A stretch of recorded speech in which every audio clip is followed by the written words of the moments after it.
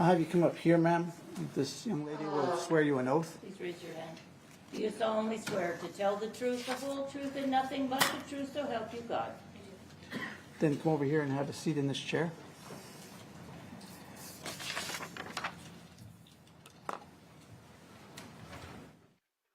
Once you've made yourself comfortable, we want you to adjust the mic so it's kind of aimed at your chin, and then make sure the light is on the base there. All right. You may proceed, Mr. Nelson. Thank you, Your Honor. Could you state your name for the record, please? Robin Thompson. And could you spell both your first and last name for us, please? ROBYNTHOMPSON. Okay. Now, where did you grow up, Ms. Thompson? Velva, North Dakota. Okay. What year did you graduate from Velva High School? 2006. Okay. So you did, in 2006? Correct. Okay. Did you know both Nichole and Anita? Yes. How did you know them? We went to school. I was friends with both of them. You were friends with both the defendant and the victim in this case? Correct. Okay. Did you keep that friendship going after college? Or, excuse me, after high school? I would say directly after high school, I was a little closer with Anita, but Nichole was still considered a friend, yes. Okay. Did you hang out with Anita Yes. after high school? Yes. What would you do? We would go to Club 101. All right. What was that? It was an 18 and up club in downtown Minot, North Dakota. Okay. What would you do there? We would dance and hang out and just have fun. Okay. And what would you do after going to Club 101? We would either go back to Anita's apartment, or we had another mutual friend named Nichole. We would go to her house. When you say Anita's apartment, was that the same apartment that she shared with the defendant? Correct. Okay. Was the defendant there when you were hanging out with her? No. Okay. Now,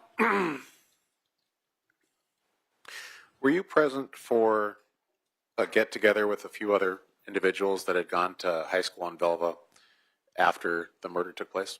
Yes. Where did that get-together take place? If I remember correctly, it was April Moulton's house. Moulton being her last name at the time? Yes, correct. Okay. She's since married and has a different name. Correct. Okay. Do you recall if the defendant was there? Not right away. What do you mean by that?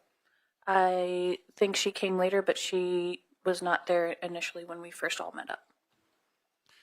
So she came later on? Correct. Do you recall anything that came about after she got there? She was just talking about going to the apartment with the police. Okay. So she was just talking about walking through the apartment with law enforcement, that sort of thing? Correct. Okay. Do you recall Anita's funeral? It's a little hazy. It was an emotional time, but yes. Okay. Do you recall having a conversation with Nichole at or about that funeral? Yes. What was that conversation about? It was later, a couple years later, but she was talking about a money mic, talking about the case at the funeral. What do you mean exactly?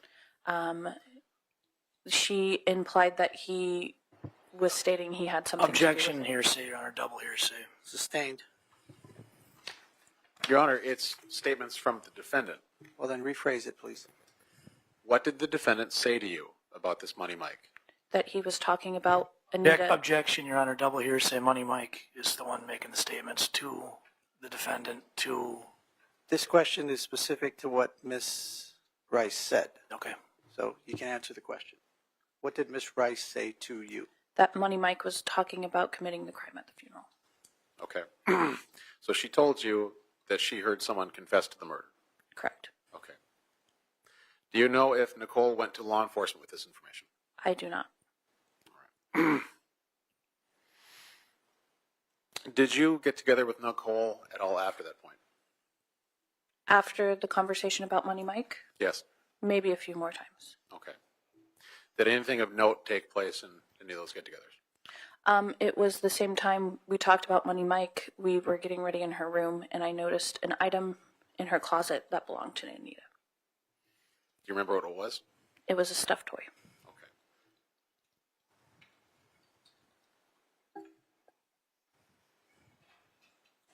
No further questions, Your Honor. Mr. Sand, do you have any cross-examination? I do, sir, and I know there's been microphone issues here. Can you hear me? No?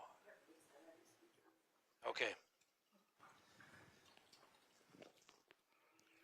Robin, how you doing this morning? Good. Good. So you said that you and Anita would go to Club 101 together? Correct. Do you recall on June 5th, 2007, giving an interview to police? Yes. Okay.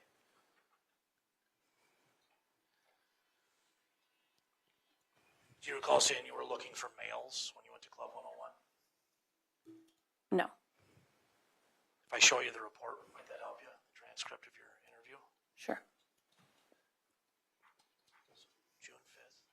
Robin, take a look through here. Here's the question from the officer.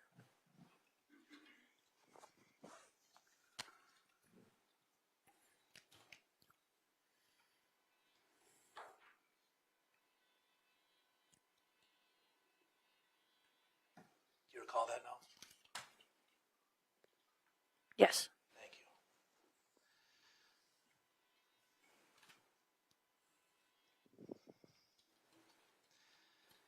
Do you recall time one incident at Club 101 where there was a guy that grabbed Anita and wouldn't let her go? Yes. And you guys tried to get away, but you couldn't, and you had to talk to the bouncers. He would not let her go. Mm-hmm. Okay.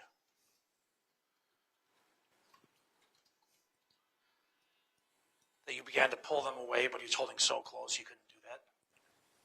Correct.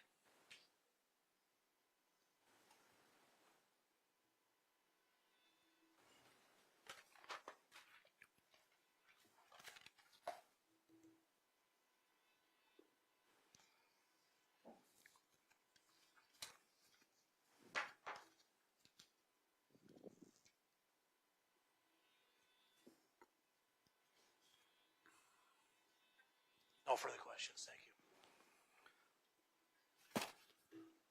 you. Mr. Nelson, do you have any redirect? Yes, Your Honor. Do you recall when that incident was? Not exactly, but it would have been within a month's time of her murder. Was it more than a week? Asked and answered, Your Honor. That question was not asked. It was more than a Stop, week, yes. Stop, please. I'm the one that gets to say that. Not asked and answered. You can answer the question if you can, ma'am. It was more than a week. Okay. I have no further questions, Your Honor. Mr. Sand, anything else? Nothing else, Your Honor. Thank you. Is this witness hereby subpoena Mr. Nelson? She is, Your Honor. She can be released. Any objections, Mr. Sand? No, sir. All right. Thank you, ma'am. You may come and go as you please. Watch your steps.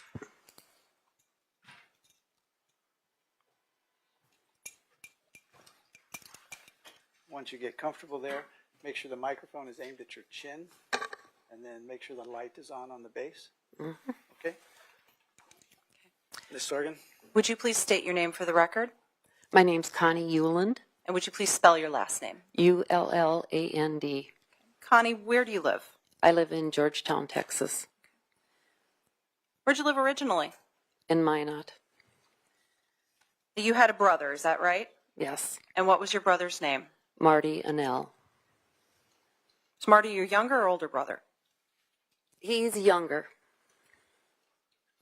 Now, you're aware that Marty died January 1st, 2009, correct? Yes, Okay. And what were the circumstances of Marty's death? he committed suicide in the garage. Had you been close with your brother? Well, we were 7 years apart, so he was always at family holidays or any get-togethers, and so we were. He lived a different lifestyle than me. Okay. Did you speak with each other frequently? Yeah, Did you have other family that lived near Minot around the time of Marty's death? my mom. Okay. And she lived near Minot? She lived in Minot. Okay. At the time Marty died?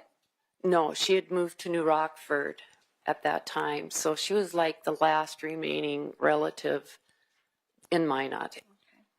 When did your mom move to New Rockford? In March of 2008. How far from Minot is New Rockford? About 2 hours driving. Where were you living at the time that Marty died? I was living in Rochester, Minnesota. And how far from Minot is that?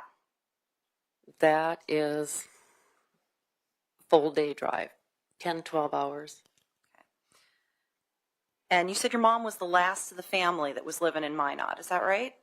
Of the immediate family, yes. Can you tell us a little bit about what was going on in Marty's life in 2009 or late 2008, early 2009? I really didn't know a whole lot. The thing that I knew was that Laura and Marty were having relationship problems, and it kind of came out when we were planning Marty's funeral, because when Laura came to the funeral home, she had this guy with her, and they just said it was like for support. And so then when the funeral was, he came again with her to the funeral. And then I finally said to somebody, do you know who this guy is? And she says, that's her boyfriend or her new, whoever she's going out with. And so I'm like, oh, poor Marty. He's losing, if they separate, he's losing his home, his job, and his girlfriend. Now, why would he be losing all three of those things if they separated? Because they both worked at the apartment complex. So they lived in an apartment there. That was his job. He was the maintenance man. And he would be losing his companion. How long had Marty and Laura been together? About 10 years.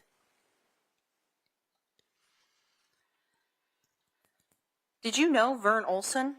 Yes. And how'd you know Vern? He lived in our neighborhood, and Marty and Vern were lifelong friends. How long had Laura and Marty lived together? I can't answer that. They'd been together for 10 years, I think you said? Yes. Did they live together most of the time or only part of it? I would say, I'd say half of it, maybe. Okay. What were holidays like in your family? They were fun. Family got together. We had a nice time. Marty loved to cook. And so he had this big, I don't know what you call it, that you could barbecue in and whatever. And if he had the chance to cook for everybody, he was happy. Were holidays important to Marty? Yeah, he was always there. He did a great job of buying gifts. That's what's amazed me, because it's like, man, I don't do that job like that. And he's just went out and got great gifts for everybody. Did your family get together in 2008 for the holidays? No, because we were all scattered. There was just, at that point then, my mom would have been in New Rockford. I was in Rochester, Minnesota, and I had one sister up in Dallas and one in Seattle. And then my other brother, too, my youngest brother was up in Dallas at the time also.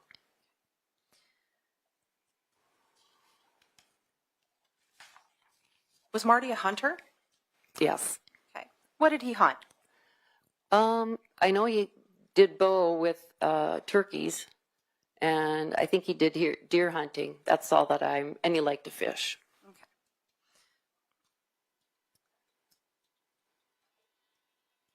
What do you know about Marty and alcohol? He used alcohol. Could you be a little more specific? He probably drank too much. Is there a family history of that? Yes, we have a family history of alcoholism, and then there's been other suicides in our family. It kind of seems like it runs in our family line on my dad's side. So there's a family history of suicide as well? Yes. Okay. Can you be a little more specific as to certain family members that have committed suicide? The first one was in 2007. It was our niece, my sister Jeanette's child. She was bipolar, and she had tried several times, and then she was successful. So that was the first one. And then Marty was the second one. I think Marty just didn't know where to go, what to do, and it just was the final straw for him. So he committed suicide January 1st, 2009. And then my sister, she committed suicide. It was her daughter that committed the first suicide. And Danette was in such traumatic situation. She wasn't even functioning very well. She had a very, very good job, and she had to lose that, and she committed suicide too. Now, the niece who committed suicide, what was her name? Beth Bonagovsky. And what was Marty's relationship like with Beth? He was an uncle, and when we see each other, he'd like to always joke around with the kids or tease them a little bit. Would you say they were close? Not that I'm aware of. Did you ever talk to Marty about Beth's suicide? No.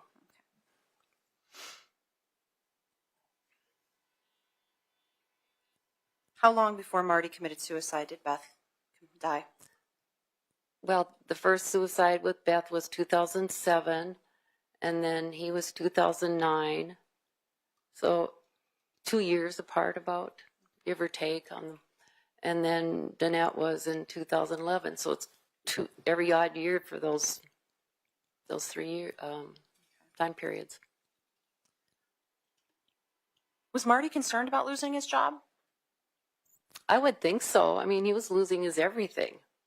His home, his girlfriend, and his place where he's living. He was losing everything. Okay. Did Marty have any lines up for a new job? I'm not aware.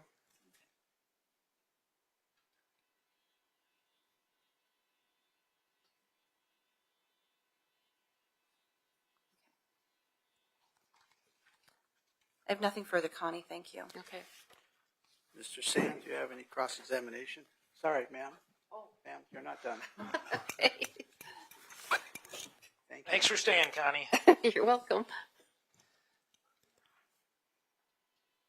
And thank you for coming up here today. No problem. Now, you did an interview. I want to make sure I got the date right, but it was back in 2022 with Detective Carmen Asham and Kelly Sigler from Cold Justice. Do you remember that? Yes. Okay. I know it was a little bit ago, it was a couple of years ago, but do you remember the contents of that interview, what you guys talked about? I didn't even know about this murder case, and so I was kind of shocked when I heard about it. And they just asked me about Marty. I just talked about things that, whatever she asked me, I can't remember all the specifics. So you didn't even know about that there was a murder involved with Marty being there, first person on the scene? No. He never talked to you about it? I never talked to Marty a whole lot. Because we were just different lives, lived in different areas. So you weren't that close? No. I was going to nursing school at the time, and then so I spent my time studying so I could get done with college, because I graduated from Minot State University when I was 50. So I was like, go to college, get out. So I spent a lot of time studying. I kind of lost my social life. I hear you.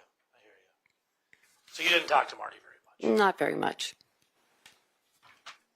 Do you recall in that interview telling Detective Asham that he was in jail for doing some drug deal or something like that? I remember that. He was quite young at the time. Okay.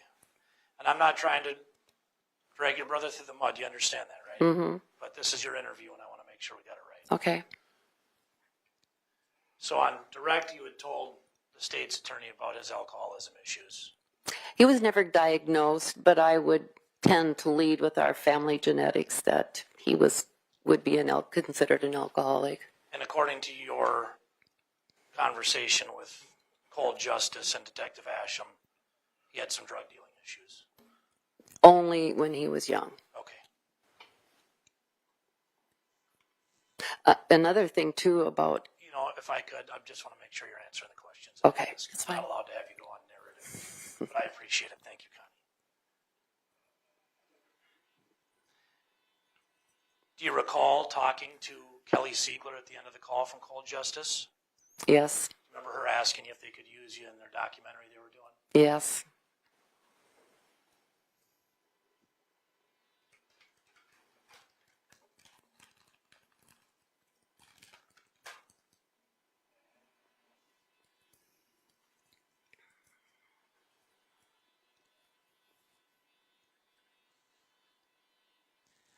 And you talked about Laverne Olson on direct as well. And there was some testimony earlier about Laverne and his conversations with Marty. Were you close with Laverne? I just always knew he grew up in the neighborhood where we lived, and they were just friends from young on. And I think that was probably his best friend. Okay. And he confided a lot in Vern. If he was going to tell somebody something, it was Vern, it sounds like. Yes. Okay. Yeah. If he had something heavy on his heart, he was going to tell Vern. I think so. Okay. Thank you. I don't mean to discount your relationship with him, but you had said you guys weren't very close anymore. No, not really. He hadn't even told you that a girl was murdered in the apartment building you worked at. And he was No. the first on the scene. No.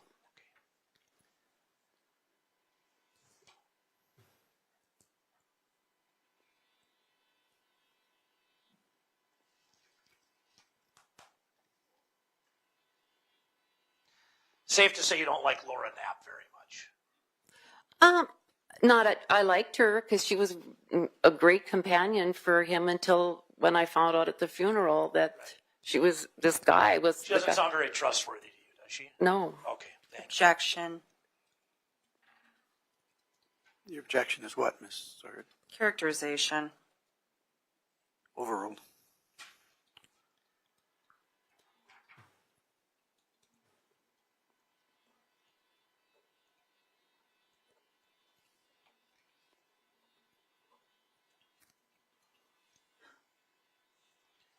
Do you recall Kelly Siegler in the conversation? Barely. I'm sorry, I'm going to follow up. I'm going too slow for you. Do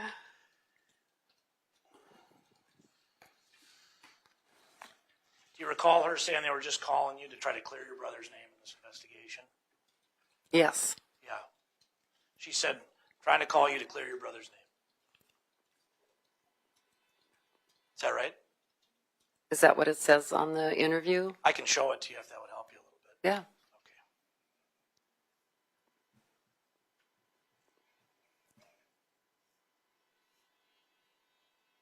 Okay. So this is page 10 of the interview. This is the question. This is you. If you guys look at those two.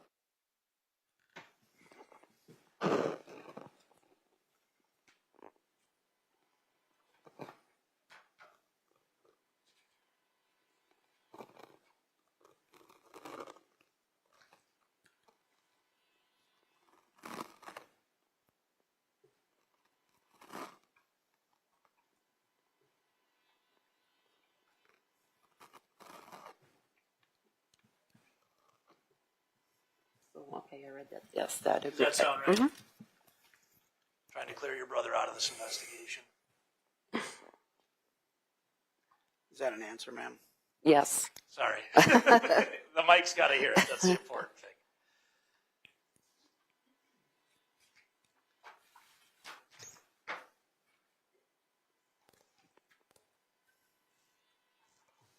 Connie, that's all I got. I appreciate you. Thanks for coming out. Thank you.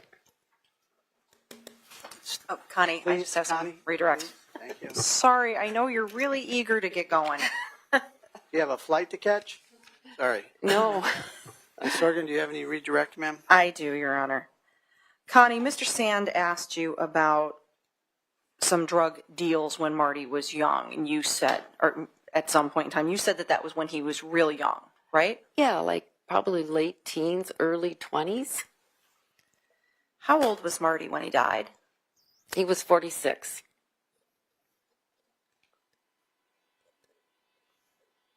And then you also started saying something that you wanted to add, but you were cut off. What'd you want to add? What was I saying right before that? You had been talking about that he being engaged in drug deals when he was quite young, or drug deal when he was quite young. Yeah, and I know he served some time in the Ward County Jail. And he never dealt in drugs. And I mean, it was a big lesson learned for him. And so he never repeated it. Okay. And it was just that incident when he was from the drug thing. Is that when he went to jail? Mm-hmm. Okay. Nothing since then? No.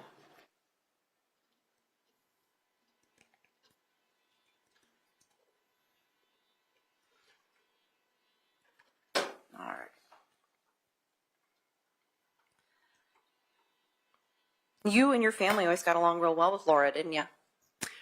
Yeah, she called my mom, and she was nice. She was great in Marty's life. Marty loved her very much, didn't he? I think so. He did. I mean, they were just tight as you always saw them together. Okay. So what would losing her have done to him? I think it would have crushed him. I have nothing further. Mr. Sand, anything else? Sorry, Connie.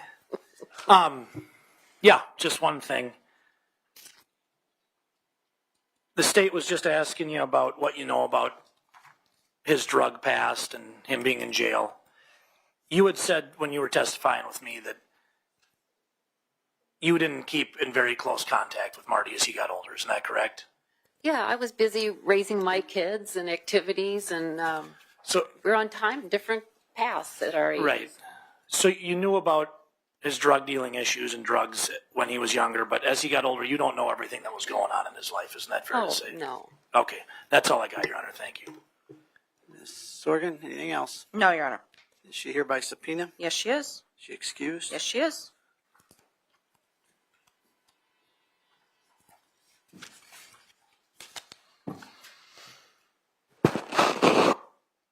Once you're situated, make sure the mic is aimed at your chin, and make sure the light is on the base.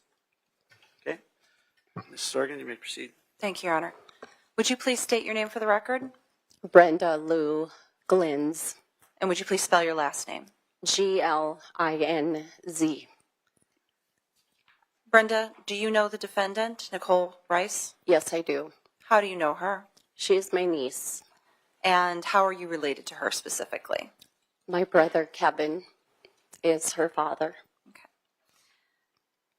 Now, Brenda, let's just get this out of the way. You're here pursuant to subpoena, is that right? That is correct. Okay. You don't really want to be here, do you? Not at all. This is very difficult for you, isn't it? Yes. What was your relationship like with your niece? We were very close for many, many years. She was like a daughter to me. Did she used to refer to you in a particular way? Sometimes she would call me her other mama.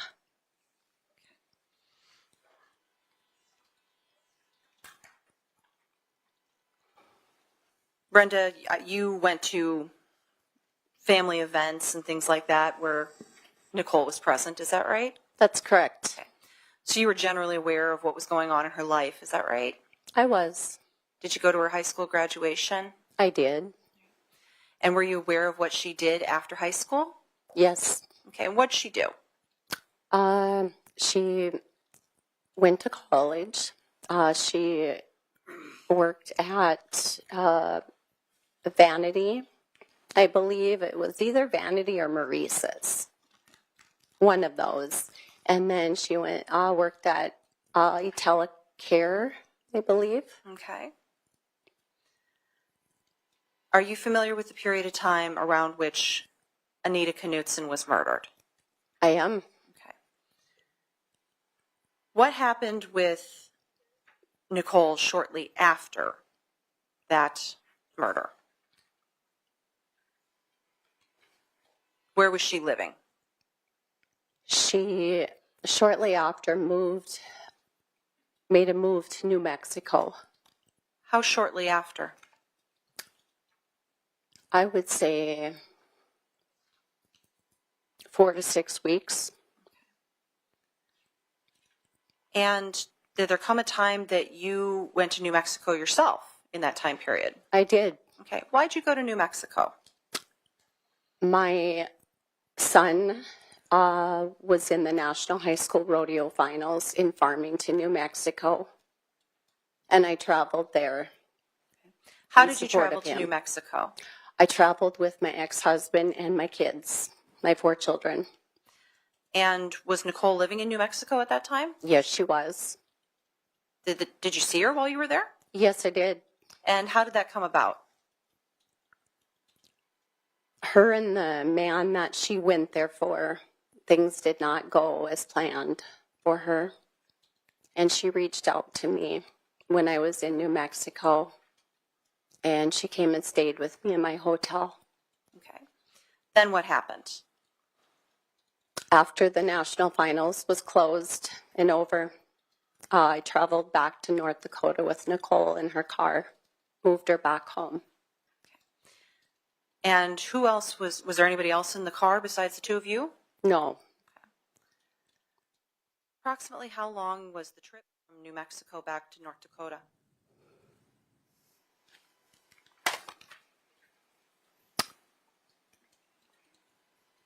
probably 2 days. And during that time, did the two of you talk? Absolutely. Did Nichole talk to you about Anita's murder during that time? Yes. Okay. Do you recall what she told you?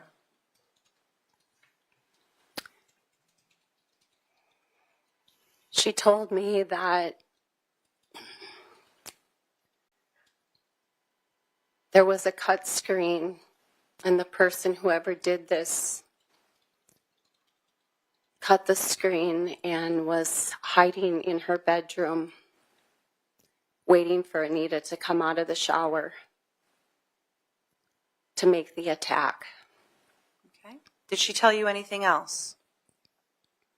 She said that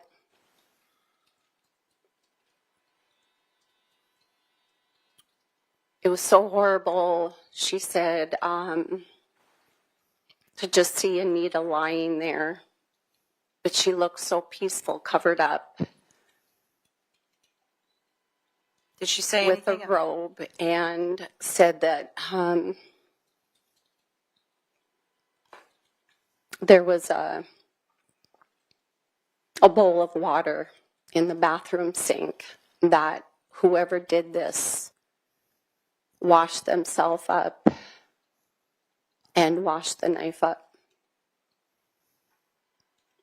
Okay. I think I stepped over some of your words there. You said that she said that Anita looked peaceful lying there in her robe. Yes.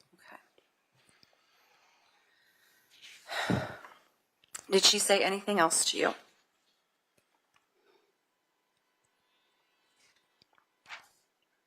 During that trip?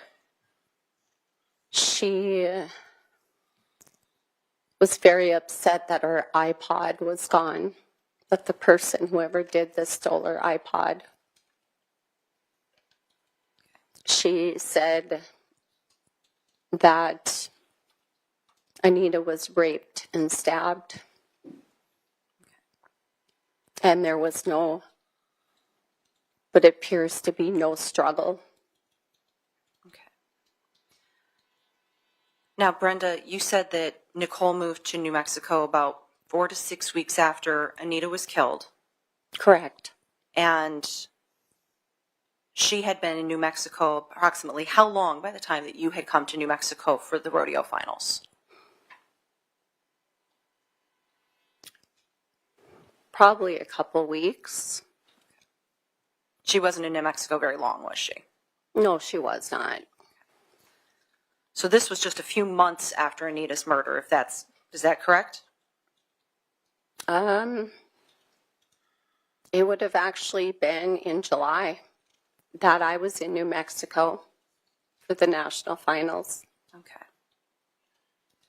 So you were in New Mexico in July. All right.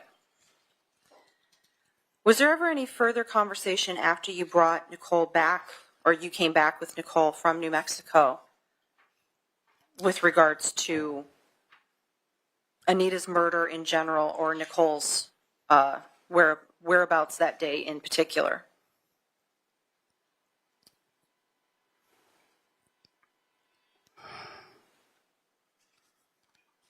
She said that she had no idea of anything, because she said that she was in Sykeston at her aunt's family gathering, and then she went to the 41 Club that night to work at her cousin's grand opening. Did she tell you anything about where she went after the 41 Club?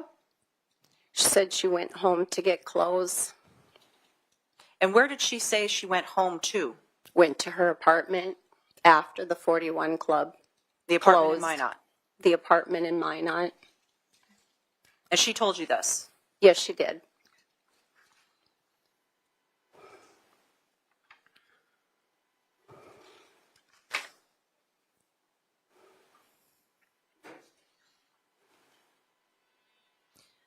Was there ever any discussions with the family as a whole, with Nichole present, that you heard her saying things about the case?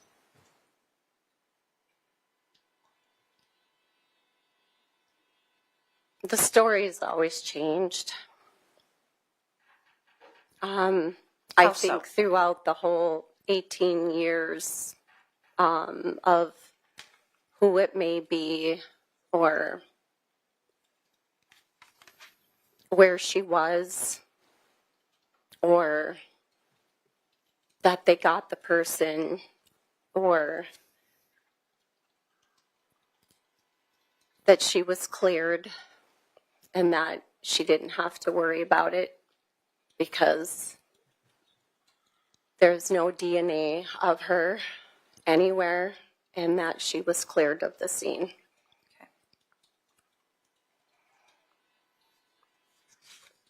Do you remember how Nichole reacted with regards to Anita's death?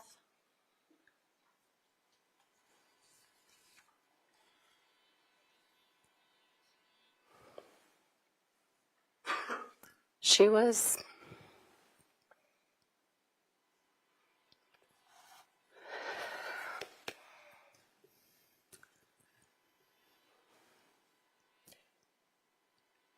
not the way that most people would react to somebody that was your friend if they died.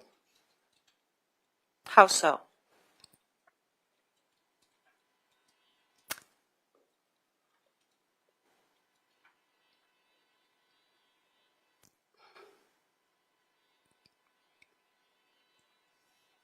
She referred to her more than once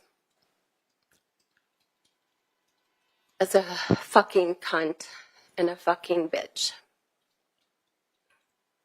And the only thing that she cared about was that they stole her iPod. Did Nichole ever say anything to you specifically about Anita deserving to die? Yes, What did she say?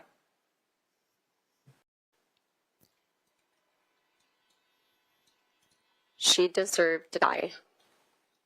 She was a fucking cunt. I have no more questions for Brenda. Mr. Sand, do you have any cross-examination? Certainly do, sir.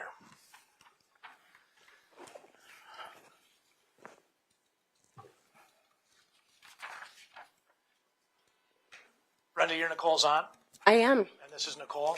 That is. You recall doing some interviews with law enforcement as well as the Cold Justice Show. I do.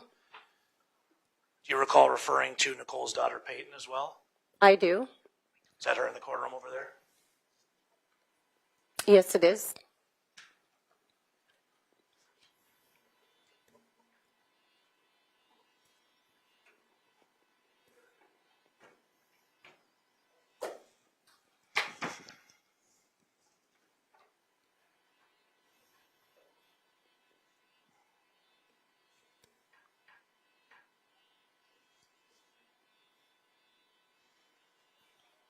So you remember talking to Detective Asham.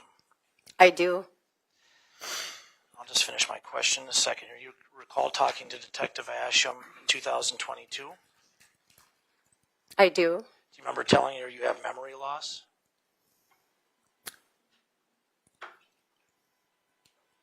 Yes, it had been a long time. 2022 from 2007. Like a physical issue that led to memory loss?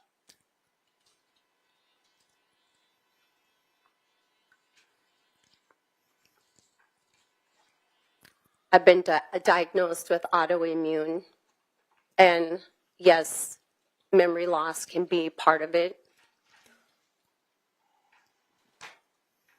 But at that time, That's all I need right there. I appreciate it.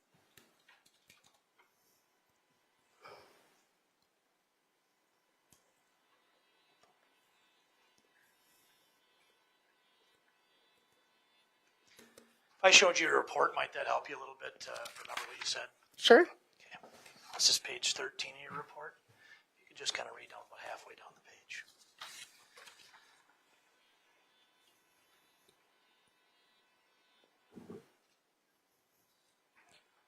I guess I'd like clarification, Mr. Sand. Is this a report or an interview? It's a transcript of an interview between Thank you. Detective Asham and Ms. Glentz.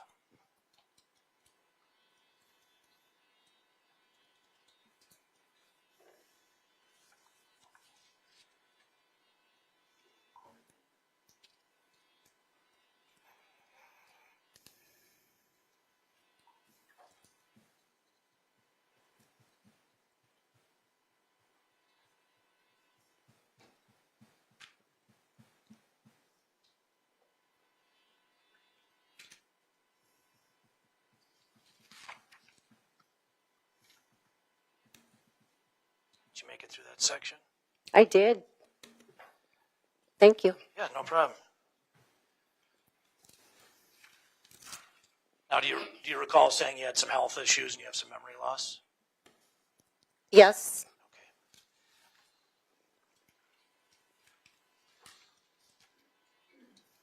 Have you ever had struggles with prescription drug abuse? no, I have not. Have you ever been to rehab for it? I've been to rehab to help me through a seizure activity after breaking my back in 3 places. Did you use any painkillers after that? That is when they sent me to a rehab facility because I was having seizure activity. Thank you.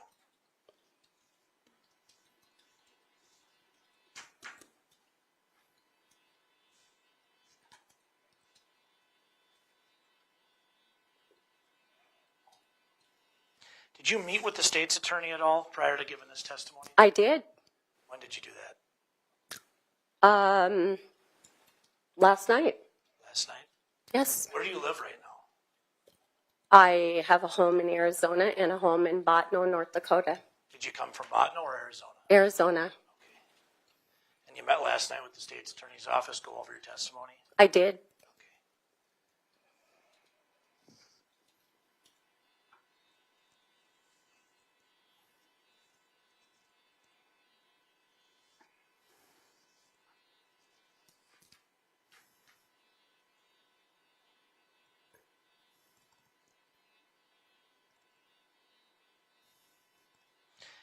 Have you been texting with anyone in the Thomas family over the last couple of weeks? I have. Who's that? My family. Nichole? I text her, yes. Have you texted her in the last few weeks? I did. Have you texted Gay, Nicole's mom? I have. Do you recall those texts? Yes, I do. Okay. Do you recall saying that things were taken out of text, which I assume is context, and used and stated in ways that were not actually said? Throughout the years. Okay. You recall saying it breaks my heart? This, Just asking you if you recall saying it breaks my heart. yes. Okay.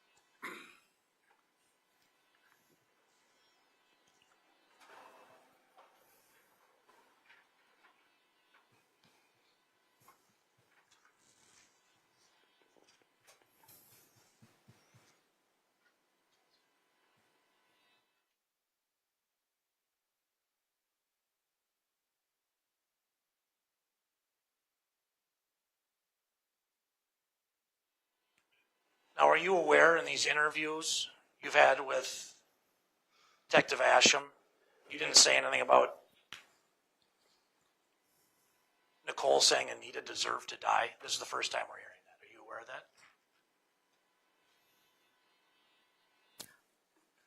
that? Nichole did say Anita But you deserved have to die. memory loss, correct? That's what you told the detective? I did. Okay, thank you.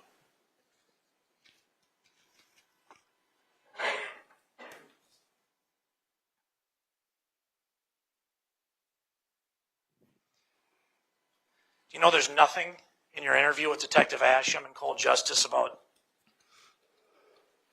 Nichole saying, or you saying that Nichole said Anita was lying peacefully in her bathrobe? That you never said that in your interview? Do you know that? I do not recall. Okay, thank you.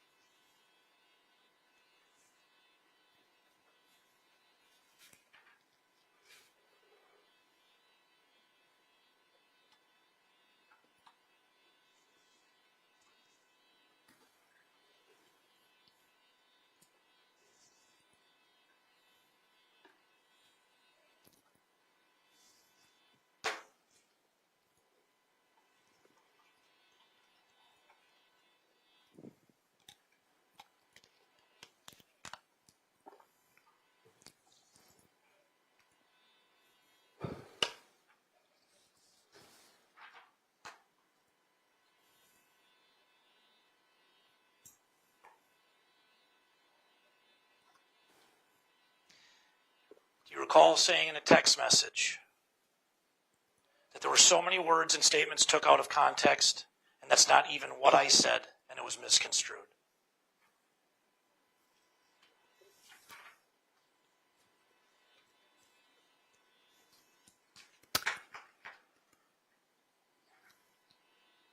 Was that a question? Yeah, but what if she remembers Is that an answer? Could you repeat that, please? Do you recall in a text message over the last few weeks saying the statements were took out of context and not even what I said, as what I said in a sentence to finish out what I said, misconstrued, exclamation point? To a certain statement. Okay.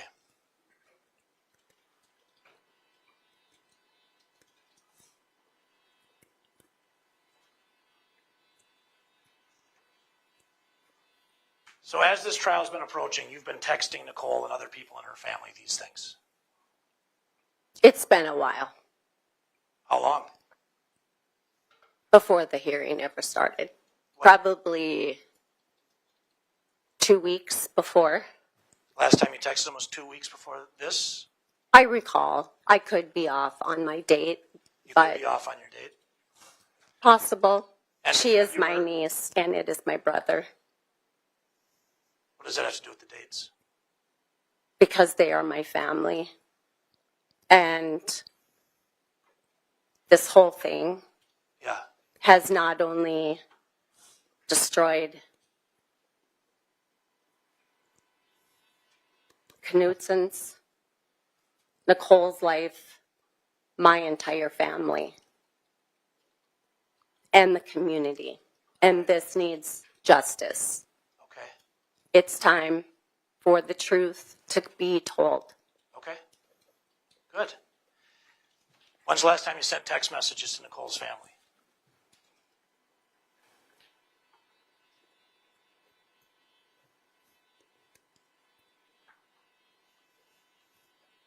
When my brother called me to tell me that you're going to be calling me to record me. Did I call you to record you? No, you did not. Okay.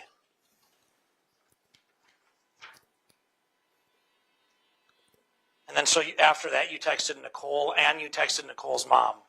Actually, not before that.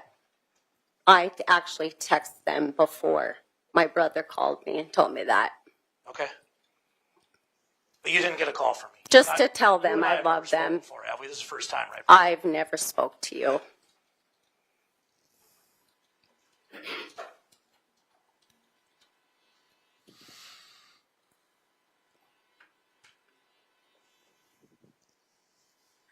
said you live in Bottineau? I do. How far is Bottineau from Velva? 90 miles. And then you live in Arizona as well. Where in Arizona? Yes, Mesa. Okay. How long have you lived in Bottineau? Coming on 22 years. So you've lived in Bottineau since about 2003? Yes.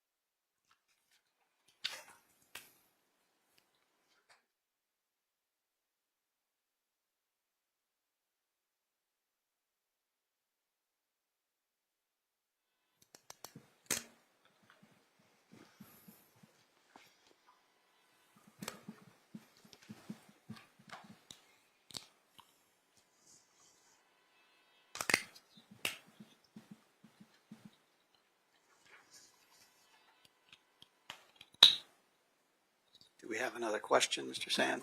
I know I'm taking a minute here, Your Honor. I'll know within about 10 seconds.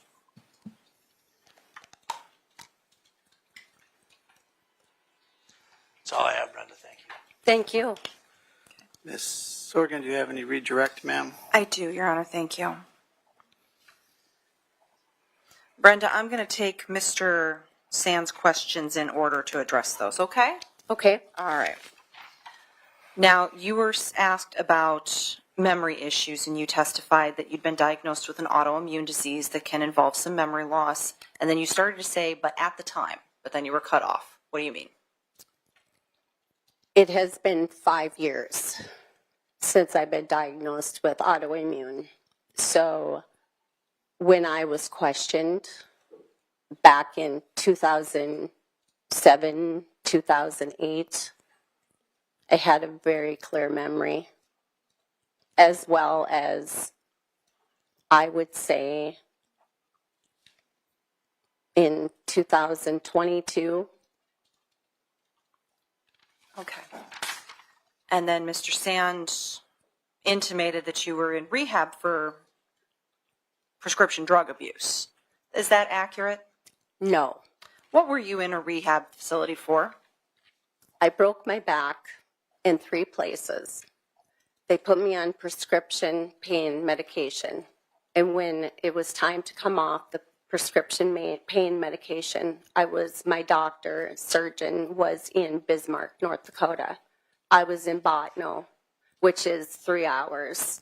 And when they started slowly taking me off of the pain medication, I would go into seizure activity.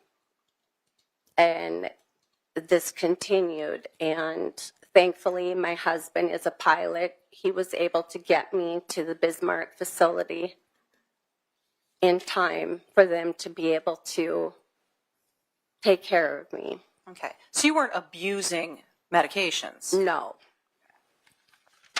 All right. Mr. Sand asked you about text messages with the family, specifically that you had talked about, this breaks your heart. Absolutely. Why is this breaking your heart? She's my niece. I love her. Now, you had also been asked about text messages and things being taken out of context. You said that a certain statement had been taken out of context. What statement? The statement about Gay teaching her to lie.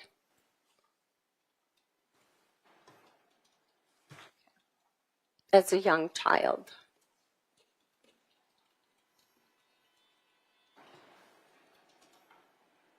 All right. Now, you were also asked very specifically about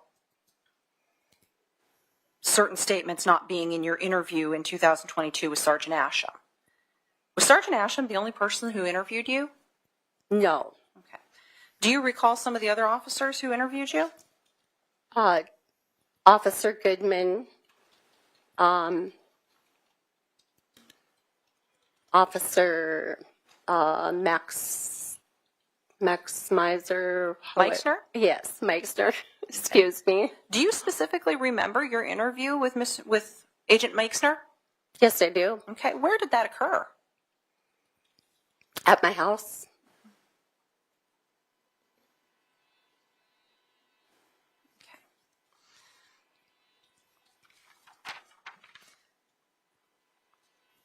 Brenda, have you ever given false information to the police? No, I have not.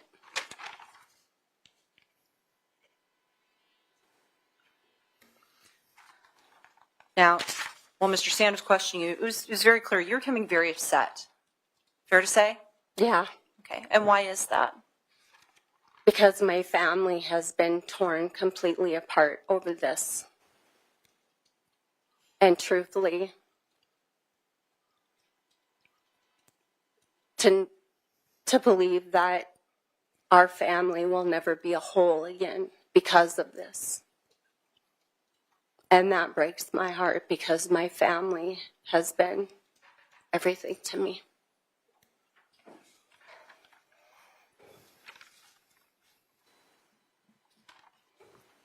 And you also said during your cross-examination that you believe this needs justice. Absolutely. Okay. Why? Anita deserves to rest in peace.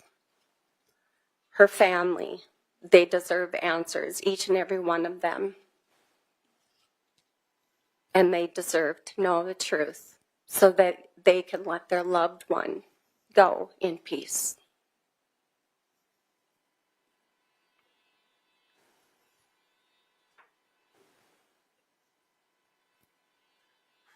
Brenda, do you take the oath to tell the truth very seriously? I do. Thank you. I have no more questions. Thank you. Mr. Sand, you recross? Nothing from us, Your Honor. All right. Is she here by subpoena, Ms. She Bergen? is, Your Honor. She excused? Yes, she is. Mr. Sand, any objections? No, sir. All right. Thank you, ma'am. You may come and go as you please. Thank you. Once you're situated there, make sure the microphone is aimed at your chin and that the light is on the base. Okay.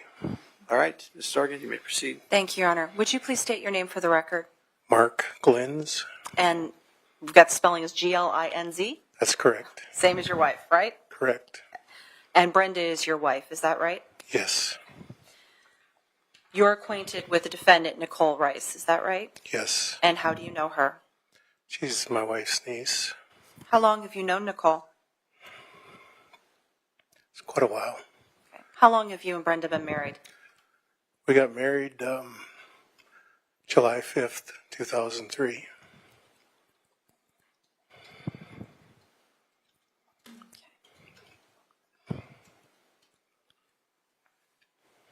Mark, do you recall a time that Brenda went to the National High School Rodeo finals, championship, nationals, something like that? Yes, she went to New Mexico. Okay. I'm sorry, I can't remember the exact title of what it was. Do you remember when that was? July, August, somewhere in there. Okay. Of what year? That I don't remember.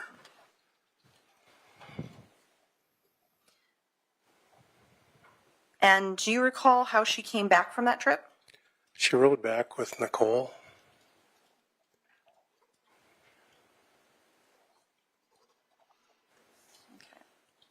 So this would have been after Nichole moved to New Mexico, is that correct? That's correct. Now, you weren't along on that trip as well, is that right? I stayed back home. I was working yet. And Brenda went down with her kids to the rodeo. Okay. Following the return trip back from New Mexico, was there a time when the family was together and you were in the presence of Nichole? Yes. Okay. Do you recall what occurred at that occasion? Pardon me? Do you recall what occurred then? I think we were at a birthday party Okay. Birthday party for who? for Leo, And who is Leo? Brenda's dad.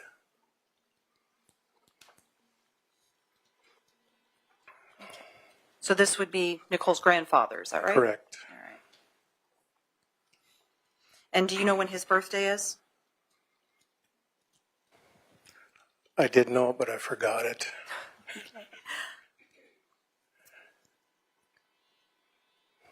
Does September sound right? That sounds right. And what happened at that birthday party? We were just in the garage socializing, and just seemed like Nichole was a little disengaged. Did anybody try to engage her in conversation? One of the kids did, and I know that she said everything was great and fine and there's no problems.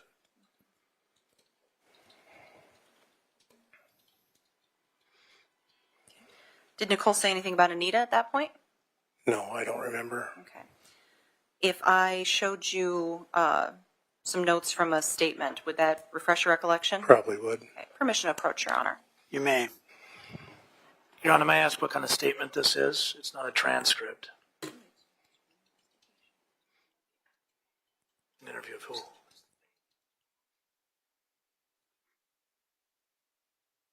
Get your answer. I'm still not familiar with what it is. It doesn't seem to be a report or a transcript. It's handwritten notes. I'd like to approach, Your Honor. All right, Ms. Sorgan.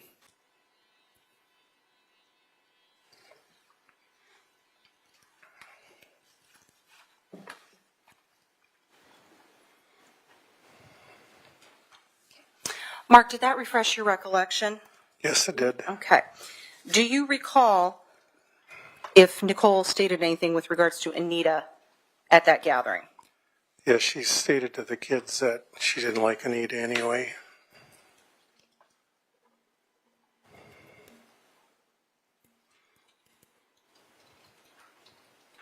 Okay.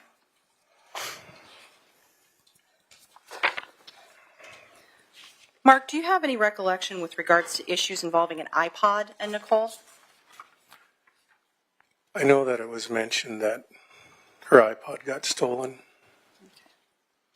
And was that news to you?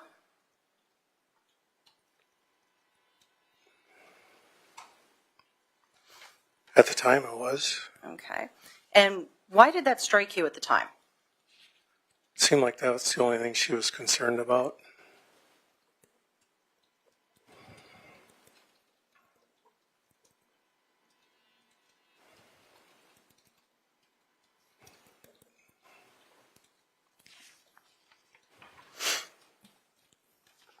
Do you recall any other statements that Nichole made with regards to Anita's murder?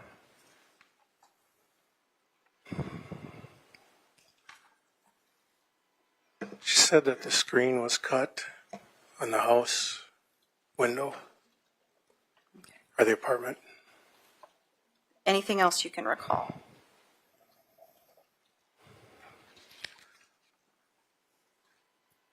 That there was a bowl in the sink. Okay.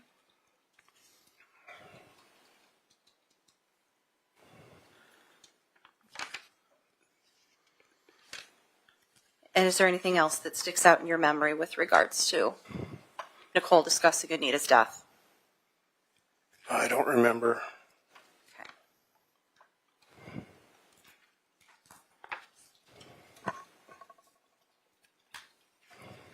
Did you see Nichole shortly after Anita's death on June 5th?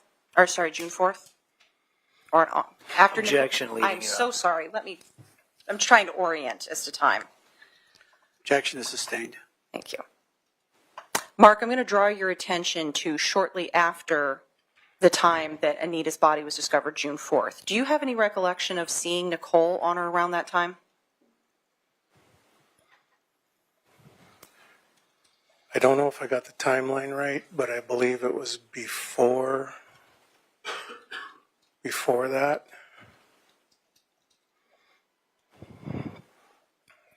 Okay. And what do you recall? I believe it was that Sunday. My wife was at Velva at the farm with her kids. And then I went down to the Scenic Station in Velva to pick her up. And so I waited there, and the parking lot, I pulled into the parking lot and parked looking south at the cement wall, and I said, I'm not going to do that while I'm waiting here. So I backed up, turned around, and I backed in the parking lot so I could look north and see the traffic and just everything that was going on. And I remember that as I was waiting there, and I don't remember the time exactly, but I seen Nichole and Gay come in. They went into Senex and grabbed some supplies or some drinks. And then they were in a hurry. They had something going on. So they got back in the car, and there was a semi. Now I remember there was a semi pulling out of the west approach. And they wanted to get by them. So she pulled up on the grass to get by them, and she couldn't make the ditch bank. So she backed up and drove out the east approach towards away from Minot. So that was the first time I seen him, and it wasn't 30 seconds, maybe a minute later, I seen him going back into Minot. Didn't think nothing of it. And then it was probably another minute or 2 minutes, and they were going back the other way. And that's when I seen Nichole in the car, kick back in the seat, and that's the last I seen of him. And I thought I seen him 3 times within 5 minutes, 6 minutes. Now, Mark, you're here under subpoena, is that right? That's correct. What has this whole situation done to your family? It separated us. How so? Just with everything going on between the family and Brenda and her brother, and just this whole situation. I have nothing further. Mr. Sand, any cross-examination? Yes, sir.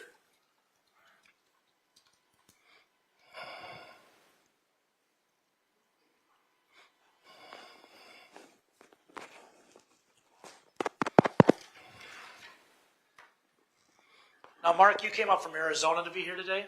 I did. Mesa? Mesa. When'd you guys fly in? We flew in Sunday night. Okay. Did you meet with the state's attorney prior to testifying today? Yes. When was that? I just need to refresh my memory. No, when was that? I'm sorry. Oh, that was last night. Okay. Where'd you guys meet? Just at our hotel. At the hotel? Yes. Here in Grand Forks? Yes.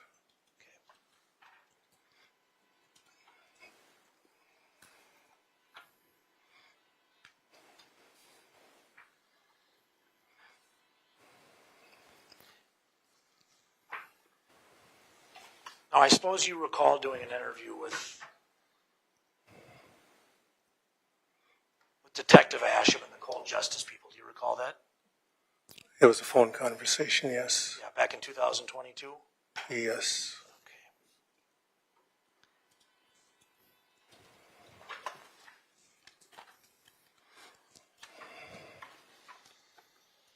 Do you recall discussing the Senex conversation you just had with Ms. Sorgan, the state's attorney? I have the transcript here. Yeah, I'd have to see it. Sure. Specifically, do you recall saying you didn't know if it was Gay's car or Nichole's car? I did not remember at the time. At the time of the interview, you didn't remember whose car it was? No. But you remember the exact amount of times you saw the car, right? Yes, I do. And this was all in Velva, right? Yes, all at the Because farm. you said going back to Minot, you're talking about directions on the highway. Is that Yes, correct. right? You don't actually think they went to Minot and back in the couple minutes you saw them? No, How definitely far not. is Velva from Minot? It's half an hour. Okay. 20 minutes, half hour, depends on how fast you So drive. you saw Gay and you saw Nichole at Cenex. Yes, Is Cenex the C-store in Velva? yes, That's where you get your stuff. yes, And you saw him 3 times in 5 or 6 minutes around the Cenex. yes. Okay. Do you recall saying that this was around Thanksgiving? You talked to him. Yeah, I had my dates mixed up. You're saying now it was a Sunday in June. Yes, Is it fair to say that November in North Dakota is a lot different than June? yes.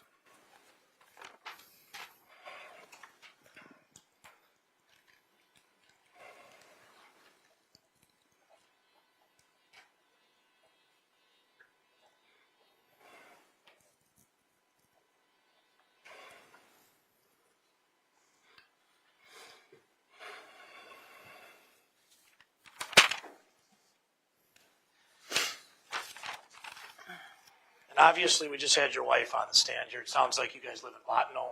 That's a full-time spot. Yes, Okay. And then Mesa's your winter spot. yes. Okay. When do you guys go to Mesa? All depends when we get done harvesting. Okay. A farmer. Yep. When do you get back from Mesa? I usually come back April 1st, and she stays till the middle of May, Okay.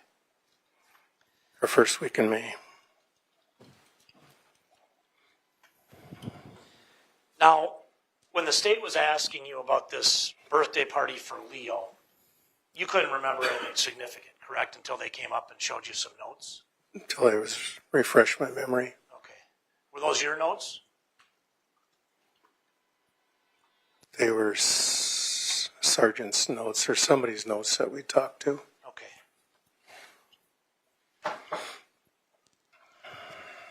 Now, you also talked about some things with Nichole regarding like the screen at the apartment and everything. Yes, Anita's death was a pretty significant moment in your family's life, wouldn't you say that? yes, Were there conversations about it between you and Brenda, between you and other people, between Nichole and you guys? Brenda and I talked about it, yes, Obviously, Nichole and you guys talked about it. yes. Is that the only thing you guys ever talked about, was the screen? Or were there conversations? It sounds like it was coming up all the time, isn't that true? You're at a birthday party, it's coming up, isn't that true? Yes, it was occasionally. Okay. I mean, you said, and correct me if I'm wrong, but it's correct that you said it came up with the kids at the birthday party for Leo, correct? Yes, the kids asked him how she was doing. So this is a topic of conversation. Yes,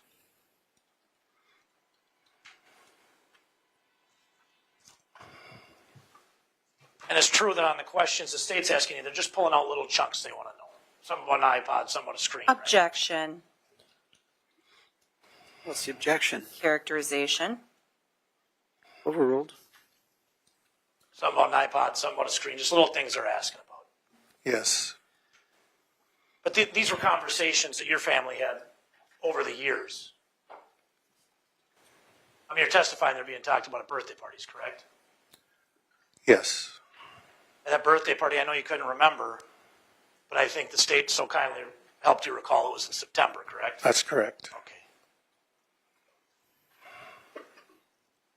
But they're just asking you bits and pieces of little parts of questions, correct? Yes,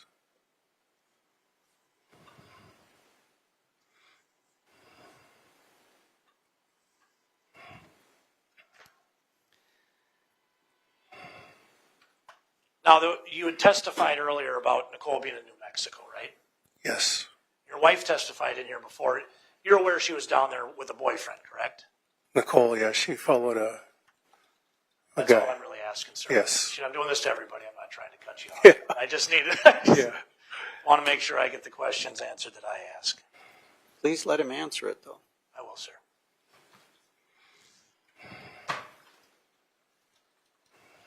I'll let you expand. I'm sorry to cut you off. The judge wants me to let you expand.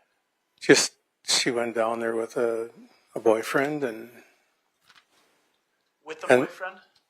she went down, there was a guy down there that she went down to see, Okay. and it didn't turn out, so she came back home. So she went down there for a guy in New Mexico. Yes. Okay. Wasn't the guy from North Dakota she went down there with? No. Okay.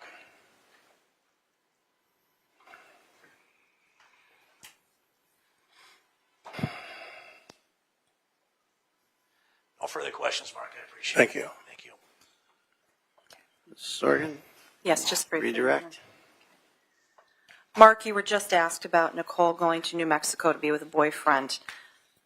Do you recall approximately how long she was gone to New Mexico? I don't recall, but it wasn't very long.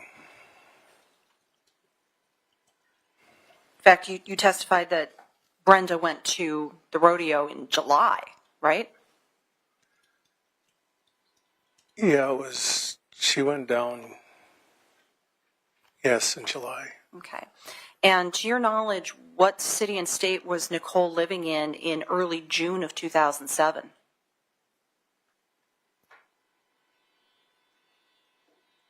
I don't remember. Okay. Do you know if she was living in the apartment in Minot? Objection, Your Honor. She's leading them. Sustained. Okay.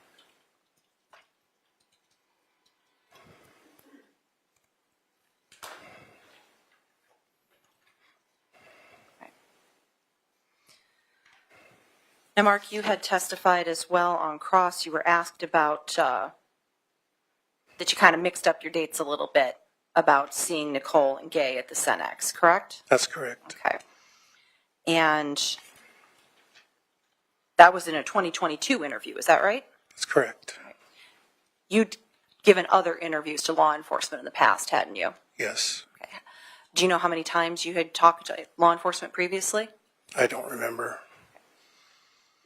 And at the time that you spoke with law enforcement originally about the incident where you saw her at the Cenex, was that closer in time to the incident or further in time to 2022? You want to restate that? Yeah, that was a bad question. Okay. So at the time that you first spoke with law enforcement about having seen Nichole and Gay at the Cenex, how long after that incident would you say that was that you spoke with law enforcement? I'd say it'd been a week, within a week to 2 weeks. So it's pretty close in time. Yes.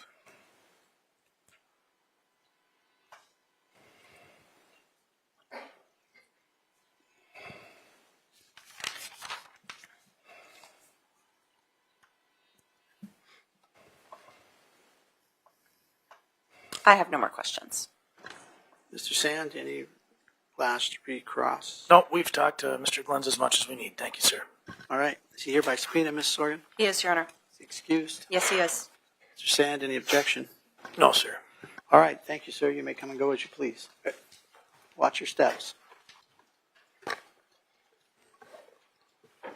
You may proceed, Ms. Sorgan. Thank you, Your Honor. Would you please state your name for the record? Carmen Asham, And please spell your first and last name. Carmenasham. You are the state's case agent in this matter, is that correct? Correct. Where are you employed? City of Minot Police Department. In what capacity?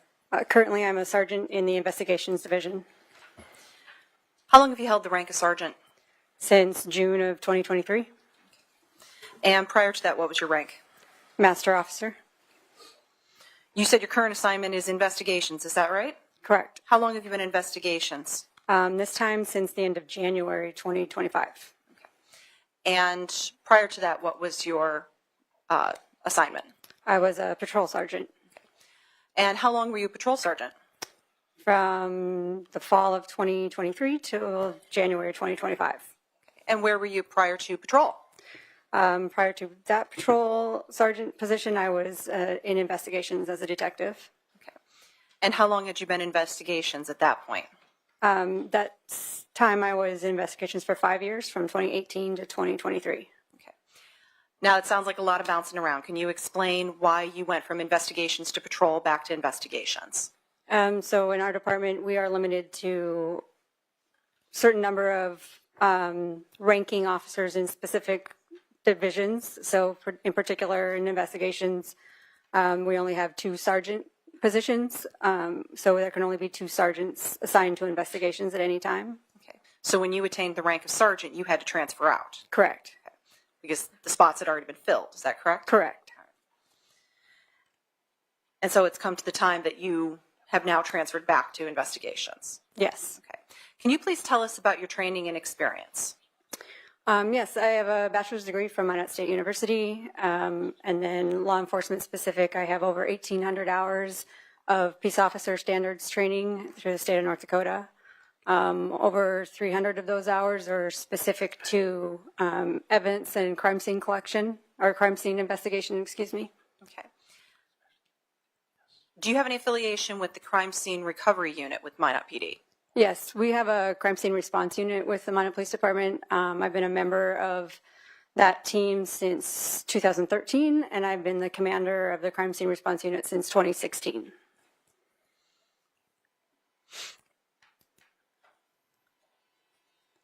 What kind of cases do you usually investigate?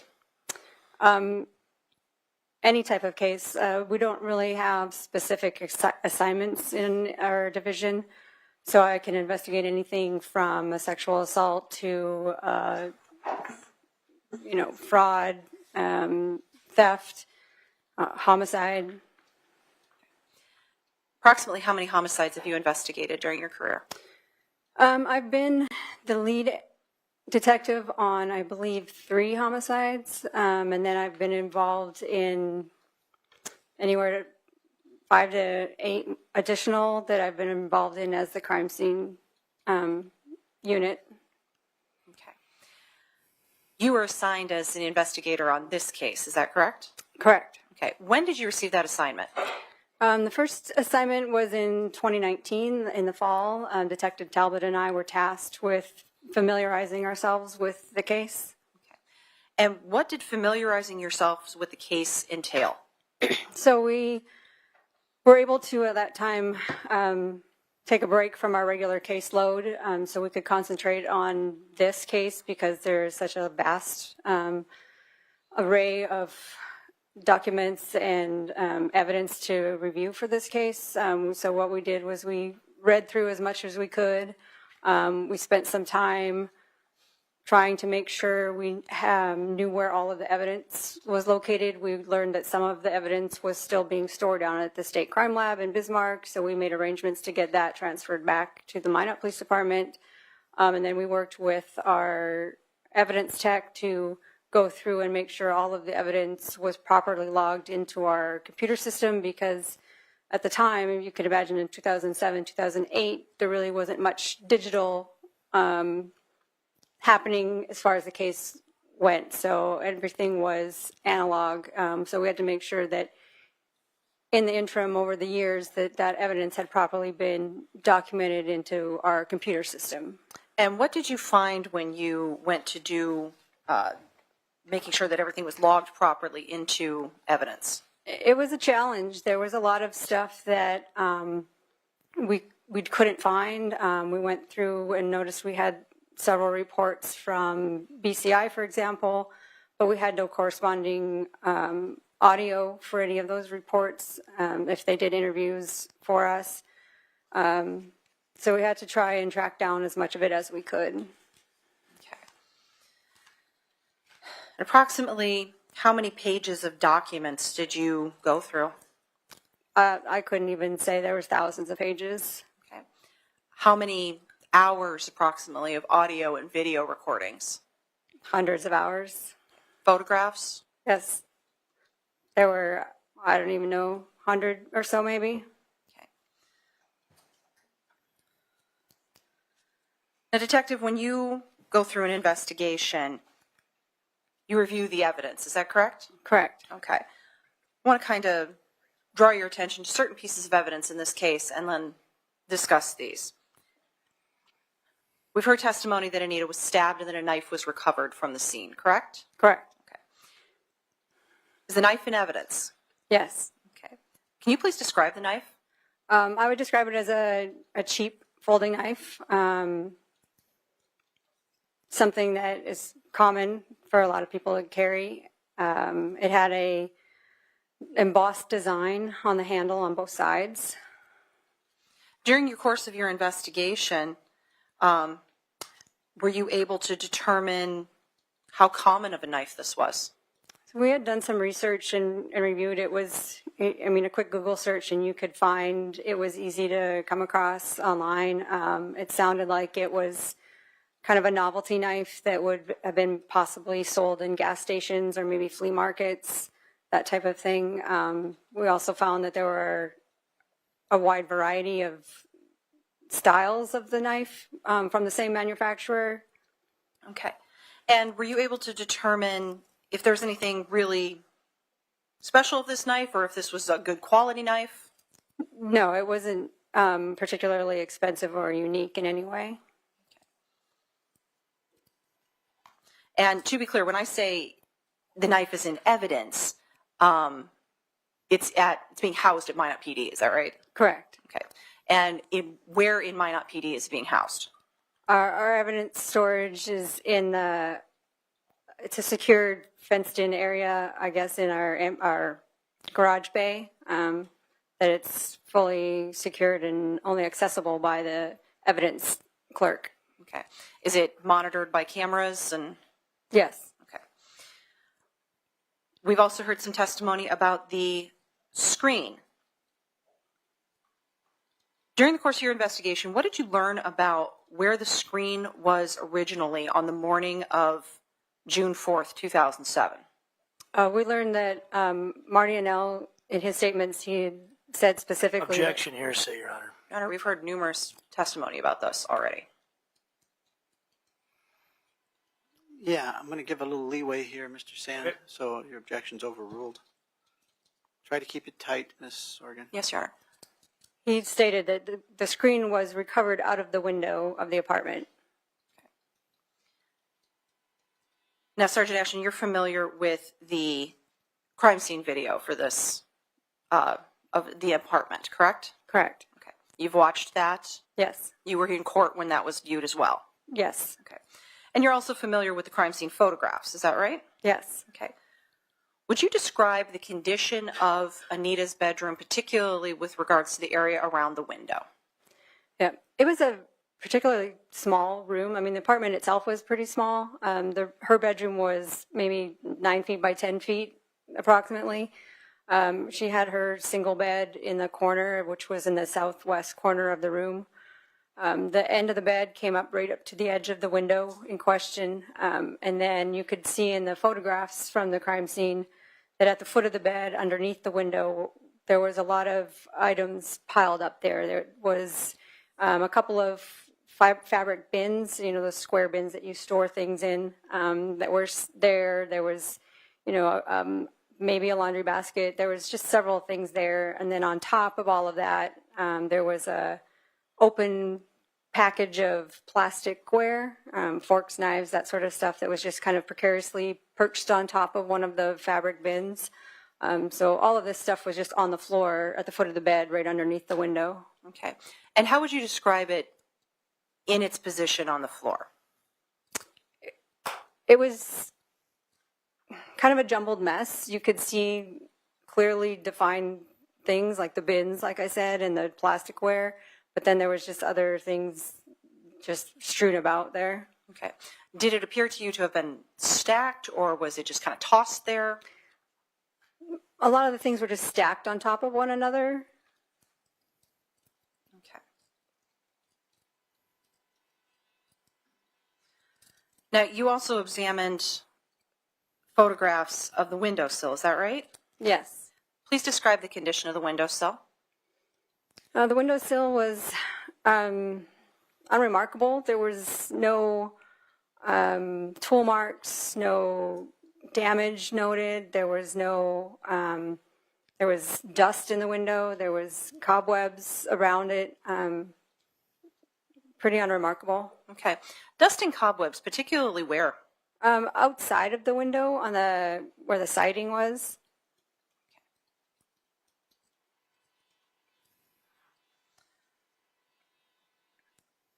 Now, Detective, you also had an opportunity to review the video of the reenactment, is that right? Yes. Okay. And were you able to see the damage to the screen that was caused on the test screen in that video? No. Okay. How would you compare the screen from the test video with the actual screen that we saw in the photographs that were provided? Your Honor, my understanding, she just said no, and I don't understand the follow-up question. Ms. Sorgen? I'm going to back up a little bit then. Reestablish there. Okay.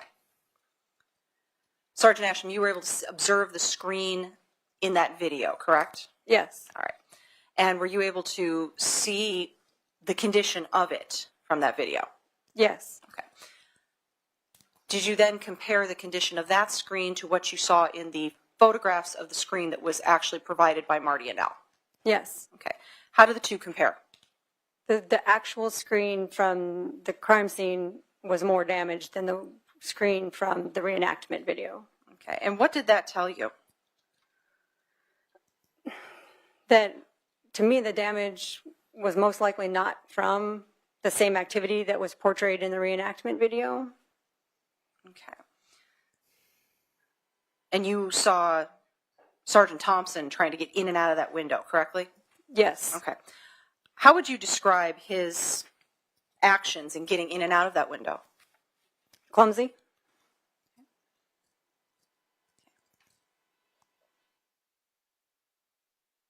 Did you have an opportunity to observe the actual screen?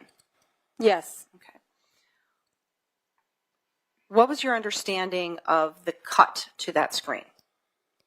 The understanding to me, and as it was described, as the cut was the shape of a backwards L if you were standing outside the window looking in. Okay. What, if anything, was in that cut? Reports from the state lab after that was sent to them indicated that Anita's blood was found in the cut of that screen.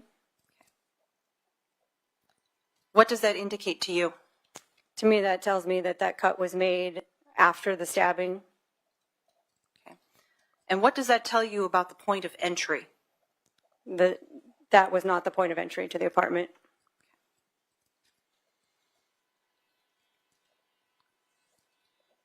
What did your investigation determine was the point of entry? The door, the front door. Okay. And you were present for Laura Knapp's testimony with regards to the keys, is that right? Yes. Okay. And the type of lock that was? Yes. During the course of your investigation, were you able to determine who had keys to that apartment? Yes. Who? Anita had a key, Nichole had a key, Laura Knapp had a key, and Marty and Al had a key. And were Laura and Marty's keys accounted for, to your knowledge? To my knowledge, they were, yes. Okay. How about Anita's keys? Yes, they were in her purse. Okay. Is there some indication of what happened with Anita's keys? Yeah, on the evidence log, the purse was collected as evidence, and then in the chain of custody, it notates that approximately a week to 10 days after the crime, the keys were returned to Gordon Knutson by Detective Barnard. Did you do some investigation with regards to whether or not it was possible for someone to have duplicated the key? Yes. And what did you learn through the course of that investigation? So we're probably all familiar now that kiosks exist where you can take a key and get your own copy made. So I was curious if that was a possibility in 2007. And I learned that it was not, that those machines were not patented until 2007, and they didn't have a nationwide rollout of the machines until 2010.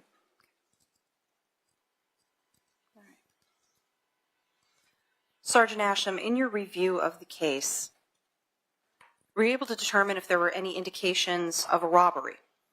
There were not. Okay. In fact, Sergeant, you were present for Sergeant Goodman's testimony, correct? Correct. Okay. His indication there didn't seem to have been some kind of a struggle? Objection, leading, Your Honor. Sustained. Okay. Sergeant Asham, were you able to determine if there had been any indications of a sexual assault? According to the autopsy report, no, there was no indication of sexual assault.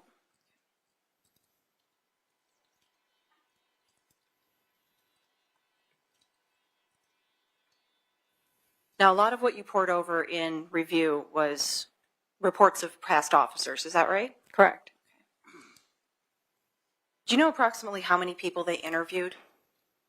Hundreds of people were interviewed. What other investigative tools did officers use? In addition to the interviews they did, they took DNA samples from many of the people. Okay. Approximately how many people did they take DNA samples from? Around 60. I know it was over 50. And do you know if the crime scene was dusted for fingerprints? Yes. Okay. So particularly in what areas? From the photos, I saw that the window, around the window, was dusted for fingerprints. Were there any usable prints to your knowledge? There were not.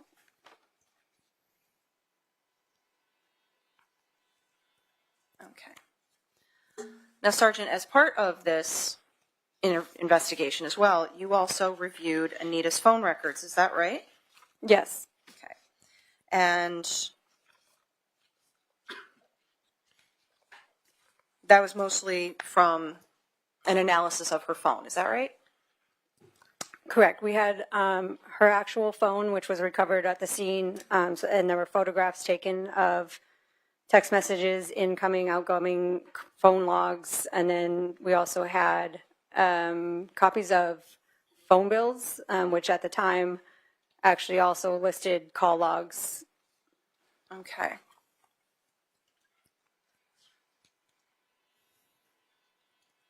Permission to approach the witness, Your Honor? You may.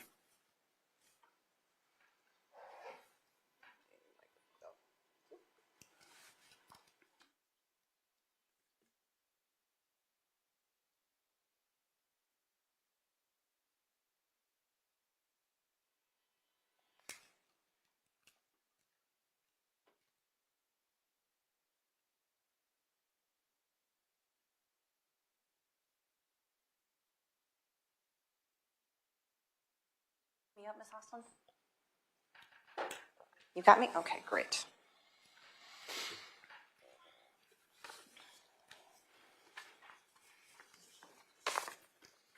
Sergeant, I need to refer to my notes so that I make sure that I've got the right information here.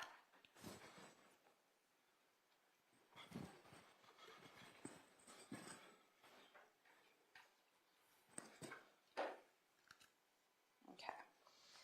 Sergeant, showing you what's been received into evidence as States Exhibits 11A and 11B. What are these? These are photos taken from Anita's phone of her text messages. Okay.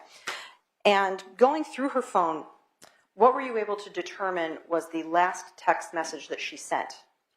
That would be this one marked 11A, where she sent a text message that said, "I didn't know what to say to it." And do you know what time that was sent? That was sent at, I believe it was 4:49 a.m. or about that time on Sunday, June 3rd.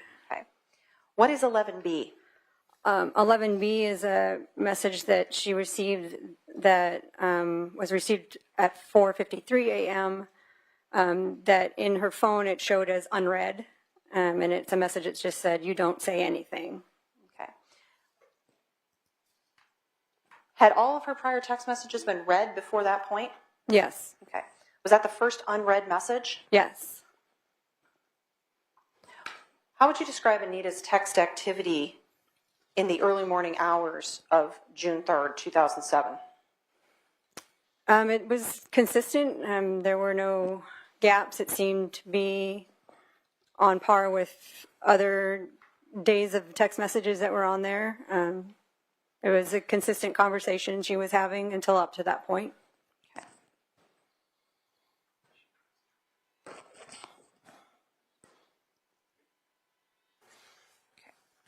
Sergeant, did you also analyze or look at Anita's phone activity, her actual verbal communications on the phone? Yes. And what did you find? I saw that she had a phone conversation that lasted 10 or 11 minutes, just a little bit before 2 a.m. on Sunday, June 3rd. Okay. And did you contact the person with whom that phone call occurred? I did have contact with that person, and he had also been interviewed previously in 2007. Okay. And what did you learn from police making contact with that person? So that individual was Ryan Ackland, who was her California boyfriend that her family had testified about earlier, and he had confirmed that he had spoken with her. Did you learn whether or not he recognized her voice? Yes, it appeared to be. Okay. Now, we've also heard testimony that Minot PD involved the FBI. You're familiar with that? Yes. Okay. And how is it that you were familiar with that? Initially, the only information I had regarding any FBI involvement, there was a VICAP report attached to the case, which is an FBI division, the Violent Criminal Apprehension. But then in, I think it was August of 2022, a local FBI agent reached out to me to let me know that Mr. Becker, who had been Ms. Rice's attorney at that time, had reached out to them looking for some possible reports from the FBI involving the BAU, or the Behavioral Analysis Unit. He said they didn't have any BAU reports, but they did have some FBI reports, and I asked if he would please send those to me because we did not have them as part of the case file. Okay. And so what did you learn from receiving those reports? From those reports, it really was mostly they had conducted some follow-up interviews to assist the Minot Police Department. There was a letter in there where Detective Barnard had requested some assistance, giving them a brief synopsis of the case. Okay. And what was the time frame for that letter from Detective Barnard? I believe the letter for that request for assistance was in 2009. Okay. And how about the interviews that the FBI assisted with? What was the time frame for those? Those were conducted in 2008 or 2009. So fair to say early in the investigation. Yes.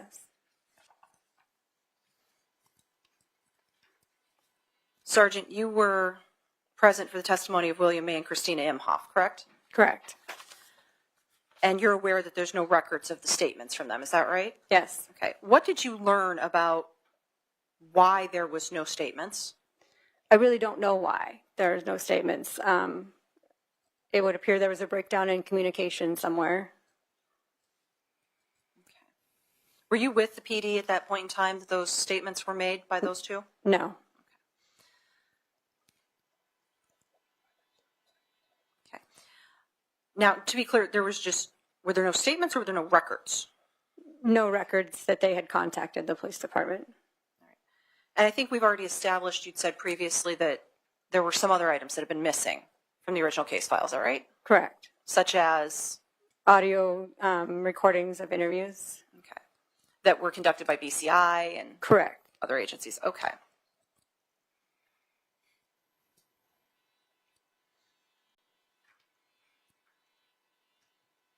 Now, Sergeant, you had also alluded to lots of DNA had been collected, samples had been collected from various people, correct? Yes. Okay. And why was that? The investigators were just doing their due diligence and trying to check off all the boxes that they came across in their investigation. All right. Now, you were present for Amy Gebhardt's testimony, correct? Correct. All right. And you were present when Mr. Sand was asking her about male-specific DNA under Anita's fingernail, one of her fingernails on her right hand? Correct. Okay. What's your understanding about whether or not there's a timestamp on DNA? There is no timestamp on DNA.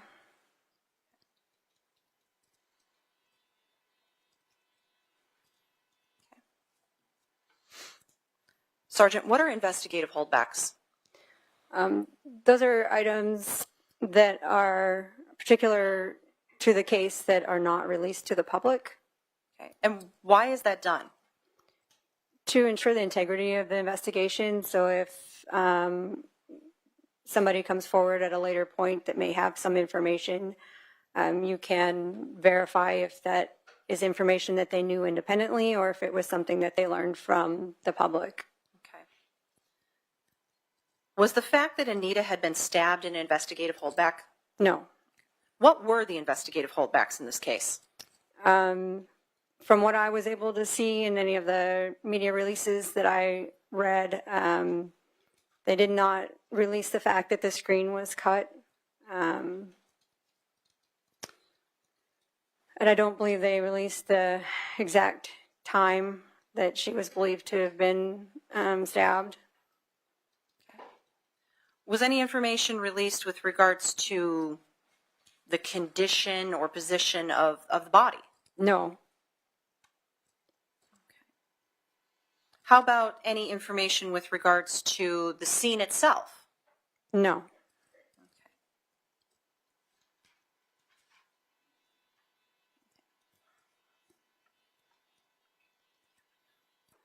Okay. How about how Anita was dressed? No. Not released. Not released.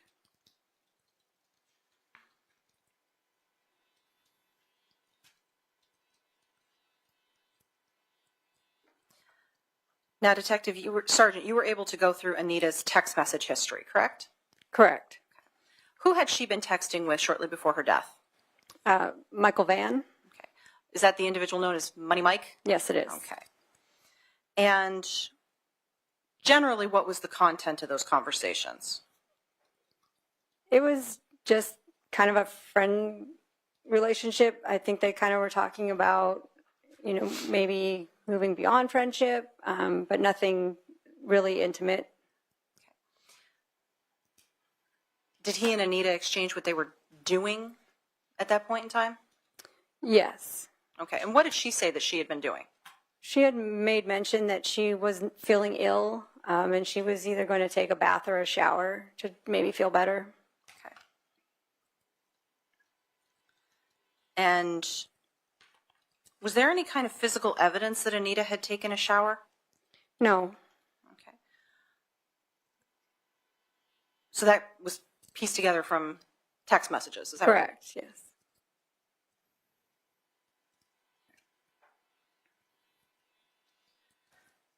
Now, Sergeant, I know there's been a lot of talk about cold justice. Yes. You were assigned to this case before cold justice came on, is that correct? Correct. Whose idea was it to bring in cold justice? I have no exact knowledge. It was someone in administration, not me. I would assume it was a captain or a chief. Someone above your pay grade, right? Correct. All right. What did you get told with regards to working with cold justice?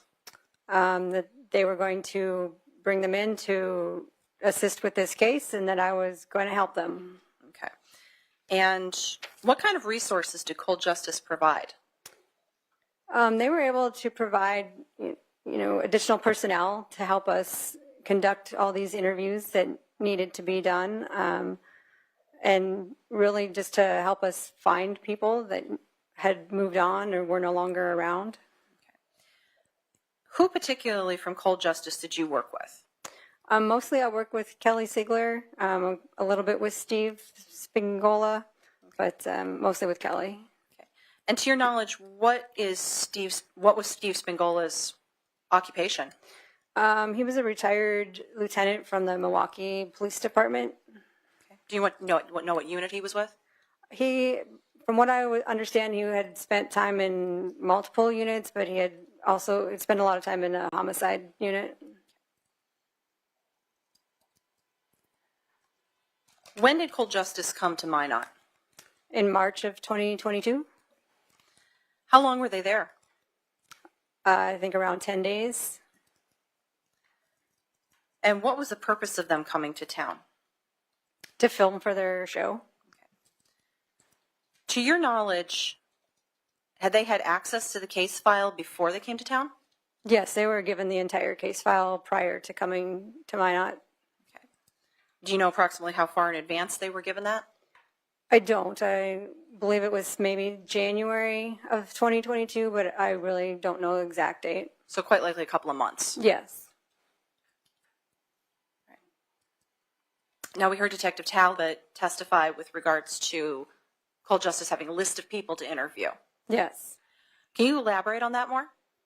Yes, so when they came, they had researched the case file and they had a list of individuals who they thought should possibly be re-interviewed.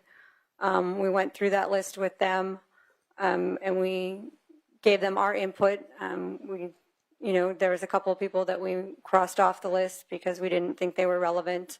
I know there was at least one person they had on the list that we knew to be deceased and we're not going to be able to re-interview. So you had some input into the re-interviewing, is that correct? Yes. All right. Was Cold Justice calling the shots? No.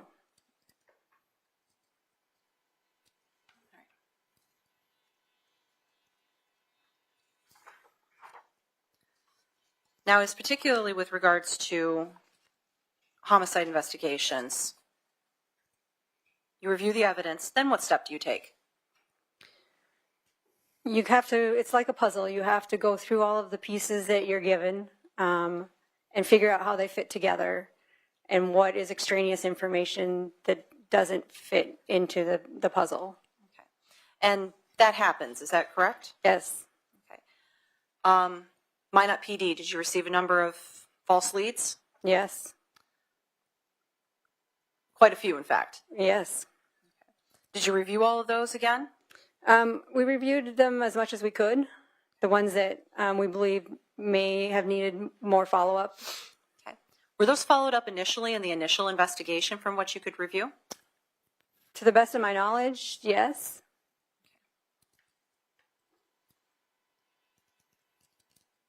Were persons of interest identified in this case? Yes. All right. Could you please tell us who those persons of interest were? Excuse me. They had identified Marty Annell as a person of interest, Nichole Rice, or Thomas at the time, as a person of interest. They thought Tyler Schmaltz was a person of interest. They thought Michael Van was a person of interest. There were multiple. Okay. I'd like to go through these people one by one. Actually, first off, let me ask, what is a person of interest?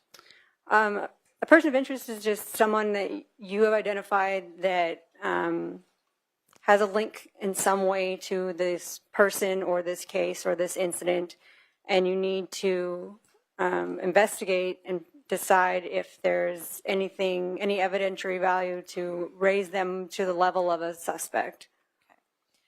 And what's the difference between a person of interest and a suspect?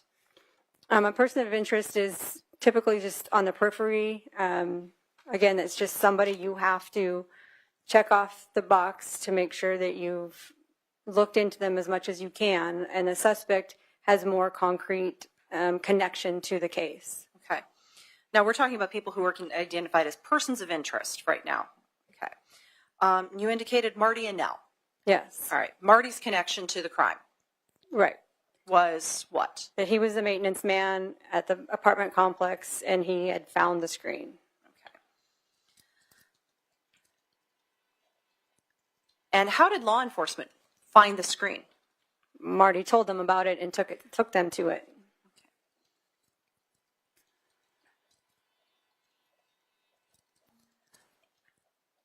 Why did Marty never rise to the level of a suspect? He had no motive, no means. He had an alibi. Laura Knapp alibied him, said she was with him the entire weekend. Did it ever become suspicious to the Minot PD when Marty committed suicide approximately 18 months after Anita's death? I believe it did. Okay. And was there follow-up that was done? Yes. And did that follow-up elevate Marty to the level of a suspect? No. Why not? Again, there was nothing concrete there that connected him to this crime. Okay. Was Minot PD able to satisfy themselves with regards to the reason for Marty's suicide? Yes. Okay. And what was that? Well, as his sister and Laura have testified, there was a lot of issues going on with him in his life. There's a family history of suicide. He had a multitude of reasons why he may have committed suicide. Did Marty cooperate with the investigation? Yes. Do you know approximately how many times he was interviewed? I do not. Was MPD ever able to verify anything in Vern Olson's statement about Marty having a gun or knife collection? Not that I'm aware of. You said that Michael Vann was a person of interest. Yes. Money Mike. All right. Why was he a person of interest? Just because he was the individual who was contacting Anita, there was information that he was possibly romantically interested in her. Okay. But he never made it to the level of suspect, did he? No. Why not? He had an alibi. He had friends that had said that they were with him at the time that the murder happened. And Minot PD was able to verify that alibi? Yes. Okay. Did your investigation determine whether or not Mr. Vann even had any idea where Anita lived? No, he indicated that he had never been to her apartment and didn't know where she lived. So Minot PD struck him off their list. Yes. Mr. Vann, where is he these days? He's deceased. Okay. When did he pass? I believe it was 2009. Okay. And what was his cause of death? Do you know? He died from an asthma attack. Tyler Schmaltz, another person of interest, right? Yes. Okay. Why was Tyler a person of interest? I believe some people were throwing his name out, that he was infatuated with Anita, that he, may have been obsessed with her. So Was there any indication of that in your investigation? No. Okay. What did the investigation unveil as to where Tyler was at around the time of Anita's death? I believe he had said he was at his apartment playing online video games. Okay. Now, we've established that Tyler lived in the same apartment complex as Anita and Nichole, correct? Correct. Who moved there first? I believe he was in there first. Okay. And did Tyler live with anybody? He lived with his brother. And the boys both lived in that apartment complex? Yes. All right. Were they in the same building as Anita? No, there were 3 buildings to the north of where Anita and Nicole's apartment was. Was Minot PD, through investigation, able to verify Tyler's alibi? Yes. Now, in reviewing Anita's phone records, both phone and text, call and text, were you able to determine what, if any, contact she had had with Tyler recently? I didn't see any contact with Tyler in her phone. Okay. It had been quite some time since they'd spoken. Yes. All right. You were present for questioning that involved a man running, right? Correct. All right. What do you know about this runner? So I know that Becky Ehrman had contacted the police department, I believe it was the following day after the discovery of the body, to report that she had seen this individual running in the area. Okay. And what came from that lead? So she provided a description. Eventually, the police department enlisted the use of a sketch artist to create a sketch of what this person looked like.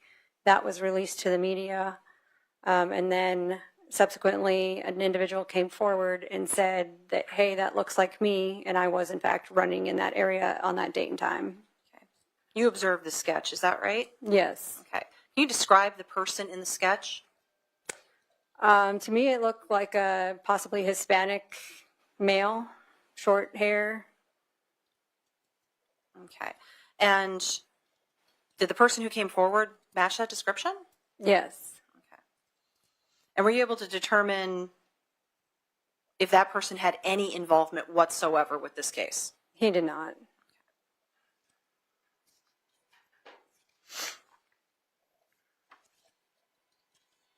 You've heard the name Devin Hall, right?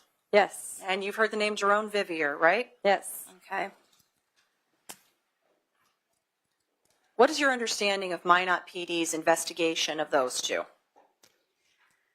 So early on in the investigation, like I said, they were following as many leads as they could. And when police had contact with Devin Hall on June 11th, which was just over a week after this homicide, they determined they should look into him as he was possibly a person of interest.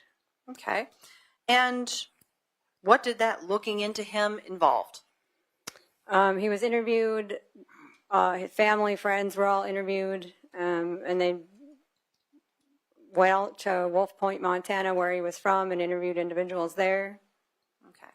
Now, you said that Devin Hall was looked into for a break-in on June 11th. Is that right? Yes, Where in the city did that break-in occur? that was on Sioux Street.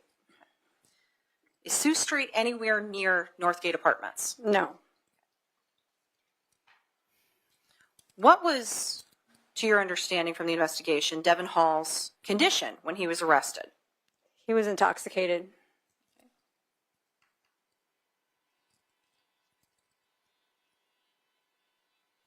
And do you know approximately how many times Devin Hall was interviewed? I do not. It was multiple. Okay. And you were present for Sergeant Goodman's testimony when he testified about going out to Montana to interview him again? Correct.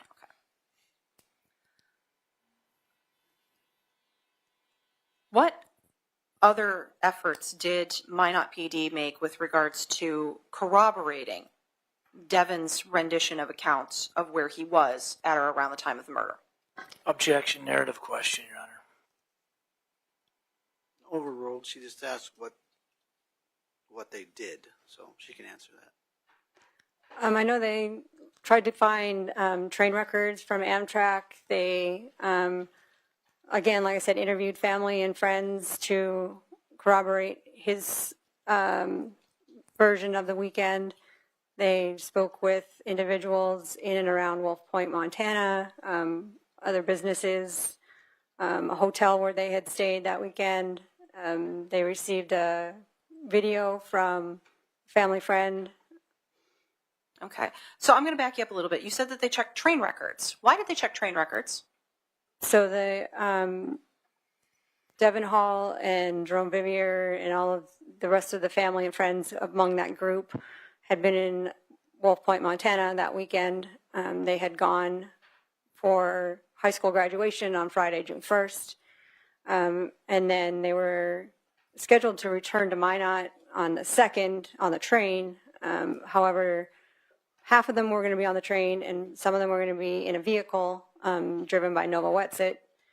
Nova's vehicle broke down, so they had to stay an extra day, which was confirmed by the hotel in Wolf Point, saying that Nova had a hotel room for June 1st and June 2nd.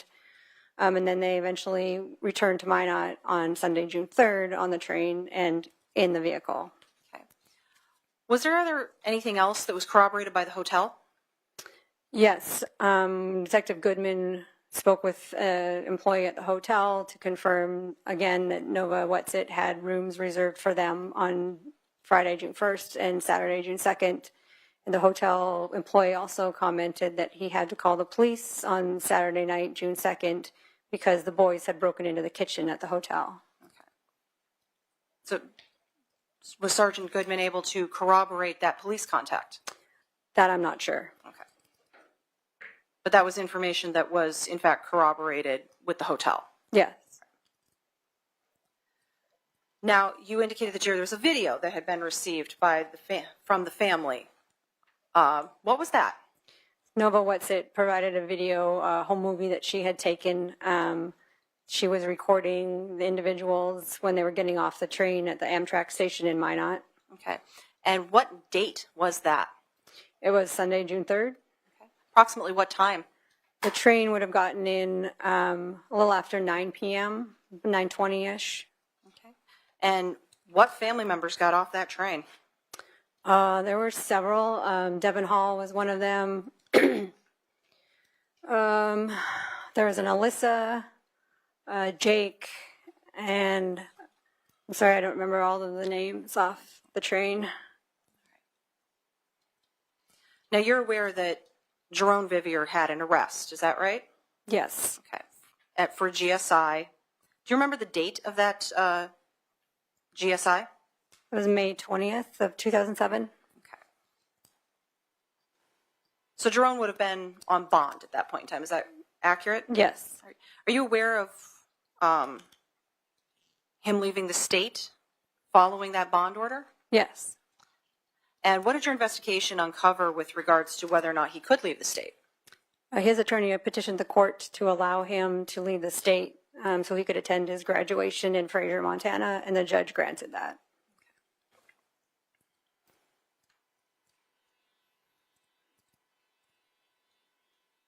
Did you look into the GSI that Jerome Vivier, I'm going to say committed because he was convicted of it, committed?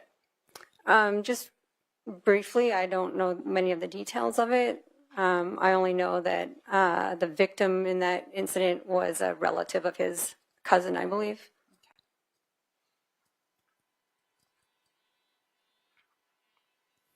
Now, you're also familiar with Jerome Vivier's name being on the list from the 101 Club, as Mr. Sand had indicated previously to one of the officers, correct? Correct. Okay. Were you able to determine if he and Anita were at the 101 Club on the same evening? According to that list, they were. Okay. Were you able to determine if they came in at the same time? I believe the times were not the same. They were off by a half hour, maybe an hour. Okay. And how long before Anita's murder was that? That was around that May timeframe when the GSI occurred, so it was a week or two. Okay. And do you know the date of the contact at the club? Or the date that they were both at the club? May 19th, maybe? Okay. And he was charged with the GSI that occurred May 20th? Yes.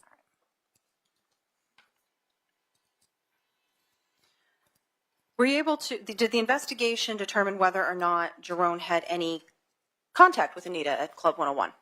No. Okay. It didn't determine that? There was no indication of any contact between the two of them. Okay. Is there any indication that they interacted at all? No. Any indication that he followed her home? No. That he had any idea where she lived? No.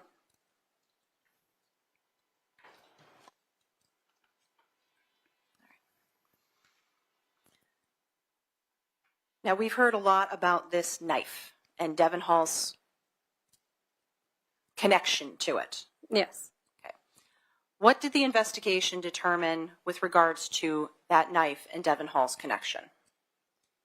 So he had at one point said he had a knife like that that he had taken from Jerome Vivier in Wolf Point, that he had it for maybe a day and then he gave it back or left it in Jerome's house in Wolf Point.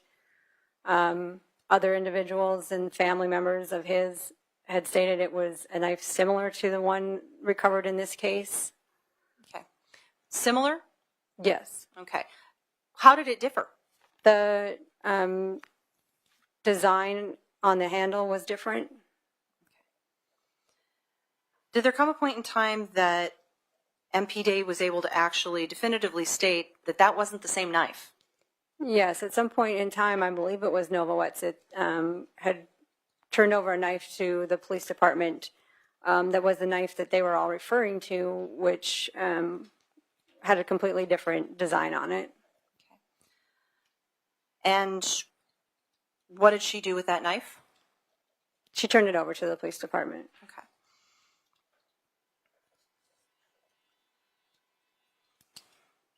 Now, you're familiar with Devon Hall's criminal history, correct? Correct. All right. What typically is he getting arrested for? The history that I've seen, he seems to have a habit of getting intoxicated and breaking into homes. I believe he may have sexually assaulted some females. Okay. When was that? 2010. I don't remember the exact date. It was after 2007. Okay. Is it fair to say he keeps getting caught? He does. What does that tell you about his skill as a cat burglar? He may not be very good at it. Now, you indicated that when he was arrested on June 11th, 2007, he was highly intoxicated. Yes. Okay. Can you be more specific? Well, I wasn't present. I'm only going off of the reports that I read for that case. He was staying in an apartment with Nova Wetsit on Sioux Street. I believe her apartment was in the 800 building, Sioux Street. And then the building that he was arrested for breaking into was the 804 building, which is directly behind the 800 building. So it appeared that he was just intoxicated and ended up going into the wrong apartment. And he was found with a knife at that apartment, wasn't he? Yes. What was your understanding of where he got that knife from? So reading the report, he was found in one apartment, and the homeowner there chased him out of the apartment, and then another tenant in the building actually followed suit. They chased him down, and there was a brief altercation somewhere. He then ran into the building and entered a different apartment, where he was later found hiding in a closet with a kitchen knife that he had grabbed out of the kitchen in his pocket. Do you have any idea where he was? He thought he was in Williston. He kept calling the police officers Williston pigs. How far from Minot is Williston? It's about a 2-hour drive. During that time that he had broken in on June 11th, did he injure anybody? No.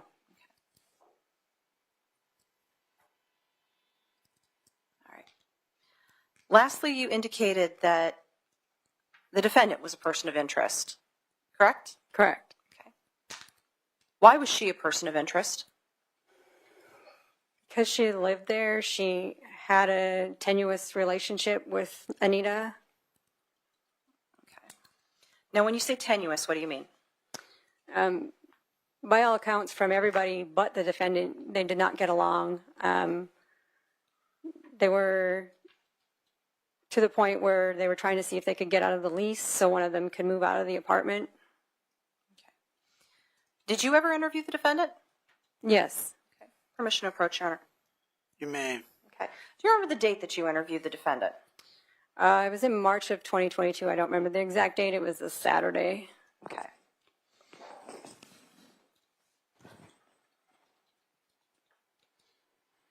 Detective, I'm showing you, or Sergeant, I'm sorry.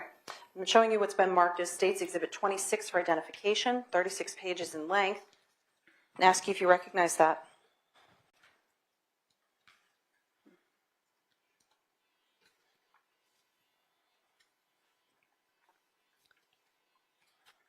Yes, this is a transcript of when I spoke with her in March of 22. Okay. Now, aside from some redactions required by law, is that a fair and accurate transcript of your interview with Nichole Rice? It appears to be, yes. Okay. State moves to introduce Exhibit 26. Mr. Sand, May I approach briefly, Your Honor? you may. Exhibit 26 as requested. No objection, Your Honor. All right. Plaintiff's Exhibit 26 is received without objection. Thank you, Your Honor. Sergeant, I'm going to hand you State's Exhibits 26, 19, 16, 17, and 13. Can you repeat those again for me, please, Ms. Sorgan? 13, 16, 17, 19. Thank you. Okay. Sergeant, if you reviewed all of those previously, Yes. and those are the statements that Ms. Rice gave to law enforcement over the course of the years, is that right? Yes. When you reviewed those, what were you looking for? Consistency? Did you find consistency? No. In fact, you found a lot of inconsistencies, didn't you? Yes. Okay. In particular, Objection, Your Honor. She's leading the witness and she's testifying herself when she says that. That's for cross. Sustained. in particular, Sergeant, what did you find that was her statements about her whereabouts the weekend of the murder.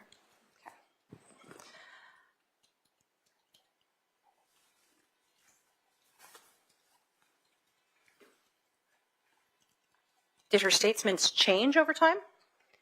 They did. Were you able to easily keep track of how her statements changed? No, it's tough to keep track of because there were so many differences in the various statements that she gave. It's hard for me to remember exactly which statement had which differences, but definitely I know that there were glaring differences in different interviews that she did. Did you do anything to assist yourself in figuring out these differences?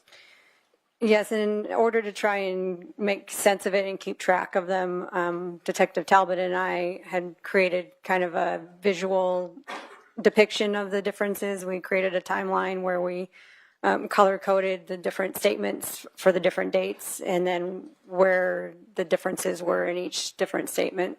Okay. And do you believe it would assist the jury in determining or in assessing these differences in these statements by seeing a timeline like that? It may, because like I said, from one statement to another, it's not that they're completely different. It's just little details in each statement that are changed. Okay. And did you prepare something with regards to that to assist the jury? Yes, so I had our Intel analyst assist me with creating a digital version of the hand-drawn copy that Detective Talbot and I had created. Okay. Is that a PowerPoint presentation? Yes. Okay.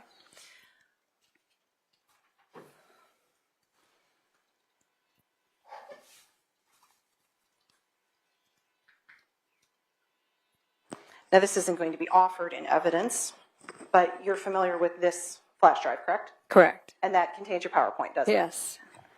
May we approach, Your Honor? We were in the middle of testimony for Sergeant Asham.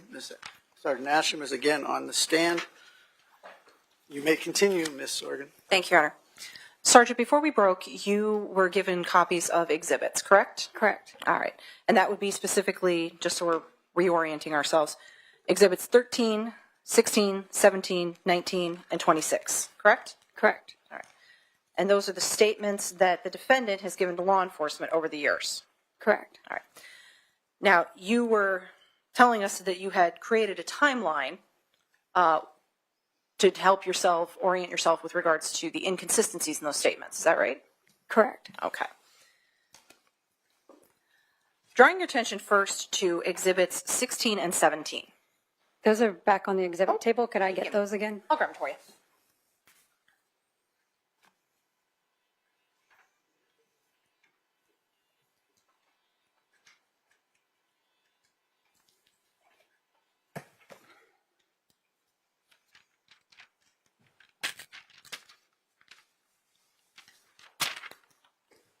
Okay. Drawing your attention to exhibits 16 and 17, the statements that Ms. Rice gave to Detective Barnard on June 4th, 2007. Where did Ms. Rice say that she was during the time of the murder? She said she was home on the family farm. Okay.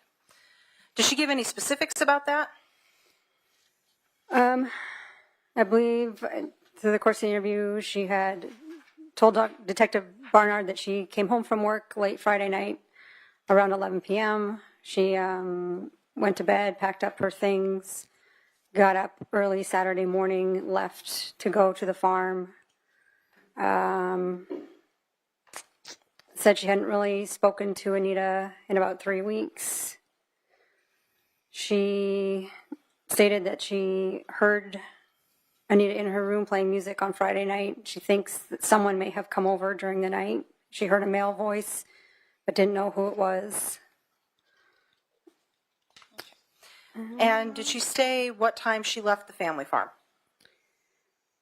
She had stated that she arrived she didn't say what time she got to the farm, but I believe she said she left Minot around 8. or 7:30 a.m. on Saturday morning to go to the farm. And then she went to the farm. And then they spent Saturday at a going away party for her cousin. And then she came home Saturday and spent all day Sunday at the house with her little sister. And that was at the farm. And then she stated that she never went back to the apartment. She went straight to work on Monday afternoon. Okay. Did she tell Detective Barnard how she and Anita got along?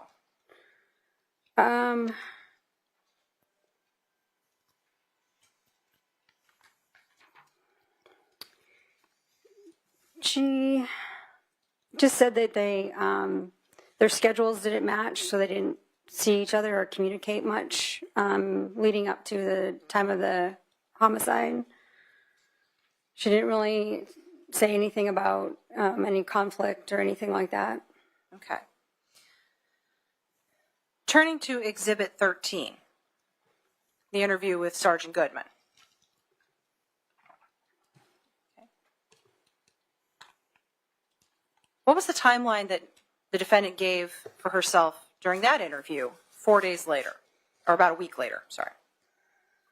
So once again, she had said that she had worked Friday night and she came home a little bit after 11, around 11:30 p.m. She mentioned that when she came home, she saw Anita at the fridge in the apartment.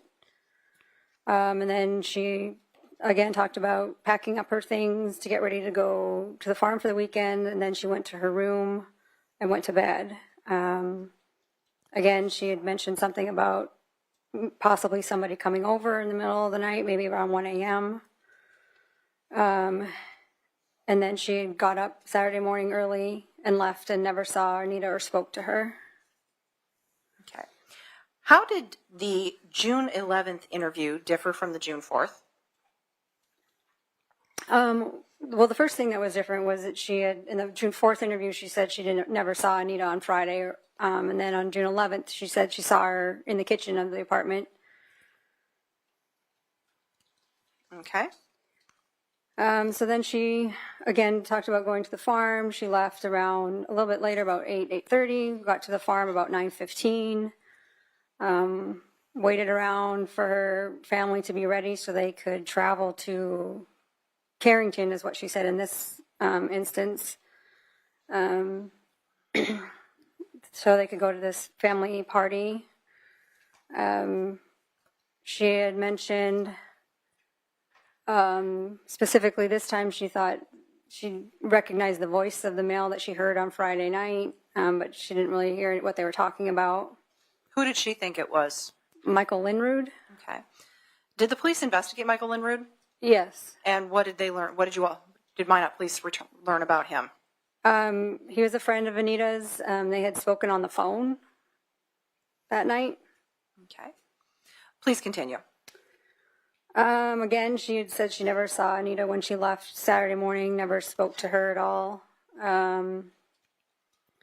So she had to be on the road to get to the farms to be ready to leave to go to Carrington by 10.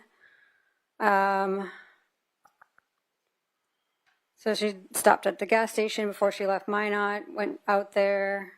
The entire family was going to ride together to the party, but her and her little sister were fighting, so she decided to drive separately, and her cousin Alyssa rode with her. Okay. Now, Sergeant Goodman testified that during this interview, the defendant was not honest with him. Correct. Were you able to determine by reading that transcript and reviewing that statement what he was referring to? Yes. And what was that specifically? She had told initially Sergeant Goodman that they had gone to the party and came home later that evening, early evening, to the farm. And then she stayed at the farm all of Saturday evening. She watched movies with her mom and her little sister, and then she went to bed.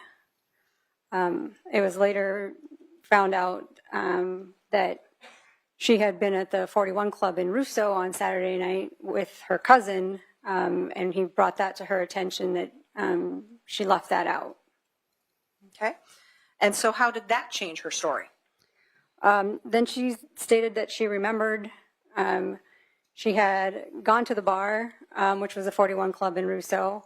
It was owned by her cousin Alyssa and her boyfriend or fiance at the time. She stated she went there just briefly to take some CDs to Alyssa. And while she was there, she ate chicken strips and a Sprite. She stated at that point she was only at the bar for about 15 minutes, and then she went to Alyssa's house and watched a movie with Aunt Joyce. Okay. What else was gleaned from that June 11th interview? Aside from going to the bar, watching movies, she had stated that she went to the farm every weekend. She stayed there.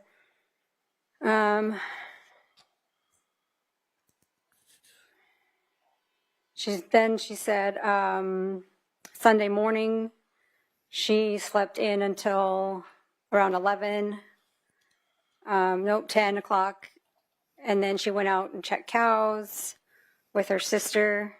And then she came back to the house where she beaded necklaces with her mother for 4 hours, and then just hung out at the house and went to bed. And then got up Monday morning. She said she slept until 11 Monday morning, and then she went straight to work in Minot.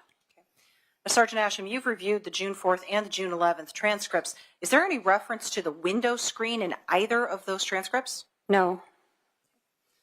By either Nichole or the officers? Correct.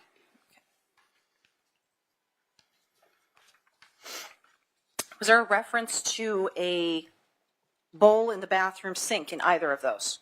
No. Is there a reference to her iPod? I'd have to double check. She may have talked about it with Detective Goodman. Okay. Possibly being missing, but I have to look more closely at that.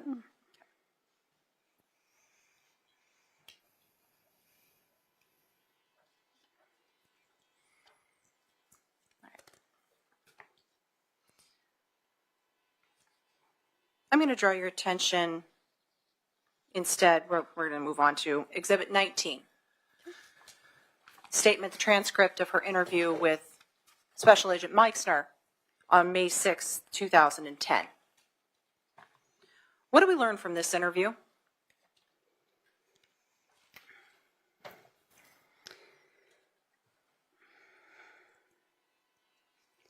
The beginning portion, she doesn't really talk about Friday night at all. She again talks about getting up Saturday morning, going to the farm.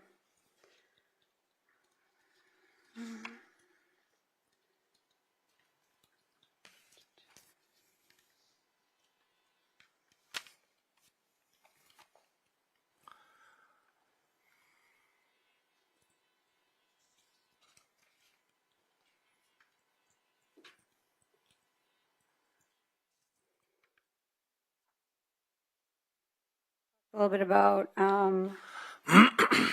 drinking.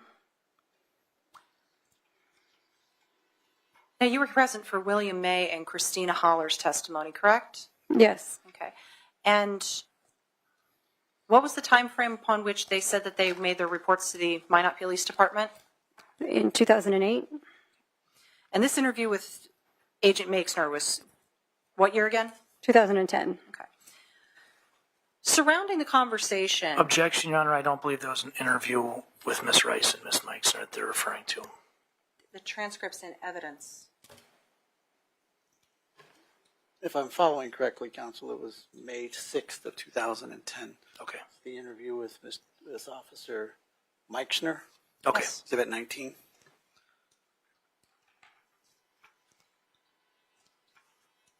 So the question again, Ms. Sorgan. Thank you, Your Honor. Sergeant, with regards to that section that you just referenced where she was talking about drinking, What was that conversation? She made a comment that people tend to babble and talk too much when they're drinking, which is why she no longer drinks. Had she and Agent Makesner been talking about drinking prior to that point? No.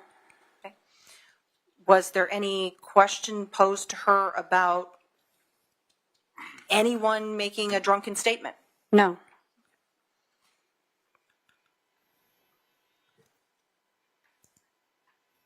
Did the defendant talk about her relationship with Anita during that conversation?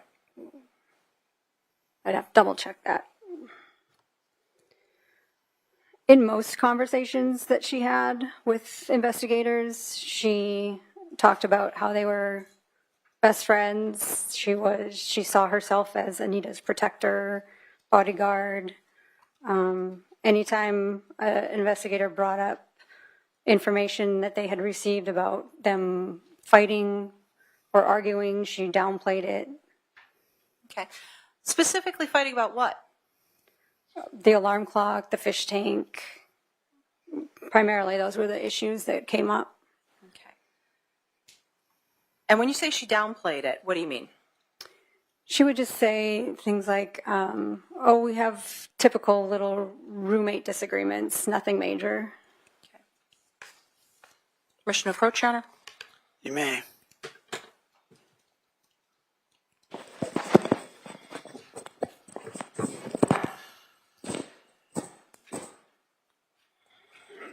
Sergeant, I'm going to show you what's been received as evidence. It states Exhibits 12A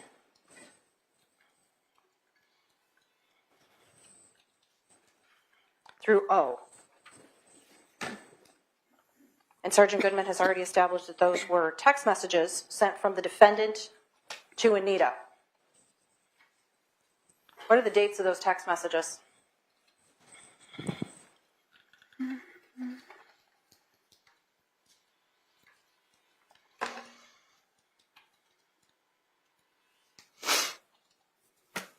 April 21st of 2007. Okay. So approximately 2 months before Anita died, correct? Correct. Okay. What do those text messages say? Would you like me to read them? Yes, Or just- please. So this message says, okay, so next time you leave and don't plan on coming back in the morning and lock your door because God knows I'm dying to get in there, shut the fucking alarm off so I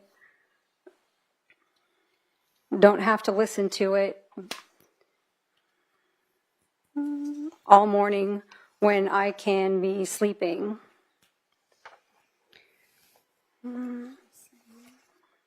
And just for the heads up, my dad and I are going to talk to the landlord ASAP and see what we can do, because honestly, I have no idea what I did to make you, what I did to you to make you all of a sudden be all weird on me, but I'm going to tell you right now, I sure as hell ain't going to put up with it till December. Well, and that's abbreviated. This sucks, and I may sound like a bitch. But what goes around comes around. I have tried the being nice strategy, and that just obviously didn't get the point across. Really, there isn't anything to talk about. I was just letting you know, the 411. I am trying to sleep, in all caps, and ignore this alarm. Things shouldn't have gotten like this in the first place. I didn't do shit to deserve it, but whatever. I am done discussing this. Oh, and by the way, I really... That's, that one cuts off there. I think that's supposed to be realized. The next message says, are you going to move out or am I, if we can get out of this lease if one of us leaves?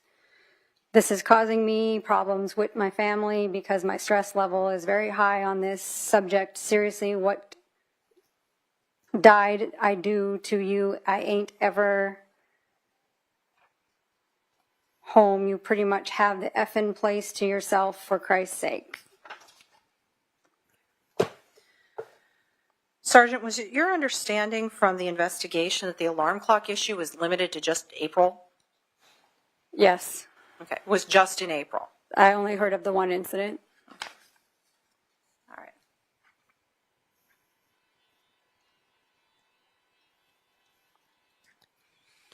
Based on this, based on the investigation, did the hostilities cease because of the alarm clock issue?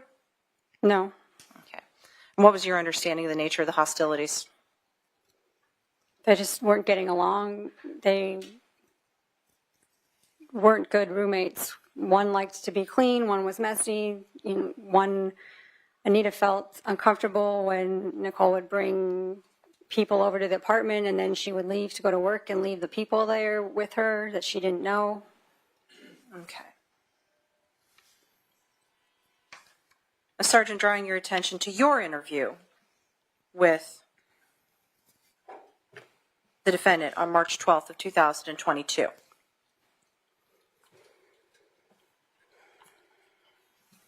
Were there also inconsistencies in her timeline in that interview?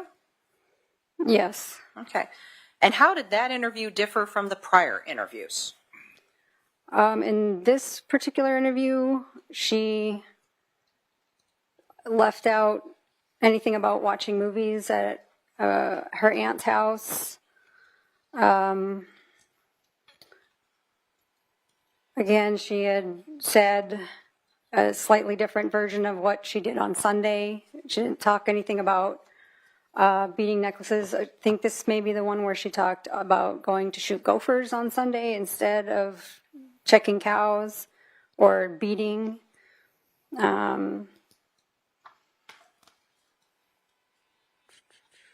She couldn't remember at this juncture if it had been Friday night or Saturday morning that she had gone back to the farm. And she had gone to the bar in Russo, and she had stayed until 11 or 12 p.m. and then got back to the farm.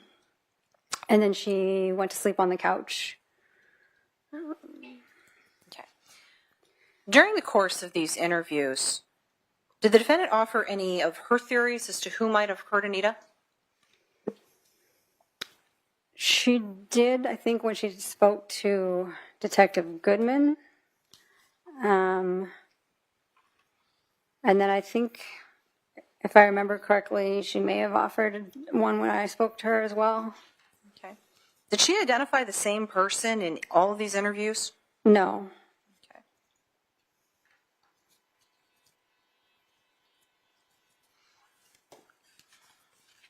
In the very first interview that she gave with Detective Barnard, did she identify anybody that she thought could have done this?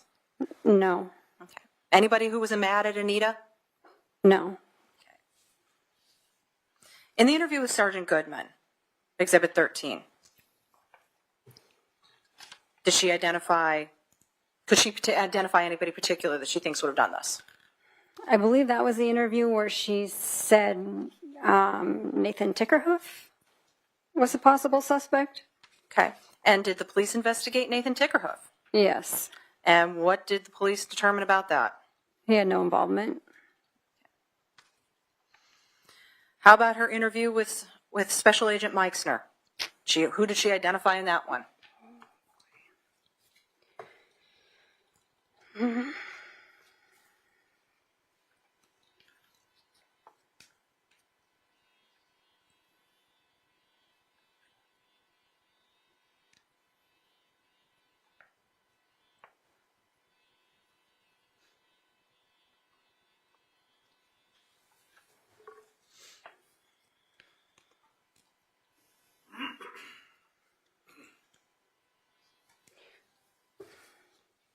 I'm not entirely sure. Like I said, I apologize. It's tough to keep them all straight.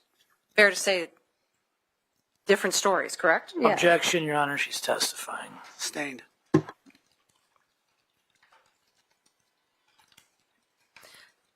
In the interview with Agent Meixner, was she able to identify anybody that was particularly mad at Anita? No. How'd she refer to herself as in reference to Anita? Her bodyguard, She'd call herself Anita's bodyguard. yes.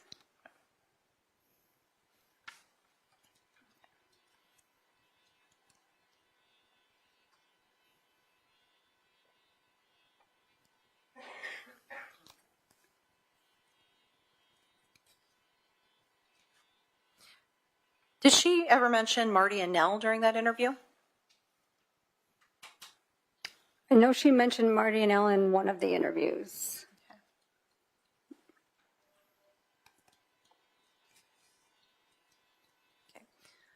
What did she mention with regards to Marty? I believe she said that people are saying it was probably him. Okay. And did she keep with that theory? I don't believe she had one opinion one way or the other.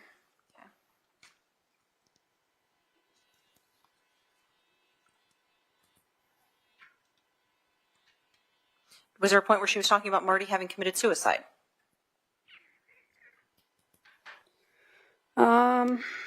I'm not sure. Okay. Your Honor, if I could approach, got the copy of the You may. statements up there.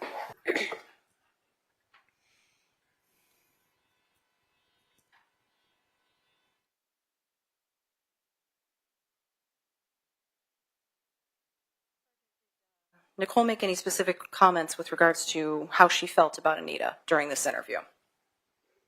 Yes. What'd she say? She said, I loved her. She was my best friend. She meant the world to me. And honest to God, I looked up to her like, oh my gosh, I wish I could be like her.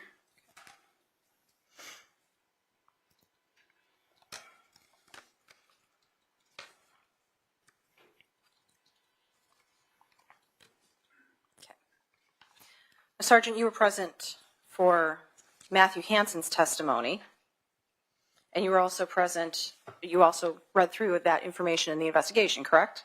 Correct. Okay. Did it come to your attention during the investigation that the defendant had moved to New Mexico? Yes. Okay. When did that happen? New Mexico happened in 2008. Okay. Did she move someplace else before that? She moved to Arizona. Okay. When did that happen? 2007. And in relation to when Anita died, how soon after that did she move to Arizona? It's believed to be immediately following, within a month or two. Okay. And approximately when did she come back from Arizona? I believe she was only in Arizona for a few months. She came back in the fall of 2008. Okay. And then she relocated to New Mexico in 2008? Excuse me, I misspoke. She came back from Arizona in the fall of 2007, and then she went to New Mexico in 2008. And were you able to determine when she came back from New Mexico? In July of 2008. Now, there was a work trip that she had won. Is that right? Yes. All right. When was that trip supposed to be? I don't know if there's a specific date for that trip. Okay. Do you know if she did go on that trip? By all accounts, she did not. Okay. And why was that? She left the job and she left the state.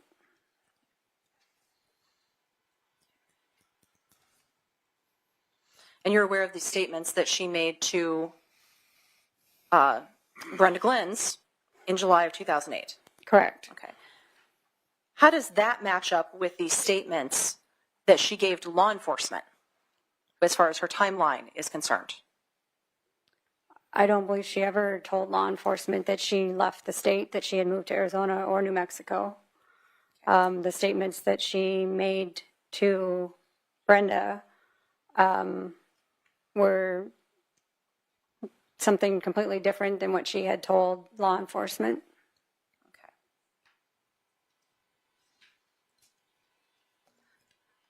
Sergeant, I'm just going to hand you Exhibit 18. What's been received into evidence is Exhibit 18, and then sit down for a second.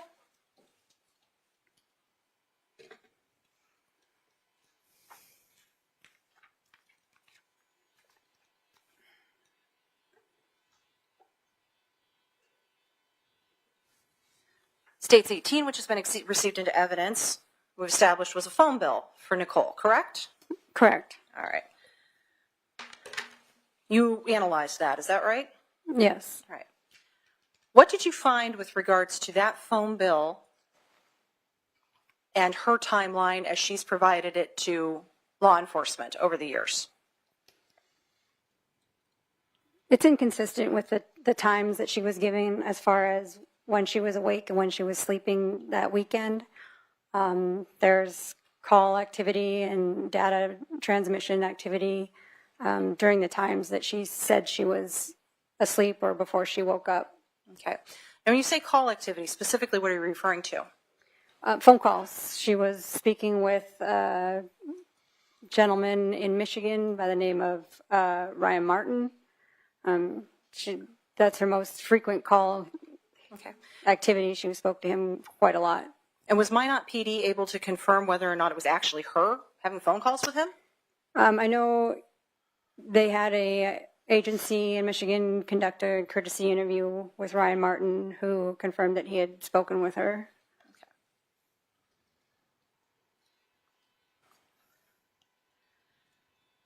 Sergeant, what's a call for service?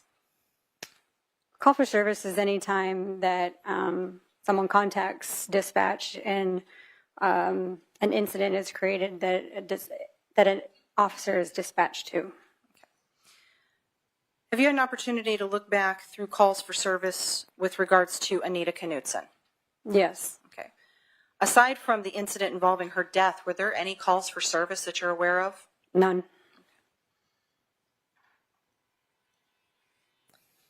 You're aware of the issues that Detective Barnard testified to and Matt Hansen testified to about getting defendant to come to the crime scene on June 4th, correct? Correct. Okay. Specifically, Matt Hansen's testimony about, it's just my roommate, I'm not dealing with it. Correct. Okay. Did that strike you as odd when you reviewed that information? Yes. Why? It's not normal behavior.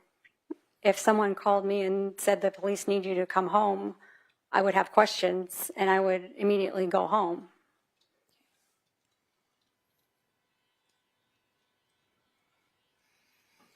Okay. And again, no calls for service with regards to Anita. Correct.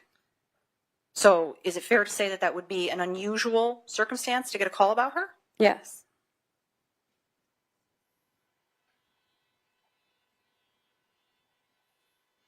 Sergeant, you have lived in Minot for how long?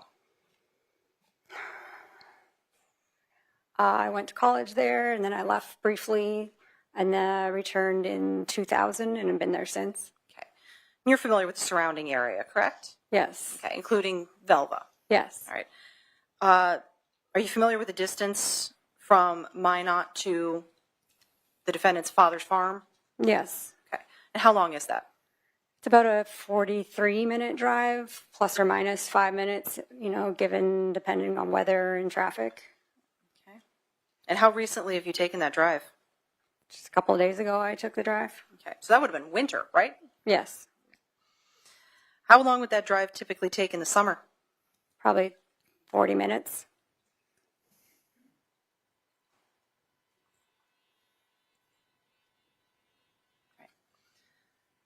Now, Detective, with regards to the statements that we heard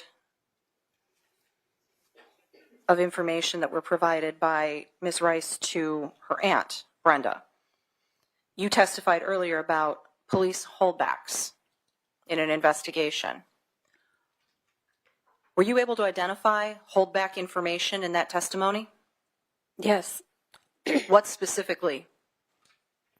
That the screen had been cut, that there had been a bowl of water in the bathroom sink, and that the victim was wearing a bathrobe and laying on her bed. Okay. All of that information was police holdback? As far as I'm aware, yes. Okay. And you've reviewed these statements and transcripts of interviews with the defendant. Was there any mention of those items? No. Okay. by law enforcement. Correct.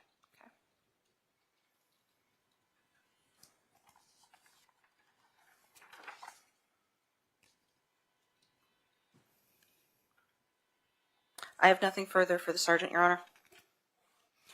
Mr. Sand, do you have any cross-examination? Your Honor, I have quite an extensive cross-examination. I'm wondering if there's any chance we could take a couple of minute bathroom break before I begin. Okay. Thank you.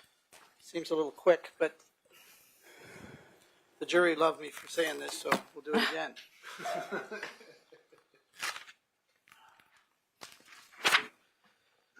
We're going to take a short recess, please. Mr. Sand, the witness is still on the stand. Do you wish to cross-examine? I do, Your Honor. You may proceed. Can you hear me there? Okay, great. How you doing, Detective Asham? I'm doing well. Good. So you're the case agent for the state on this case, is that correct? Correct. You're the lead investigator? It was a collaboration, but I guess as a case agent, I could be lead investigator. Okay.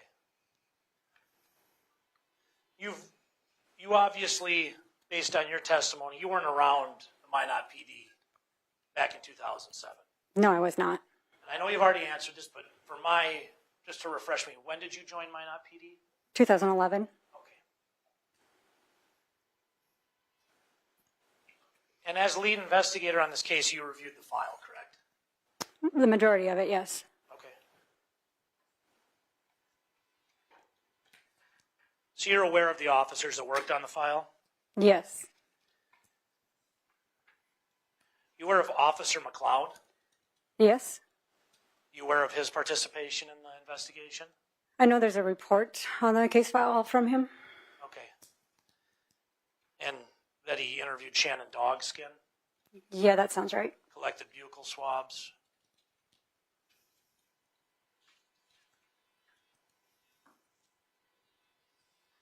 And that he's logged a bunch of evidence in the case as well. Does that sound right? Likely, I don't know. Okay. But you've reviewed the file. Most of it, yes. Well, I'm going to come right back to that. You had said that in reviewing the file, there was things that had been lost, things that were unable to be put back together in your investigation of it, No, what I said, there was things that we didn't have in our possession. but you got them all. Not that I'm aware of, no. You didn't get them all. No. What kind of stuff? didn't you- There are recordings from BCI that we never received. Any recordings from interviews of people by the Minot PD? I'm unaware of any, no. I'm unaware of any recordings from Minot PD that we did not have. Okay, I'll come back to that. Thank you.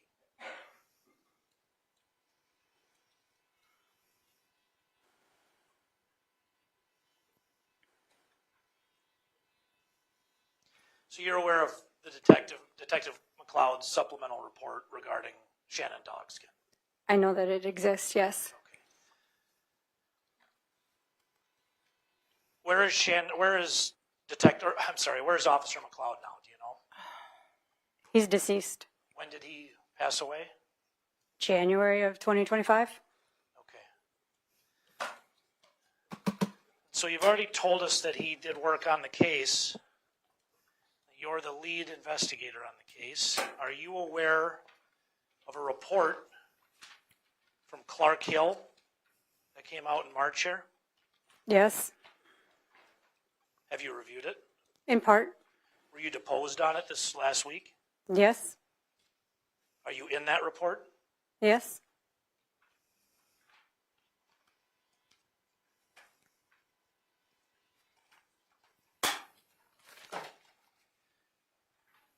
Are you aware of the allegations in the report?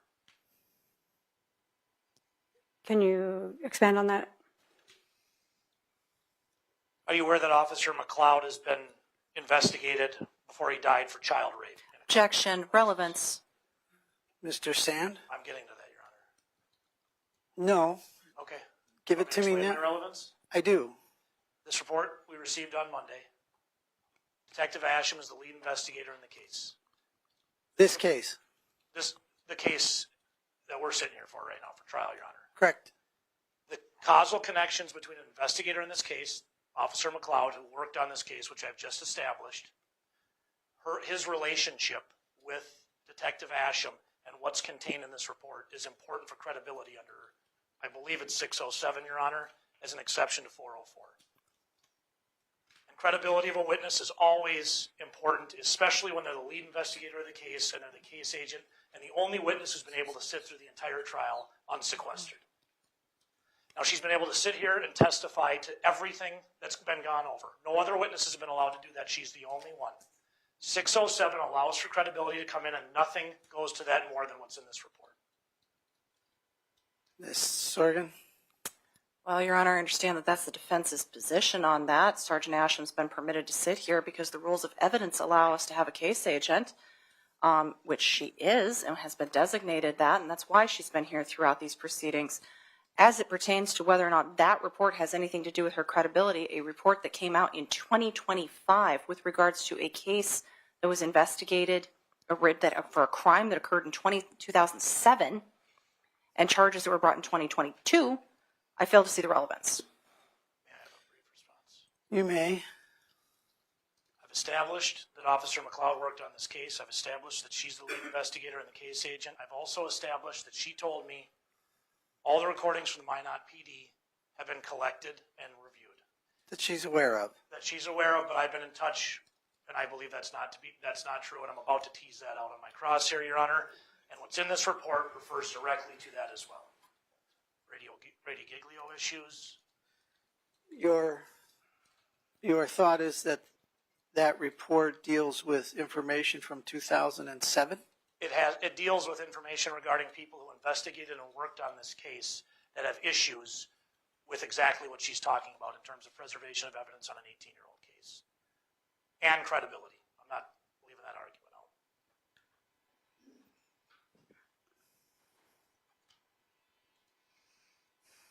All right, I'm going to allow her to answer the question. Can you repeat it, please? If I can remember it.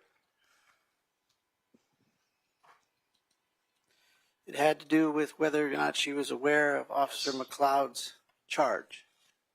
Investigations in Valley City, Ada County, Idaho, and Butte, Montana regarding child rape. I'm aware he was under investigation. I don't know all the details. And he committed suicide in January. Yes. And he worked on this case. There's a report on this case. I don't know the details of his involvement. But you've told us that you've looked through the entire case file. No, I didn't. I said I've looked through a majority of the case file. Okay. I'll bring that back up for you.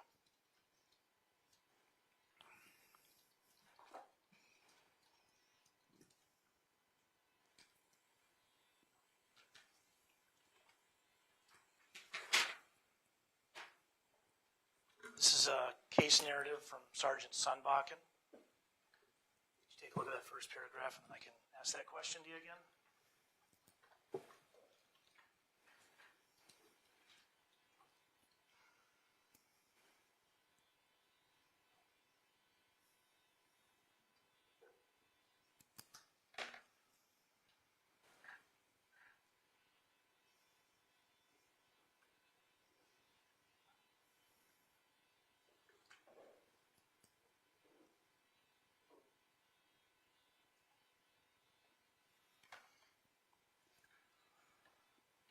You see Sergeant Detective McLeod's name in there?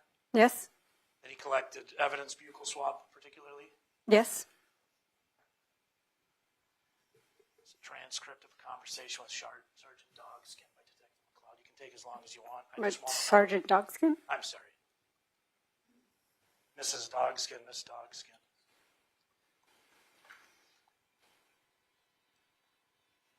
More or less, I would just want you to take a look and see that McLeod performed that interview. Okay. Do you want me to review the content or If you like. it's up to you? No. You wanted to know if that's who did it, and she said yes. Is that okay? Yes. Thank you.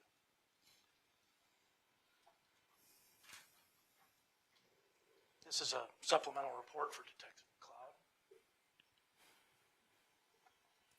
It's found in case file that was sent to us regarding Miss Dogskin. But I believe Shannon Dogskin is a male. Okay.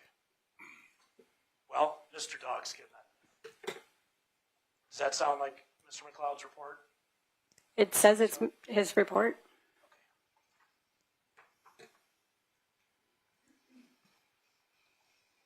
And then I can walk you through these if you want, or I can just tell you there's many of these in the report. It's evidence capturing McLeod's names on it. Would you like me to show it to you? No, I believe you.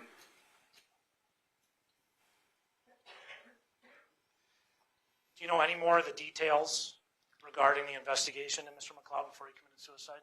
No. Objection, relevance.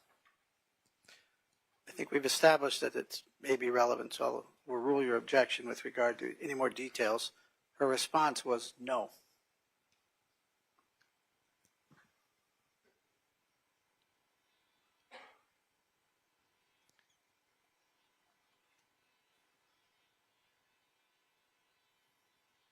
Now, the truthfulness of Mr. McLeod is at issue here. He was an agent who worked on this case. Are you aware that in the report he said he never had an affair with anybody at work? I'm unaware of that. You're not aware of that. If I showed you part of that report, would that help you remember? Like I said, I did not review the entire report, so I don't know what it You were says. regarding it earlier this week, weren't you? I was. You didn't review it before the deposition? Only the part that pertained to me. Then we can move to that part.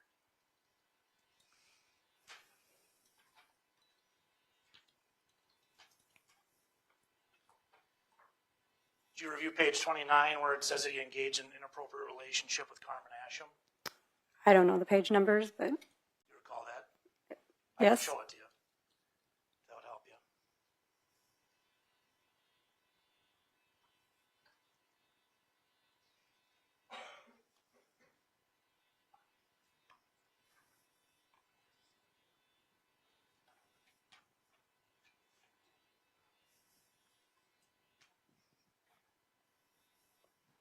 It's that top paragraph. There's a text chain below.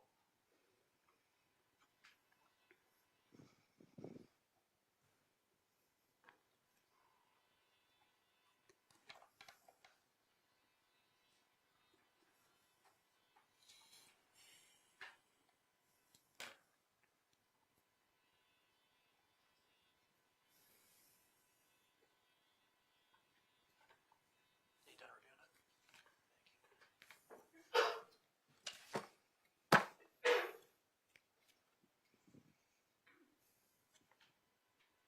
So is it fair to say that the report said that you engaged in an inappropriate relationship with Officer McLeod? Yes. What can you tell us about that relationship? Objection, relevance. Overruled. He's established that this is a credibility question. He was a friend of mine. Anything more? He pressured me into inappropriate activity. Tell me about that inappropriate activity. He had kissed me on more than one occasion. I have the report here. I'm Anything aware. else? He also had touched me Where did this go on? at the police department. Okay.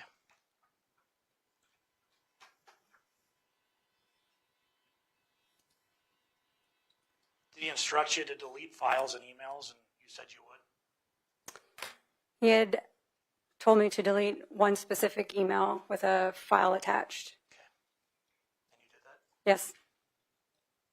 That's in this report as well. Have you seen that? Yes.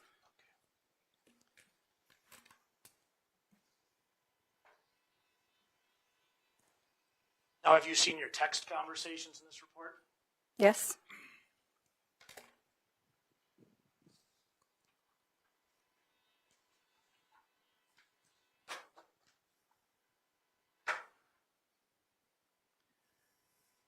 Now, I'm going to jump to something else and then come right back here.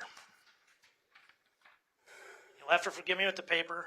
You know how many pages are in this thing. This is a case narrative from Sergeant Goodman, way back in the day in 2007. Do you recall reviewing a case narrative from Sergeant Goodman on June 22nd that he and Detective Barnard interviewed Devin Hall?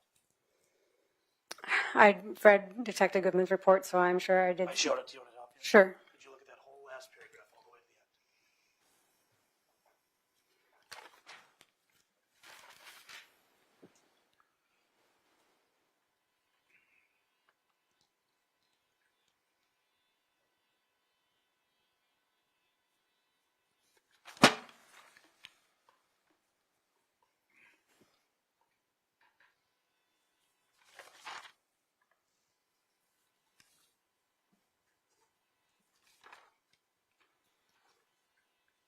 You had a chance? Mm-hmm. You recall reading about that interview? Yes. Do you recall Detective Goodman telling Devin Hall that he showed him the side with the Indian head of the knife? And that's what it says, yes. And that he said the head's missing on the other side, and then he flipped the knife over and it was missing? Correct. Did you also read at the bottom that it says see attached interview in the case file, that they recorded it? Yes. Are you aware that that recording doesn't exist, hasn't made its way to anyone? No, I'm not aware. Okay.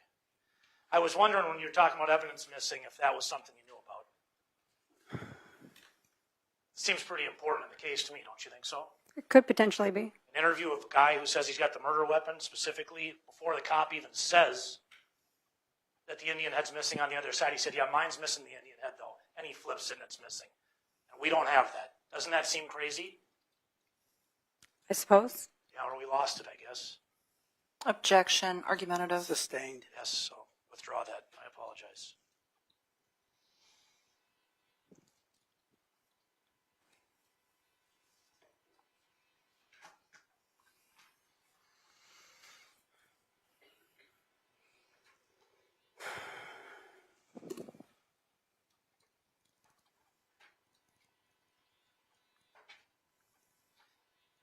You said you reviewed the parts of this Clark Hill report that pertain to you, correct? Correct. Do you recall, I guess before I refresh you, do you recall Officer McLeod telling you delete that file and email, and then you texting back, okay? Yes. Remember saying, did you tell them you sent it to me, or are they checking people's email? Yes. Ashley got put on AL for doing it.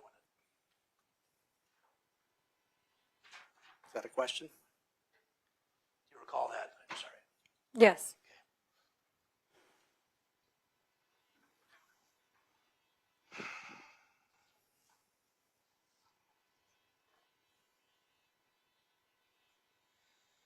Do you recall that these encounters in the report are alleged to have taken place between you and Officer McLeod in the evidence room? No. Where did they take place? In the hallway and in the crime lab. In the crime lab. Thank you for correcting me.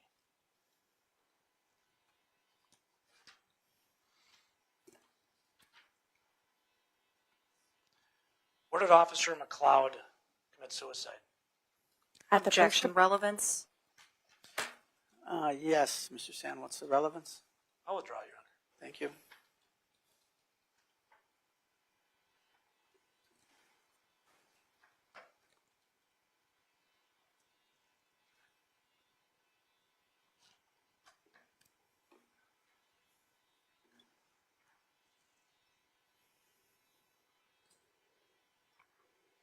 Do you recall in the report that it says Lieutenant McLeod provided Sergeant Ashton with information she would have not otherwise accessed? Yes. When their relationship became physical, it occurred only at the police department. Correct.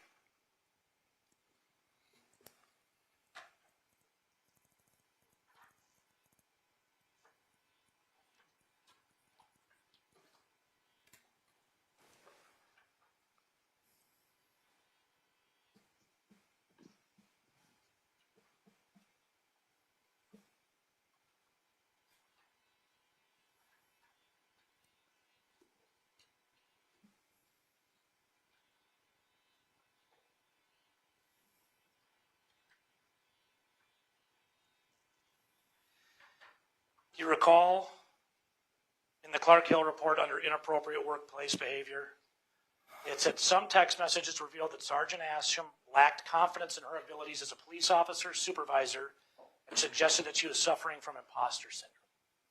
I do not recall reading that, no. I'll give you a look at the report, see if you can remember.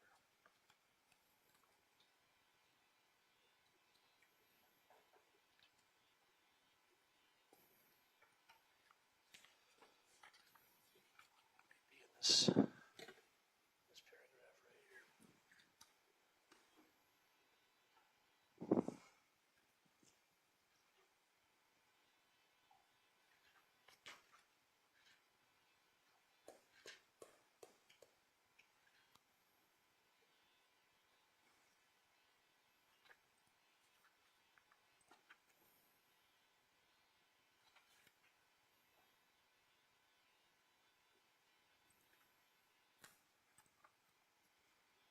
Do you recall that now? I never read that part, but I see it there now. Okay.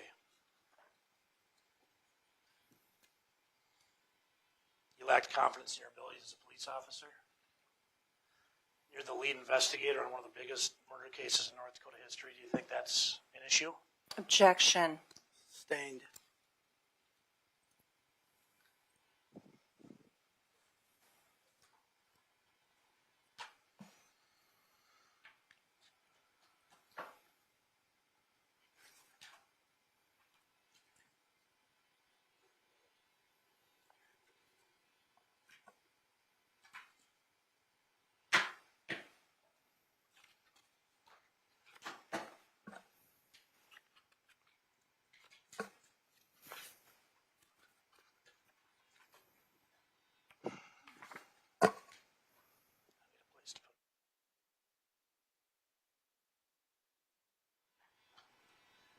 Now, again, you said you've reviewed the file or most of the file. I can't really remember. Did you review the whole file? No, How much of the file? I couldn't say with certainty. But you're testifying up here as to the file, correct? Correct? The majority of what you know in this case comes from stuff that happened way back in the day in 2007 that you reviewed, correct?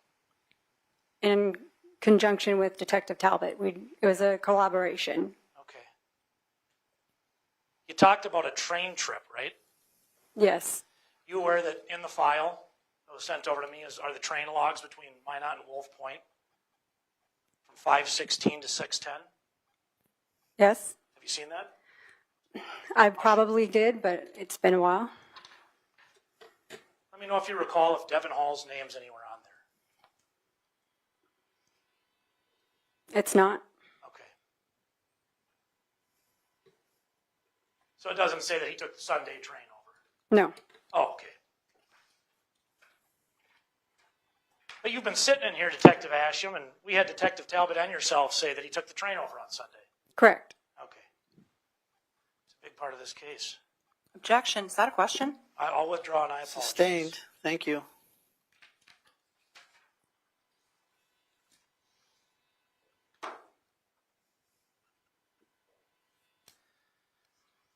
Now, we talked about this, we'll call him the running man, the 6'2" young Native American man that was running from the apartment complex the girls were in north. You recall that testimony?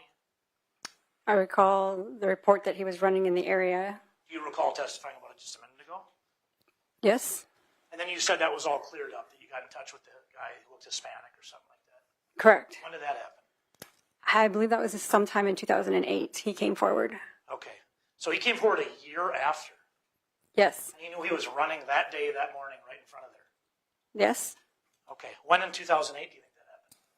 I don't recall. Okay.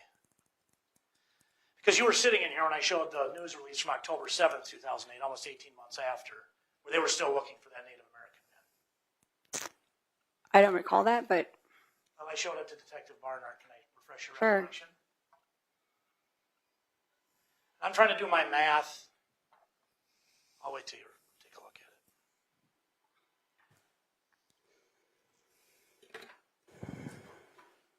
Is it your understanding that this gentleman came forward more than 18 months after? it would appear so, yes. It would appear so. How? If that, But you weren't there in 2007, were you? no, I was not.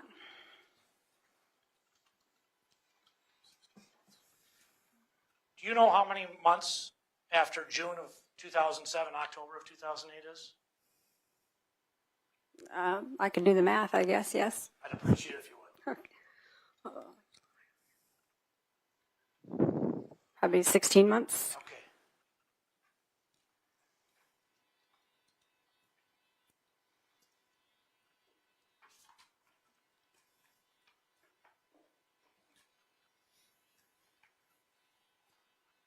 Now you're here for everybody's testimony, but you were here for Detective Talbot's testimony, correct? Yes.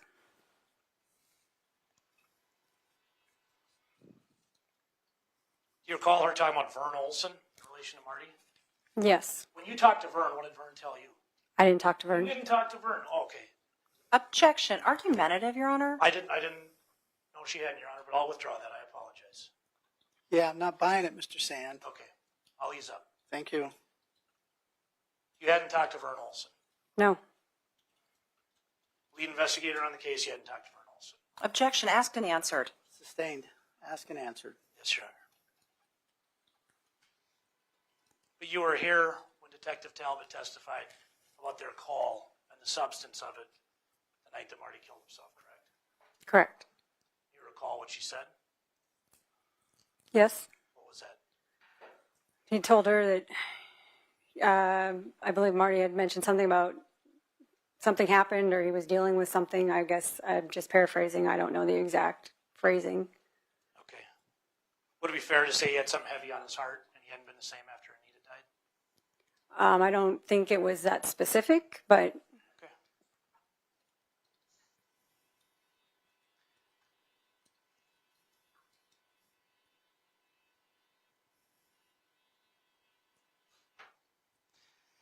Do you recall in the report and through her testimony that Marty had decorative knives? yes, Okay. Folding knives? I believe so.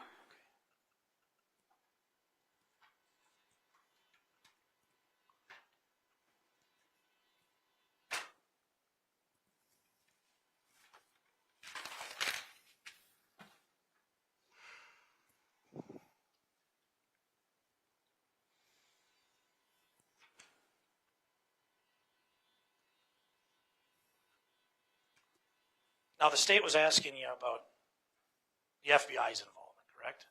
Yes. And you were here when Detective Barnard testified, correct? Yes. Do you recall from Detective, and in your review of Detective Barnard's report, that he said they felt Devin Hall was the best suspect after reviewing the case? I believe it says that somewhere, yes. Okay.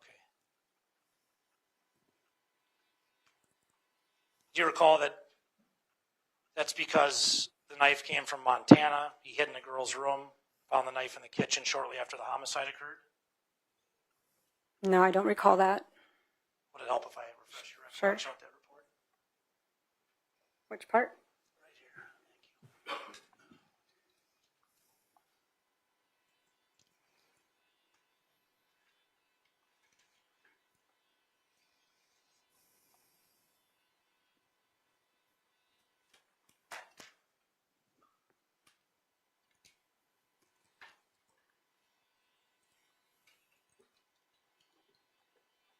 Does that help you refresh your recollection? Yes, that's what it says. Thank you.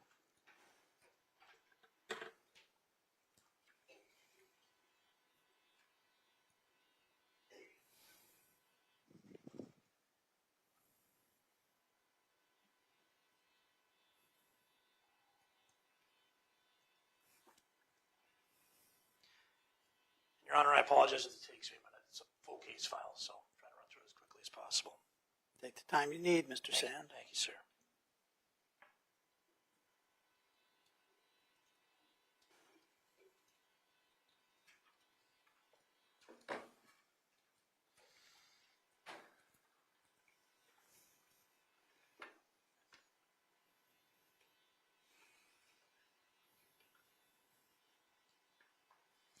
Now, the state had asked you about Devin Hall's criminal history. Do you recall that? Yes. Did you look into that at all? As much as I could. Did you find anything regarding his federal conviction? Yes. What was that for? I believe that was for he had broken into someone's home and sexually assaulted a female. Have you looked through his Fort Peck tribal records? No, I don't believe I had access to that. And you're aware of the incident that sparked this whole thing for Devon Hall regarding him just days after the murder breaking into another woman's window? Correct. I don't believe that was a woman. That was a couple, I think. The woman was the one that identified him, though, is that right, originally? No, I believe it was a male.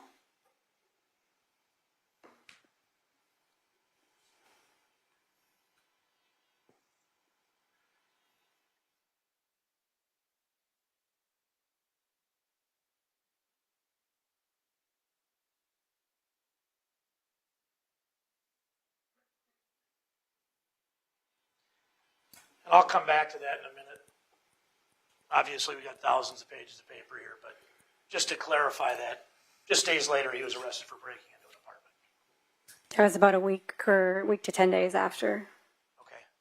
It was June 11th. June 11th, and what day did police respond to Anita's apartment? June 4th. June 4th. And he was found in the closet with a knife? Yes.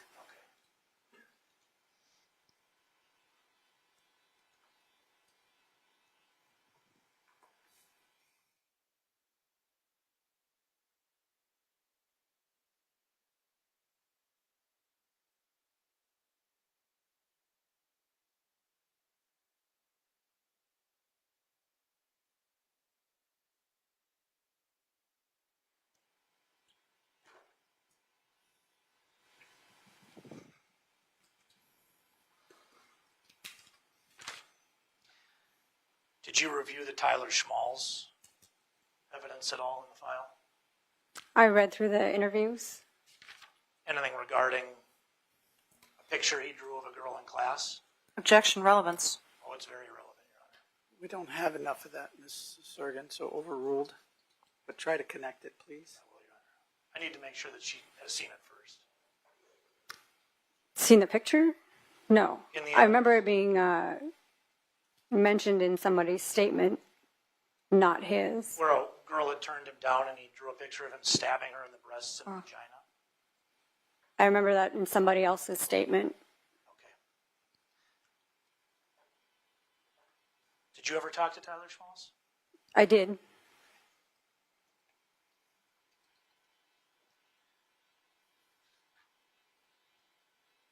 Are you aware that he said that Anita was going to a date at a truck stop in his interview with Detective Barnard?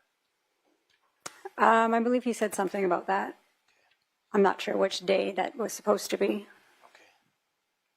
And you're aware he went to prom with Anita, correct? Allegedly, yes. Allegedly from whom? From him? I've heard that from a few people.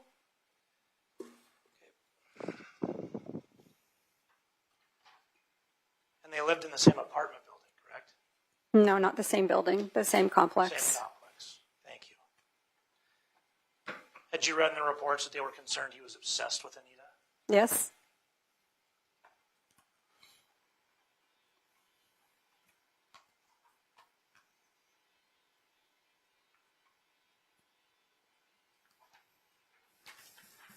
It's a June 5th, 2000 interview, front page. Barnard, Tyler Schmalz. Just look at this one line. Regarding prom.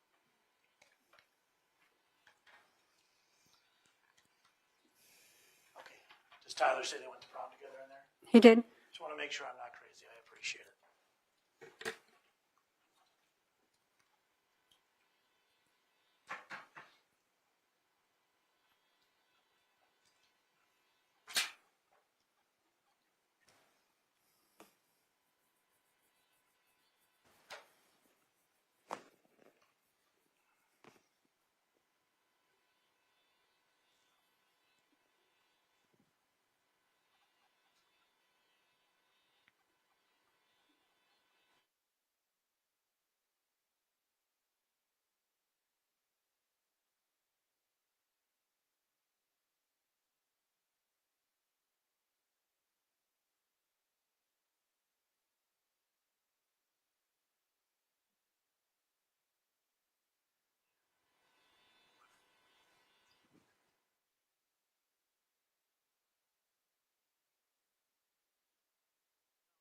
Sergeant Murphy investigated this case as well.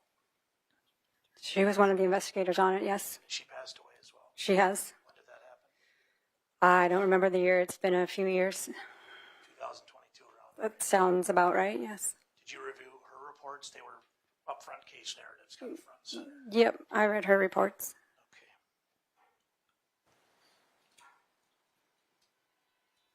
Do you recall her discussing her interview with Juan Washington? I do not recall that, no.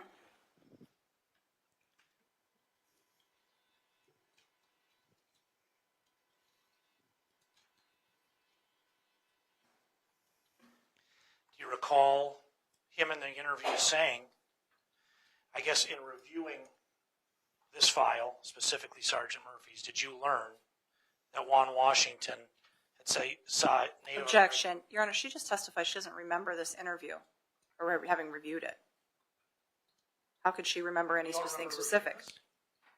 The report I remember, I don't remember anything about Juan Washington. Okay. Yeah. Well, can I ask you a specific? Oh, I'm sorry. Hang on, that's what I heard, so your objection's overruled. You can continue. I'll ask you if you remember this portion of the case file of the report. If you don't, I'll refresh your recollection. Do you recall learning from reading this report and specifically the entire case file, specifically this report, that there was a Native American male that hung around there and went to Club 101? No, I don't recall that. Okay.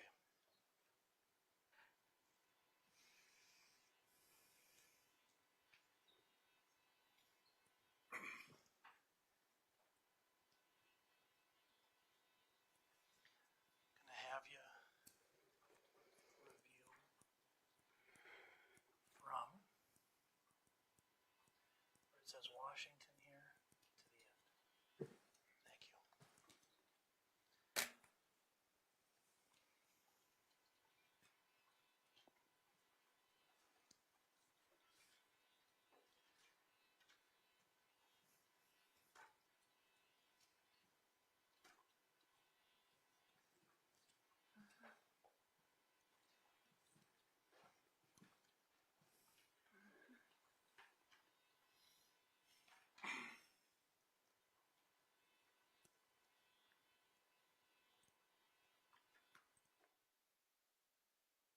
Thank you. Detective.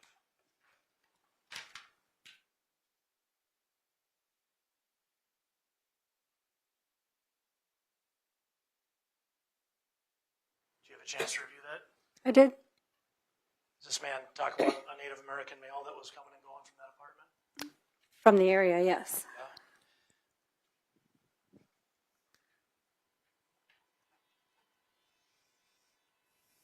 Are you sure he doesn't say comes and goes from that apartment?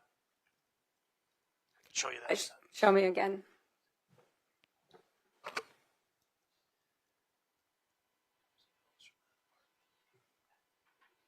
And that's what it says.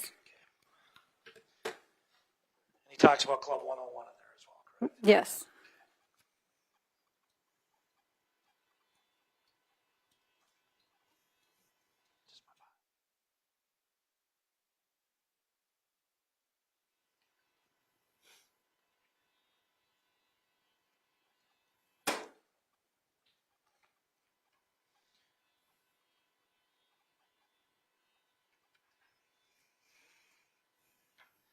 You put an investigative report together, correct?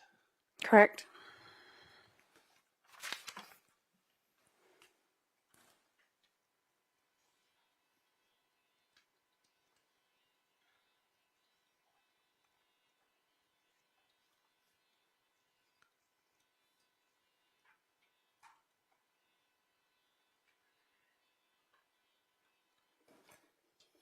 You talked with the people that had keys to that apartment, right?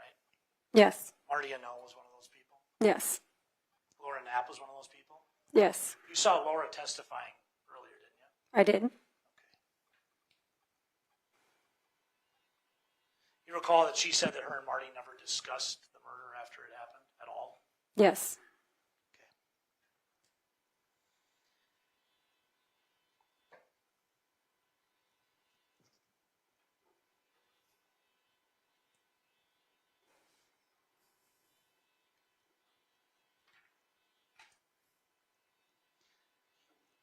Now, it's safe to say no police officers ever saw the location of the screen in person. They just took Marty's word for it. Is that right? Can you clarify the location as in where he found it or where he took them to it? Prior to the screen being brought to the workshop of Marty's, no police officers ever saw that screen. Correct. And you recall Mr. Gordon Knutson's testimony, correct? Yes. You recall that he said the screen was 100 feet from the window? I recall he said that's what was told to him by by somebody. Do you know of him talking to anyone else besides Mr. Nichole when he got there? I don't know. Okay.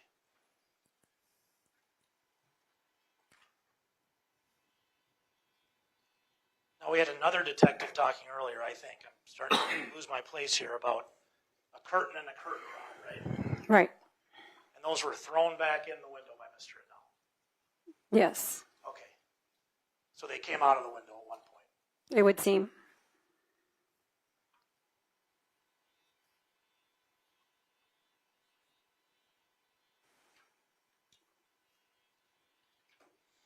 Now, I think I know the answer to this question, but I want to make sure I get it right. You weren't at the scene back in 2007 when this happened. No. So you're not aware that they brought Nichole to the scene? I'm aware from the reports that stated that they brought her back. Asked her if anything was missing of hers? Correct. Would that make sense that if something was missing, she would answer that when they ask her? I would hope so. Right.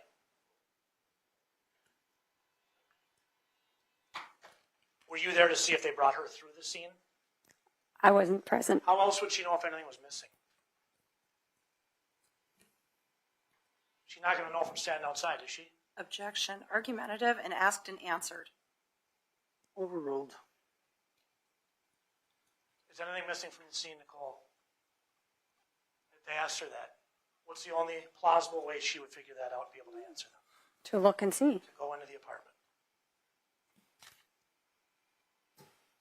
And they had her down there from the testimony and the file that you reviewed. They had her down there about 15 minutes after they got there, right?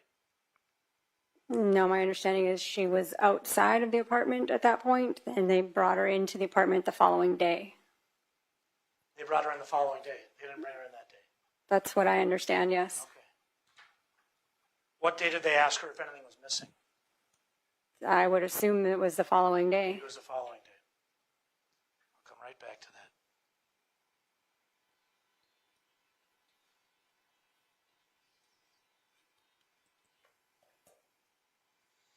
Now, you were in here when Brenda Glintz testified, correct? Correct.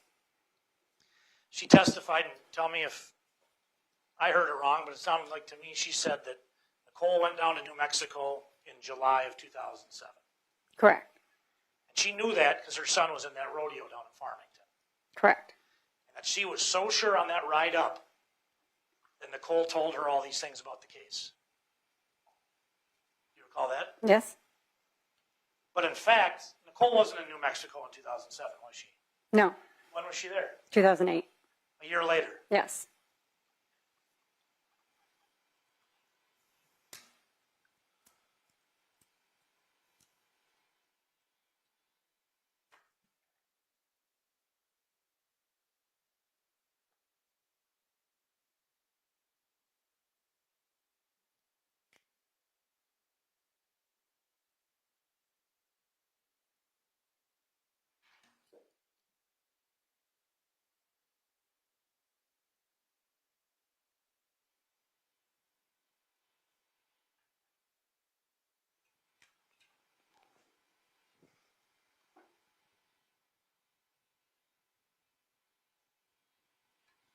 We're going to go back to that break-in that Devin did a few days after, I think you said a week after, Anita's murder. I found the report. It's in the case file. Officer Kevorkian, what a name. And the other one's Officer Schoenrock. Do you recall reviewing those? Yes. Okay. Do you recall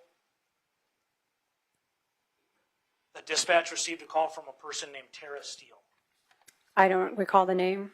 Okay. And I was asking you because we're just trying to figure out if it was a man or a woman. Correct. And as I recall, there were two separate, He broke into 2 apartments? yes. Okay.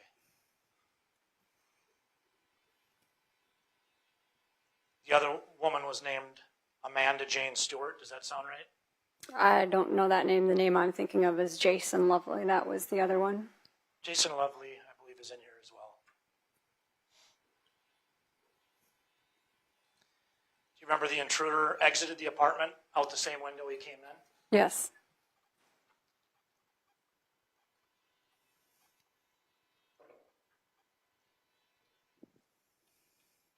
And then he was brought to Ward County Detention Center, right? Correct.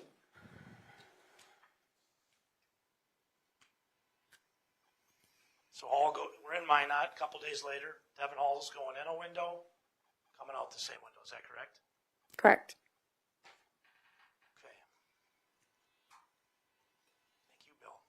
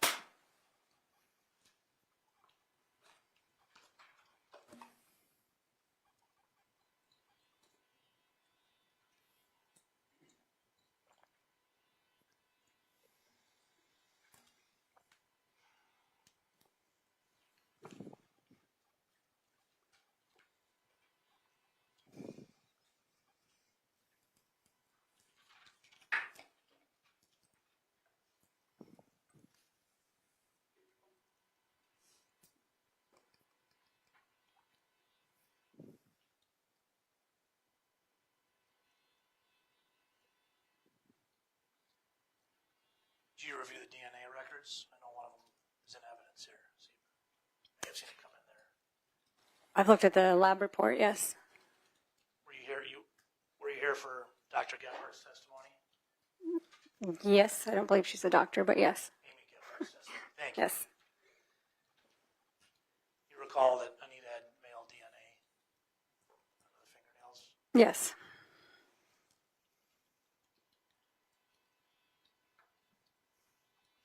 You recall the testimony of April Moulton when you were sitting here? Yes. Remember she had told the officers that she knew that Anita had been stabbed? I don't remember that. I can help you. Please do. You want to pull up April Moulton in case you can get it before I...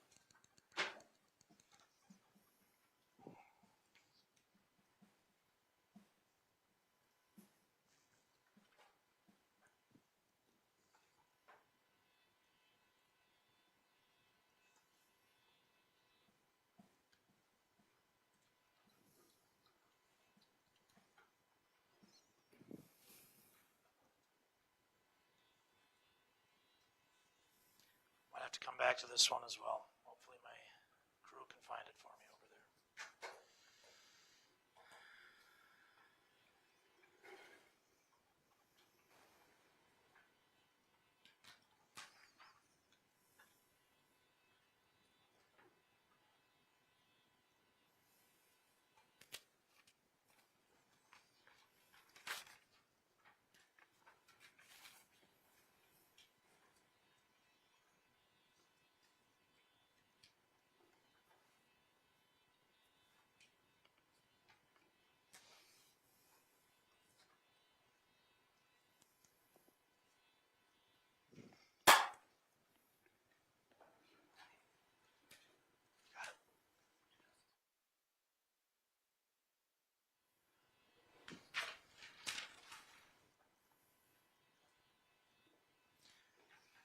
Now, you said Cold Justice came in for 10 days, correct? About that, yeah. Okay. What day did you guys interview Devin Hall on those 10 days? We did not.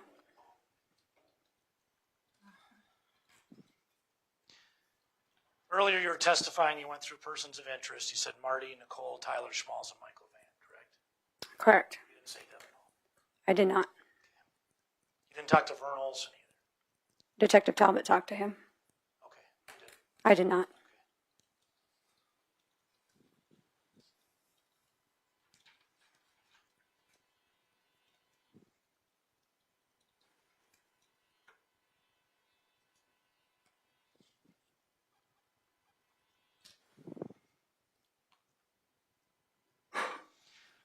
Now, you were reviewing in evidence a bunch of different interviews of Nichole, correct? Correct. How old was Nichole when this happened? 18 or 19? 18 or 19. How many years ago was it? 18, 17 years ago? Half her lifetime ago, it sounds like. Right? Sure. When was the last interview you had with her? What year was that? 2022? So these interviews took place over a period of 15, 16 years. Yes.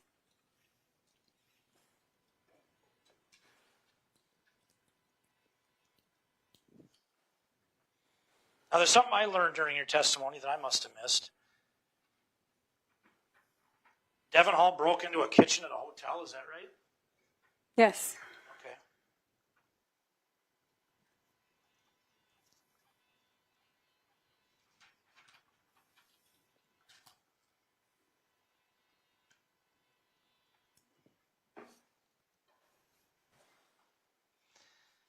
Now, you did interview Mark and Brenda Glens. Yes. Mark said that he saw Nichole at the Cenex, right? Or right around the Cenex. Yes. Okay.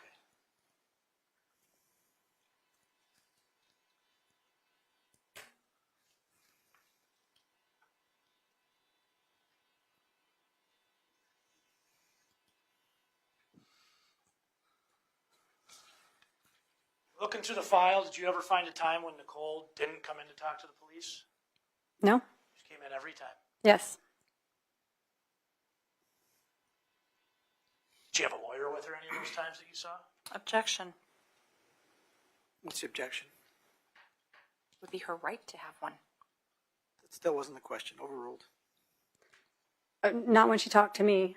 How about the other ones? Did you see any evidence of that reviewing these old reports? It wasn't referenced in any of the reports, no. Thank you.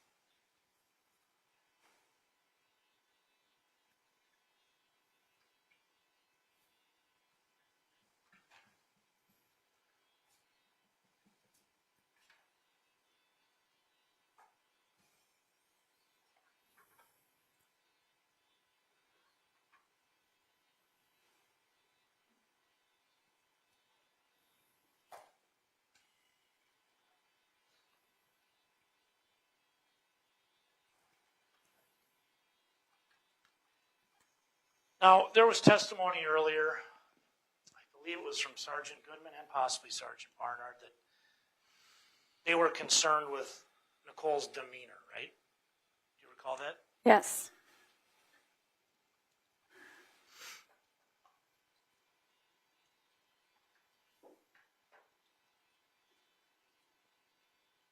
Do you have?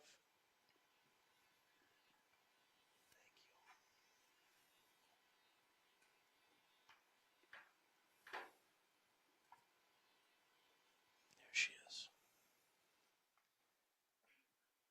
recall finding out that Nichole was crying when she showed up?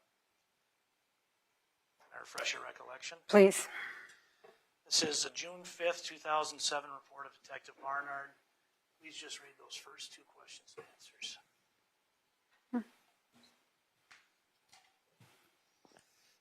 You recall that now? Yes. Do you want these back or can I put them? Unless I need them. Let me know.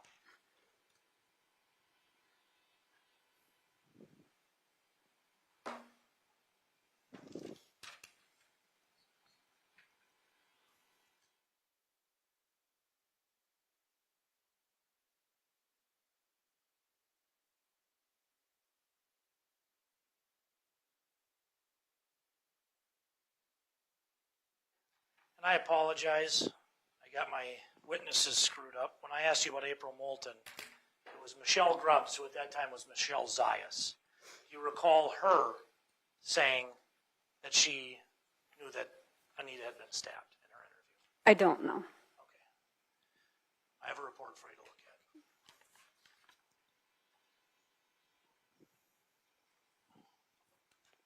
What date stamp is it?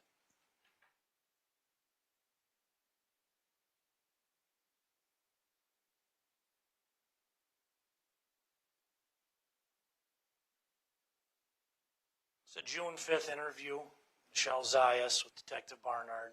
It's a lengthy one. This is the page I'll have you refer to.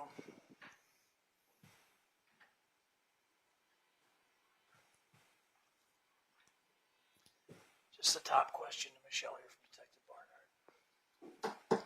Okay. She said she was raped and stabbed to death. She did.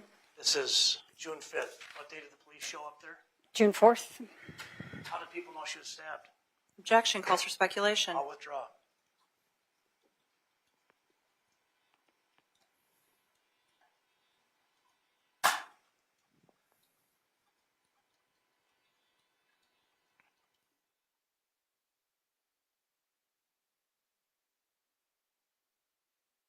Take your time. Thank you, Sergeant Asham. Or Detective Asham, I apologize. All right. Ms. Sorgan, do you have any redirect? Yes, I do, Your Honor.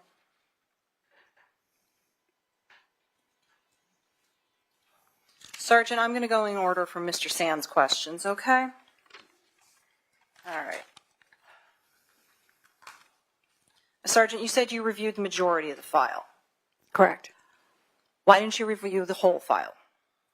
It's a very large file, and when you're working on a large case like this and you're working in a partnership with another investigator, you divvy up responsibilities and one person reviews some stuff and the other person reviews the other.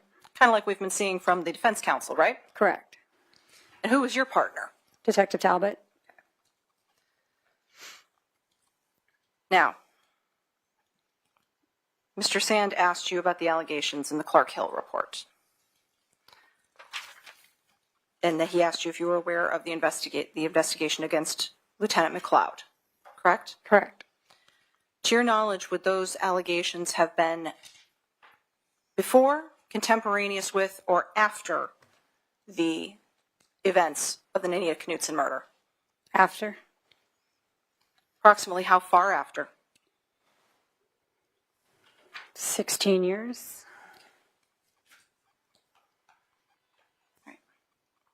You said that Lieutenant McLeod pressured you into inappropriate activity. Correct. Okay. And that activity included what? He kissed me and he touched me. Okay. Did it have anything to do with your duties as a police officer? No. You were asked to delete one email with an attachment, correct? Yes.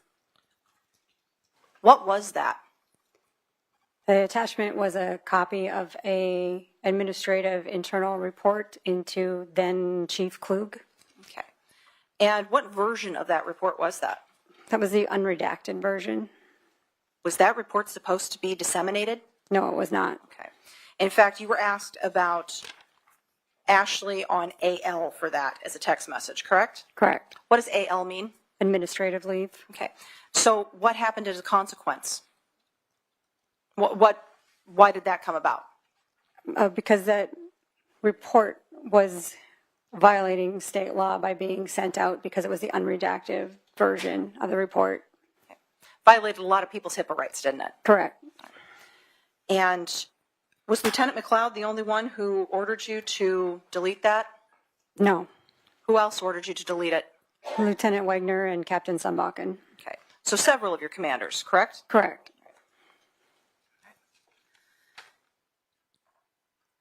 You were asked about contact between yourself and Lieutenant McLeod occurring in the hallway and in the crime lab. Can you please describe the crime lab? The crime lab is just a location in the police department where we store most of our crime scene supplies for collecting evidence. Okay. Is this the same crime lab that Amy Gebhardt works out of? No, it is not. Okay. Not even the same county, is it? No, it's not. Okay. And what was in the crime lab at the time that you and Lieutenant McLeod engaged in any kind of physical contact? Just equipment and supplies. Any evidence? No. Mr. Sand asked you about that you were privy to information not otherwise, that you wouldn't otherwise have access to because of Lieutenant McLeod. Do you remember that question? I do. What info was he referring to? He would just tell me about complaints on other officers that they had received. Okay. Was there some information with regards to your promotion? He also had sent me a text one point to tell me that I had received a position in investigations. Okay. Did you already know about that? I did. Okay. So this wasn't him giving you information that you didn't already have access to, was it? Correct. All right. I want to ask you about the question of the Running Man sketch that we've been talking about. And Mr. Sand made it clear to you that that sketch came out in October 2008, right? Yes. Would you have expected the individual who came forward to have done so before that sketch? No. Okay. Why not? How would he know it is out there? And how soon after the sketch was published did this individual come forward? I don't know the exact time frame, but it was within the month or so.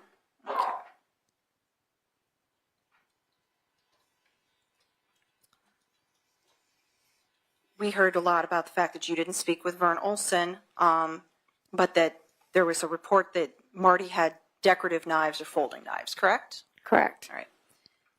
Was there ever any indication that the knife that was located at the crime scene belonged to Marty? No. Mr. Sand asked you about Devon Hall's federal conviction for sexual assault of a female. Yes. What happened with that case? What was the underlying fact pattern, if you're aware? Objection, Your Honor, that's a mischaracterization of what the charges and convictions were. I thought it was, no, It was a burglary conviction, Your Honor. burglary. Yeah, I remember the judgment. Okay. He asked her about sexual assault. I understand that. So your question is you're going to agree with him about that? So can you rephrase your question, please? Sure. Sergeant Ashton, you were asked by Mr. Sand about a sexual assault that Devon Hall allegedly committed, correct? Correct. Okay. Do you know what the underlying fact pattern to that was? I believe he entered someone's home and laid down next to them in bed. Okay. Did he kill that person? No. You were asked about Devon Hall breaking into an apartment on June 11th, 2007, and he was in a closet with a knife, right? Yes. All right. Where did he get that knife from? From the kitchen of that apartment that he broke into. Okay. And why did he have that knife? Because individuals were chasing him.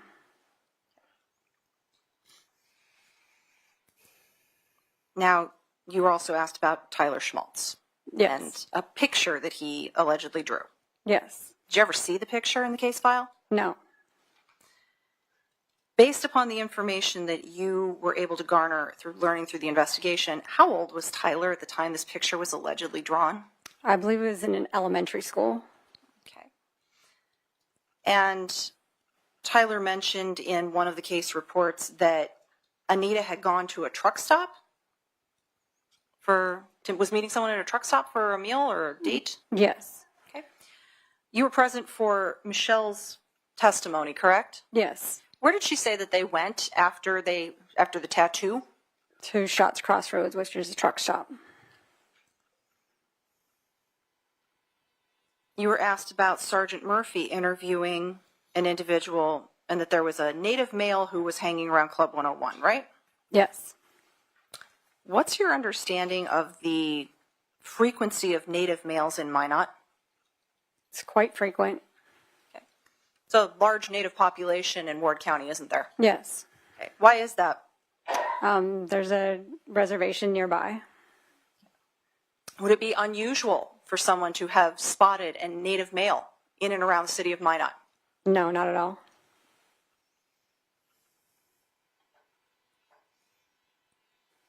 You were asked quite extensively with regards to your awareness of whether or not officers took the defendant back to the scene to determine if anything was missing, correct? Correct. Right.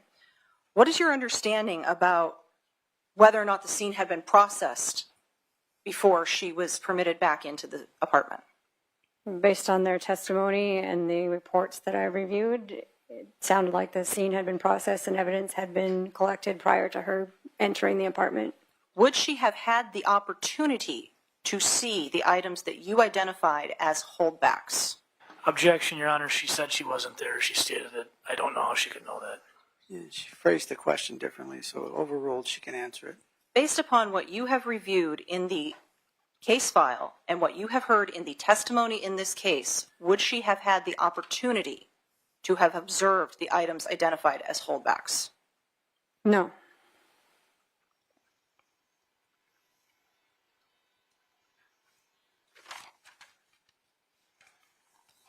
You were asked again about the break-in on June 11th from Devon Hall. Was he apprehended? Yes. Where? In the apartment? So he got caught breaking in, didn't he? Yes. Did he kill the tenants? No. Did he harm the tenants? No. You reviewed you were asked about the DNA report and that there was male DNA under Anita's fingernails, correct? Yes. Multiple fingernails or one fingernail? I don't recall.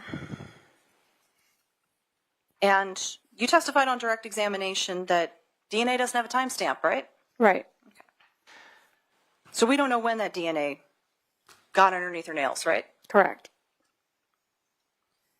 You were asked about Nichole knowing that Anita had been stabbed on June 5th, correct? Yes. Was the stabbing a holdback? No, it was not. Nichole on June 5th had said that that Anita had been raped and stabbed, correct? Yes. Was Anita raped? No. Any indication of sexual assault? No.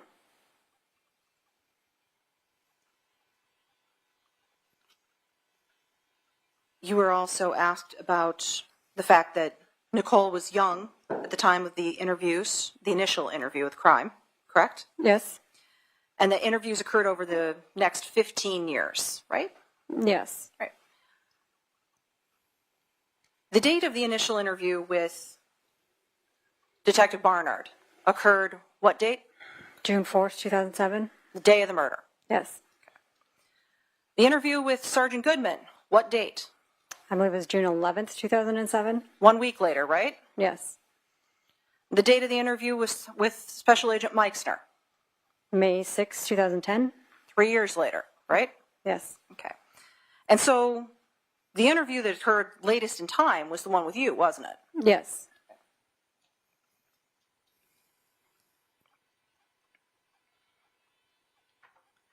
You were also present with regards to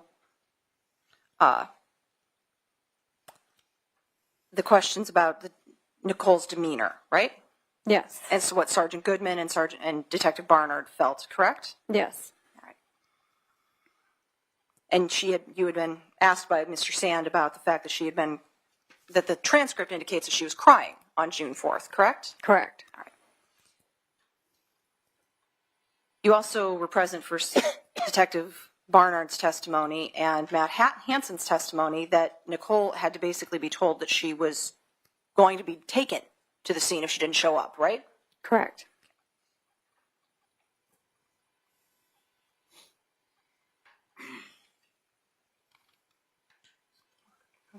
And just to clarify, Sergeant, June 4th was the date that Anita was discovered. Is that right? Yes. Okay.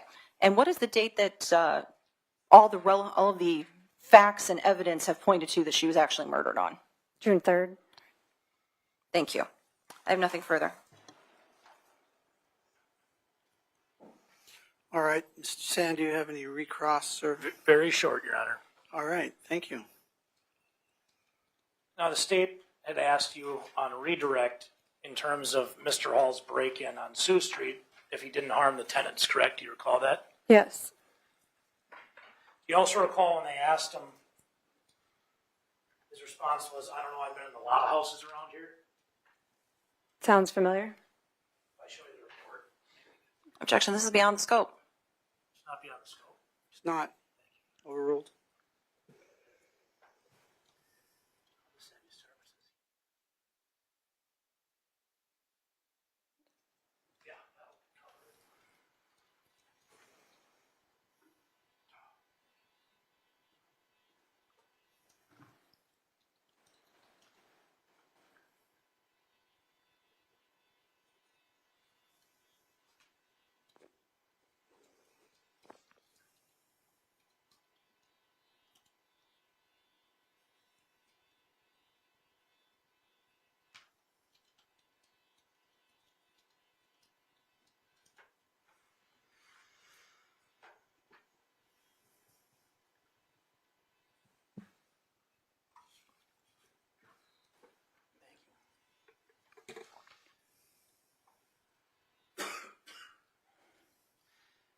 Now, do you recall in that report that was in the file, Officer Schoenrock said, I asked him why he was in those houses this morning. His response was, I've been in a lot of houses here. Yes. No further questions, Your Honor. Anything else, Ms. Sargan? Yes, Your Honor. Sergeant Ashton, you were just asked about that. Are you aware of a further interview between Sergeant Goodman and Devin Hall that occurred in Wolf Point, Montana? Or Yes. Occurred in Montana. Okay. What did you learn from listening to that interview?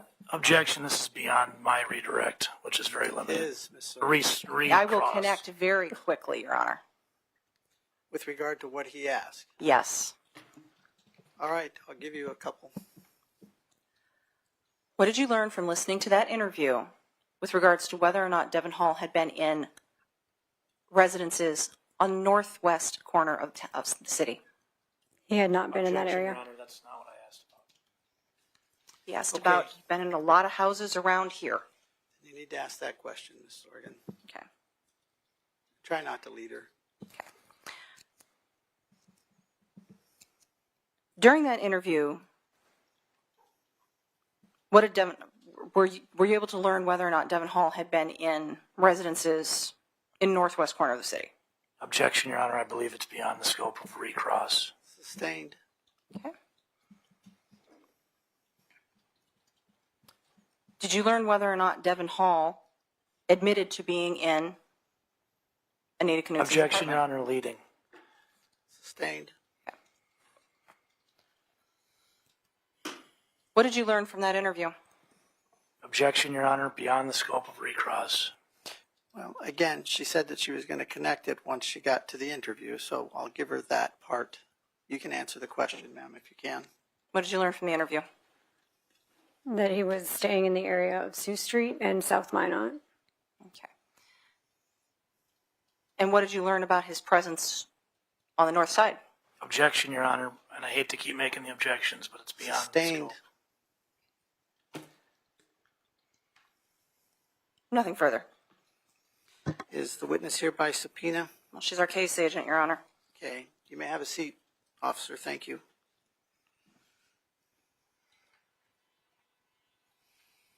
Do you have any other witnesses today, Ms. Sorgan? No, Your Honor, the state rests.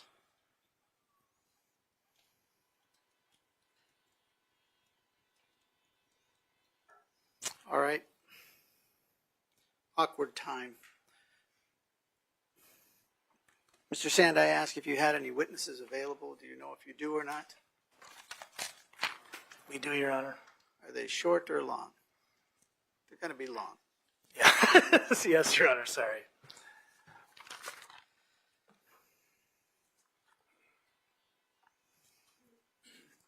All right. Ladies and gentlemen of the jury, I'm going to break for the moment, at least your portion of this. I'm going to ask that you go back to the jury room. I'm hoping it will only be for a few minutes. Call your first witness. Yes, Your Honor. Defendant calls James Douglas Coons. All right. Mr. Coons, I'll have you come up here. She'll swear you an oath. Do you solemnly swear to tell the truth, the whole truth, and nothing but the truth, so help you God? I do. Have a seat over there, sir.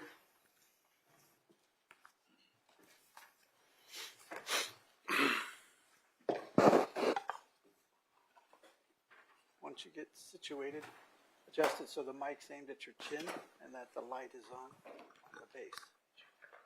All right? Did you want some water before you begin? Sure. I don't know if that's water or coffee. Okay, thank you very much. Spill's all on you. You may proceed. Thank you, Your Honor. Sir, could you please state your name for the record? James Douglas Coons. And do you prefer to go by Mr. Coons, Agent Coons? Most people call me Doug. It's my middle name. Okay, Doug. Doug, where do you work?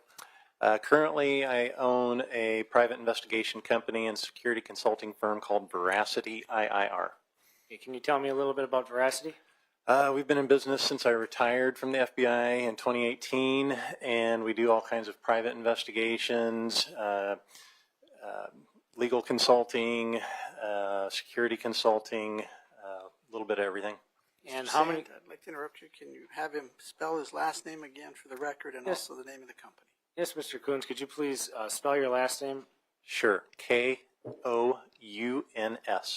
And then could you also spell the name of your company for the record? V is in Victor, ERACITY, and then IIR, which stands for Investigation, Intelligence, and Research. Thank you. And how many employees does Veracity have? I think we're at 14 total, including part-timers. And what's your position there? I'm the CEO. And you had mentioned that you started Veracity after you retired from the FBI, correct? Yes. And before we get into that, I'd like to get into your education background. Can you tell me a little bit about your education? Sure. My undergraduate degree is from Ball State University in Muncie, Indiana, in chemistry, and I also have a master's degree in business administration from Grantham. And what led to you joining the FBI? It's kind of a long story, but I sat for the exam, passed, went to the FBI Academy, which at the time was a 4-month program. It's quite a bit longer now, but then it was 4 months. Successfully completed the academy and was given my credentials and assigned to my first field office, which was Sioux Falls, South Dakota. Or Minneapolis is the field office. Sioux Falls is a resident agency within the Minneapolis division. And how long did you serve in the FBI? 22 years. Can you give me a rundown of what you did during the course of your 22 career? So the first 6 years was in Sioux Falls, and first 4 or 5 years of that I worked mostly crimes on Indian reservations. After September 11th and the Twin Towers, my focus became more on counterterrorism and counterintelligence. After my 6th year, I was transferred back home to Indiana, where I worked in the Bloomington resident agency out of the Indianapolis division for about 5 years, working mostly counterterrorism. From there, I was transferred to FBI headquarters in Washington, D.C., where I was a supervisor in the Weapons of Mass Destruction Directorate Chemical Countermeasures Unit. After that, I was returned back to Indianapolis division, where I was a supervisor of the Field Intelligence Group. After that, I stepped down from being a supervisor and worked cases for the rest of my career. And Doug, during the course of your time as an FBI agent, about how many suspects have you interrogated? Over the 22 years as an FBI agent, I would I would guess around 100. Ever investigate any cases involving murder or homicide? Yes. About how many? Either my own or assisting other agents or as a member of evidence response team. Probably 15. Your Honor, may I approach? You may.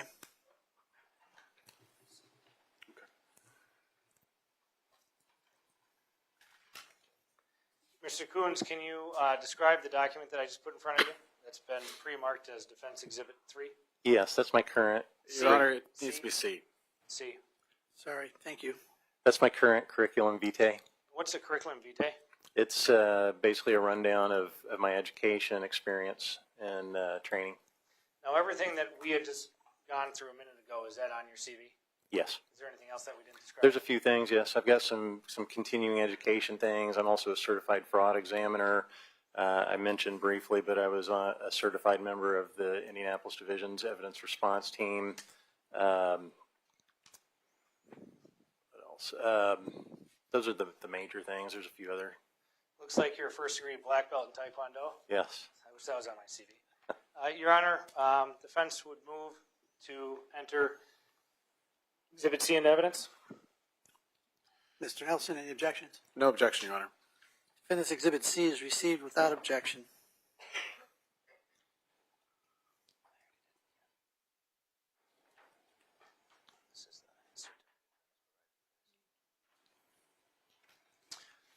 And Doug, you had stated that you had done some continuing education and had gotten some certificate credentials, correct? Yes. Okay. I'm going to put in front of you what's been marked as Defense Exhibit D. You recognize that? I do. Can you please describe to the court what that is? That's the certificate I was given in January 13th of 2005 after completing the FBI's evidence response team training. What does the evidence response team training course entail? At the time, it was a 2-week program. It was somewhere south of D.C., Dumfries, Virginia, I believe. We spent a couple of weeks learning how to properly find, collect, process, document, photograph evidence, anything to do with evidence. We learned it during those 2 weeks. And I assume you completed the course? Yes, Is that a true and accurate spelling of your name? it is. Your Honor, defendant would move to introduce Exhibit D into evidence. Mr. Nelson, any objections?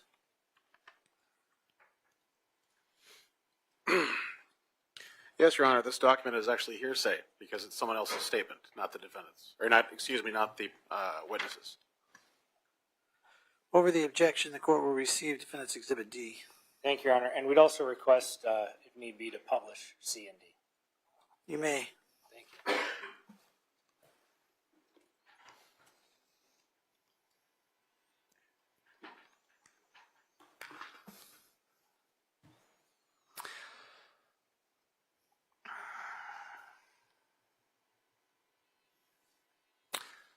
Now, Doug, during your time as an FBI agent, did you ever testify in court?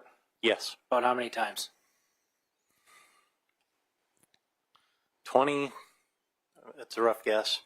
And who did you usually testify for? Always the prosecution when I was an FBI agent.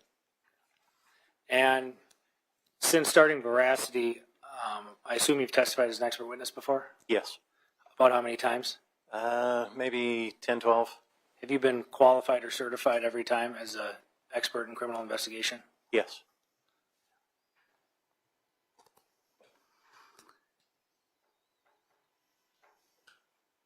Your Honor, at this time, we would request that the court qualify and certify Mr. Coons as an expert in the field of criminal investigation. Mr. Nelson, Your Honor, I'd like to briefly voir dire the witness on this. you may. Mr. Coons, have you ever been certified as an expert in a North Dakota court? No. Okay. You had a 2-week training on collecting evidence. Yes. You believe that qualifies you to be an expert? To some degree, there's also the years of experience I attained in utilizing Mr. Collins, that was a yes or no question, and I'd like you to stick to my questions. Yes. Okay. You believe that I 2 do. weeks makes you an expert? Yes. Okay. Have you taught courses like that before? No. So other people in the FBI didn't come to you to learn how to do those things. You weren't directed to teach other people how to do those things. No. Okay.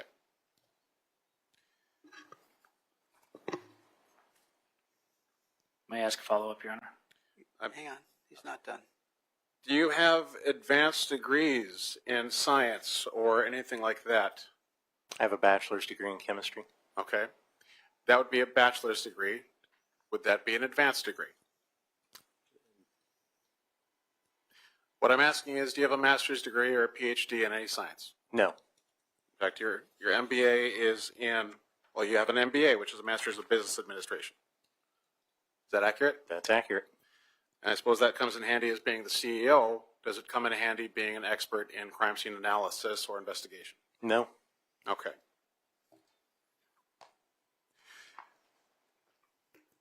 Your Honor, at this point, I don't believe that there's enough information to qualify the witness as an expert. So the state would object. All right, Mr. Sand, did you have something else you wanted to ask? Yes.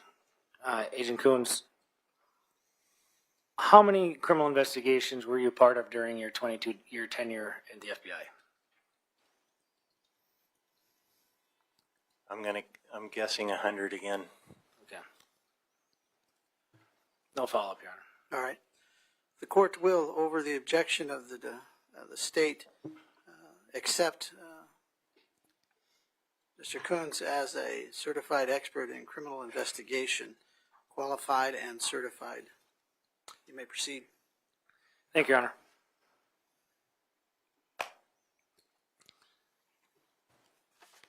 Now, Mr. Coons, I want to go over some kind of, I guess, housekeeping questions. How did you get involved with this case?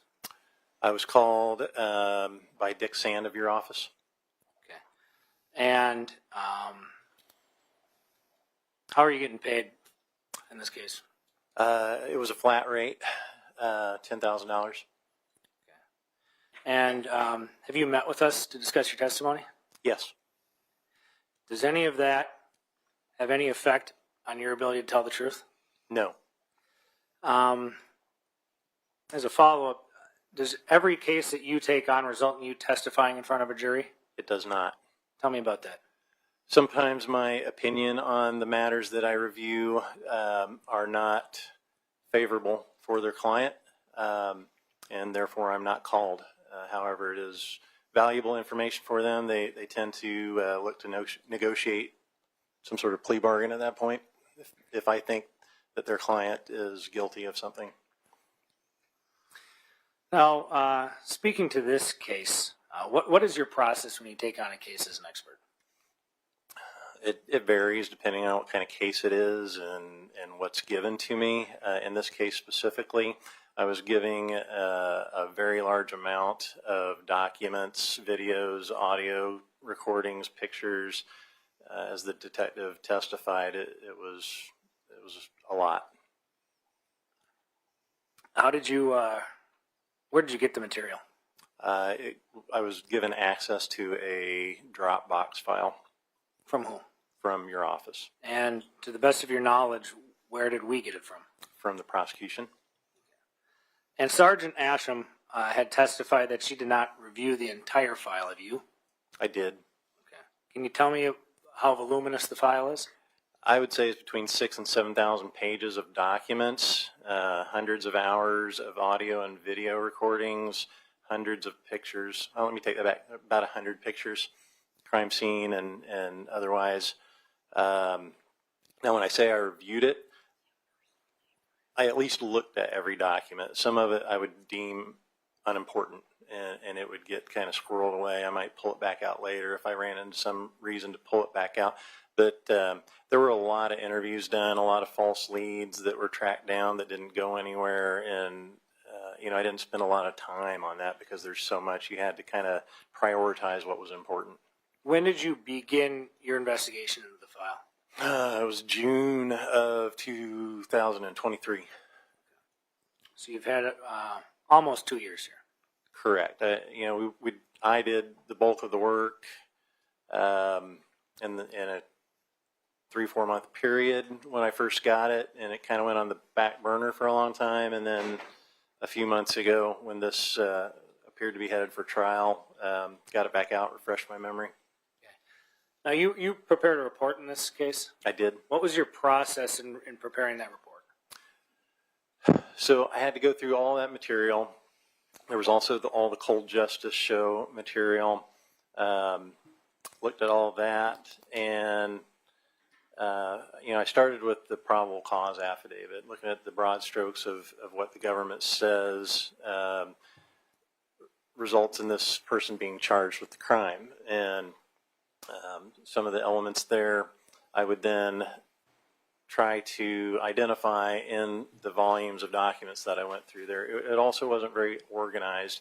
So, there were PDF files that weren't titled. So you had to open up every single thing to see what it was. And there were multiple things in each of those files that weren't necessarily related.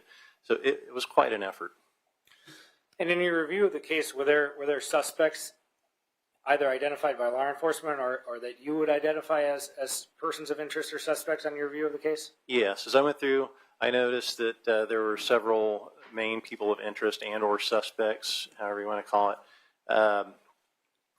Several of them stood out to me as well. And then watching the Cold Justice material, they had, I believe, four suspects that they identified as worthy of a look. But I thought they had left out one. Okay, can you tell me who the 4 suspects Cold Justice had, and then the person that you thought they left out? So they had Nichole, Tyler Schmaltz, Nichole Rice, then Thomas, Tyler Schmaltz, Marty Arnell,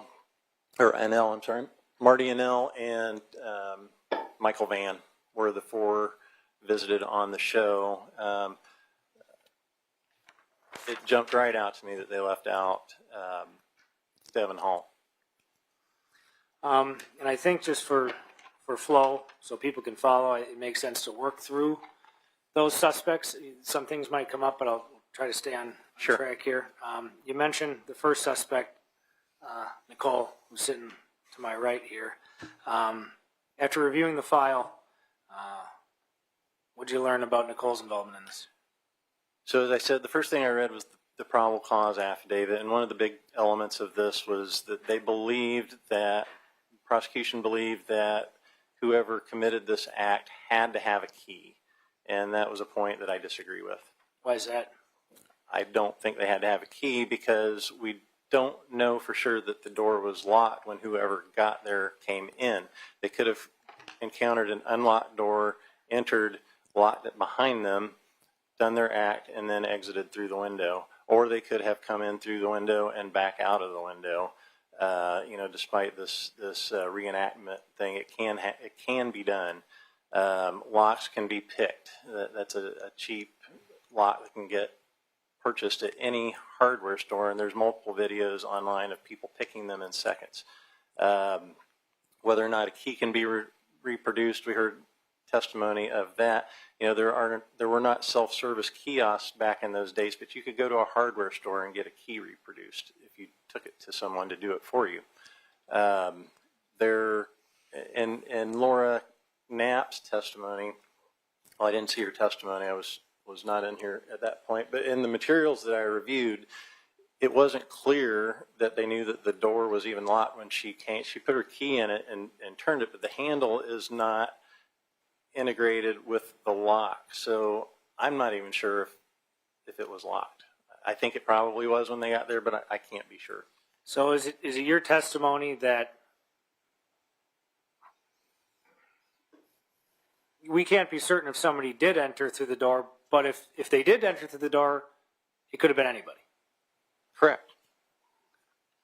What did you learn as far as, there's been a lot of talk. You sat here through Sergeant Asham's testimony. There's been a lot of talk about the timeline of the weekend that Anita was killed. Yes. What is your understanding about Nichole's timeline during that weekend?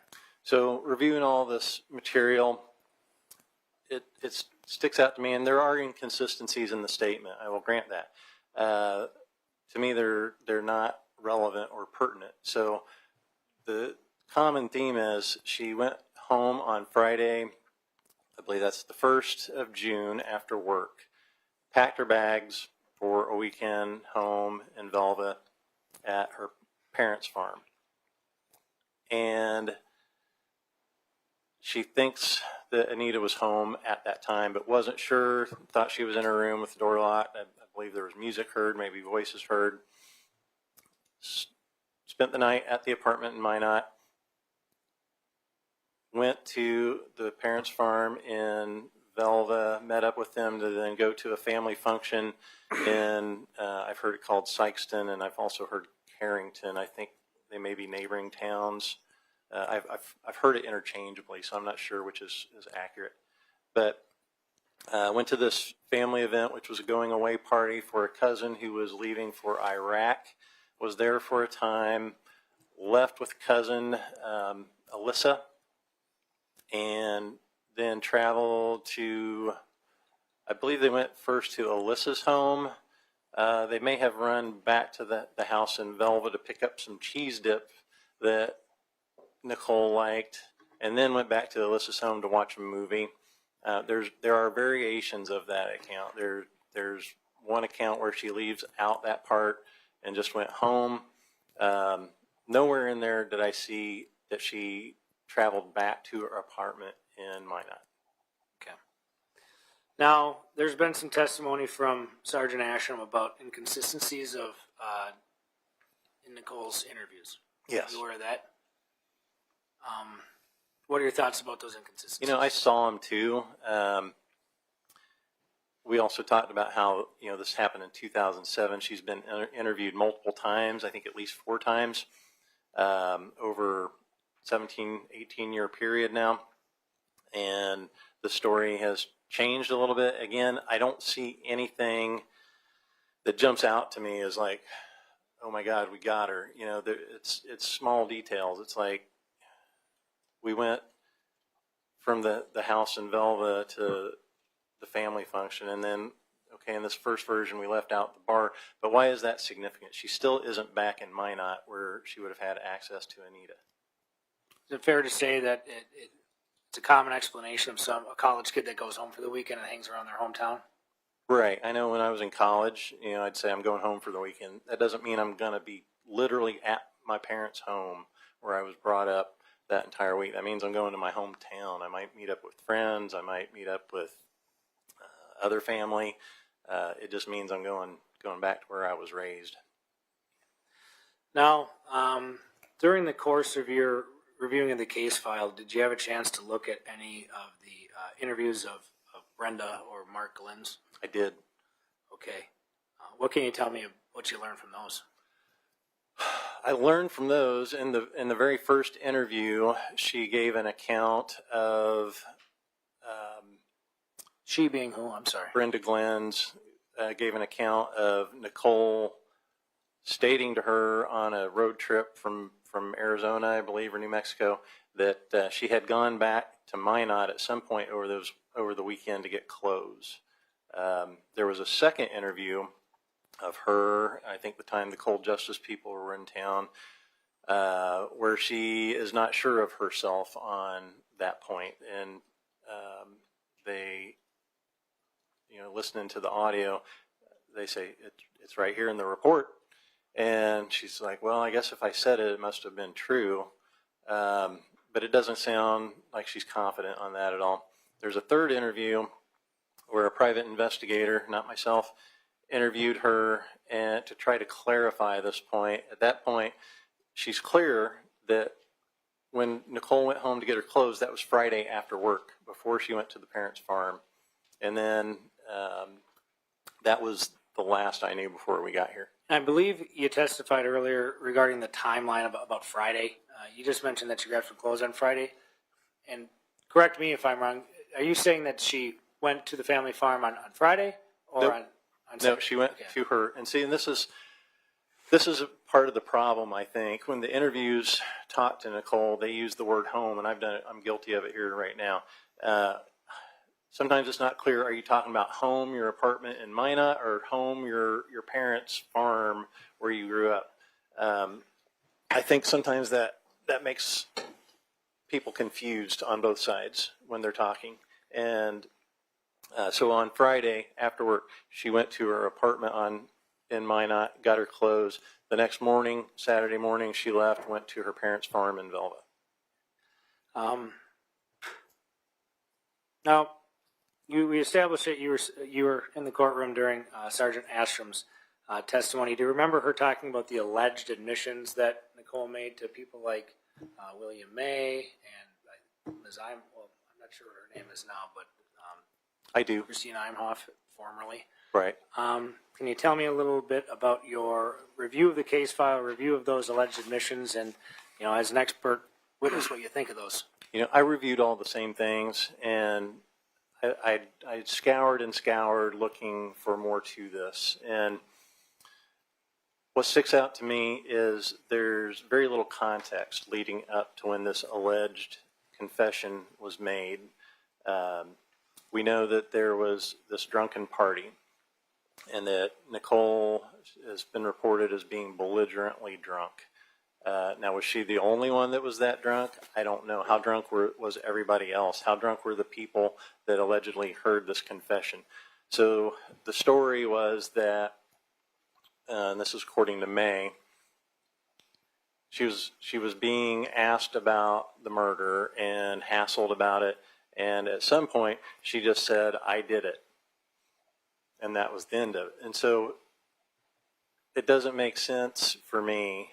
So was there no logical follow-up conversation to that? Was there, I would think you would continue to get questions about, really, why did you do that? And a lot of this. And then I also looked for where was this ever reported to law enforcement, and I never found it anywhere in all those materials.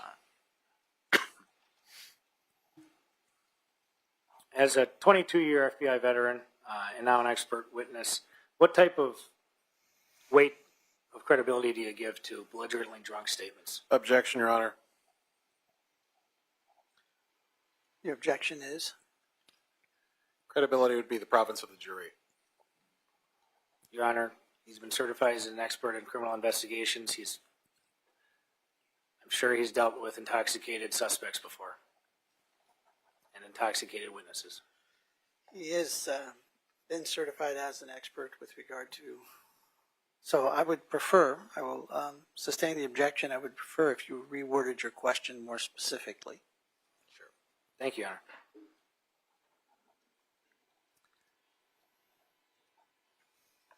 During your review of the case file, how much weight do you give to those statements that we just discussed? Not very much, but I don't discount them completely. Okay, why is that? Again, there's lack of context prior to and after. The statement in and of itself does not make sense to me. This is a person that has been through multiple law enforcement interrogations over this matter and has held her ground firmly. It does not make sense to me that at a party of people that she doesn't seem to know that well is going to actually confess. I don't know anything about the tone of the comment. It could have been sarcastic if it was made. And all the people there, I'm assuming, are drunk, and I don't know that, but their recollections of this could be off or skewed. It's just not something I would hang my hat on.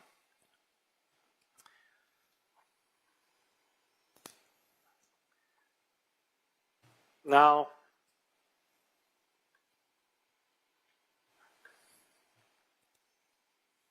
in review of the case file, did you notice any type of interrogation techniques that law enforcement used with Ms. Rice? Yes, in one of the interviews, I believe in 2022, with the cold justice people, one of the investigators was using a Reed style technique. Reed is a school of thought on asking specific questions that elicit a type of response. It helps the interrogator determine if they're on the right track, if they're getting indications of deception or not. What'd you learn in this case? So, for example, in this case, I believe she was asked if she thought it could have been an accident. So that's a read technique. And a guilty person might latch on to that. Now, it's not foolproof. You can't say just because they answered this question in this way that they didn't do it or they did do it, but it helps you along the way. So a person who may not have done this would give you a soft answer like, oh, yeah, it could have been an accident. Maybe they were holding a knife and tripped and fall.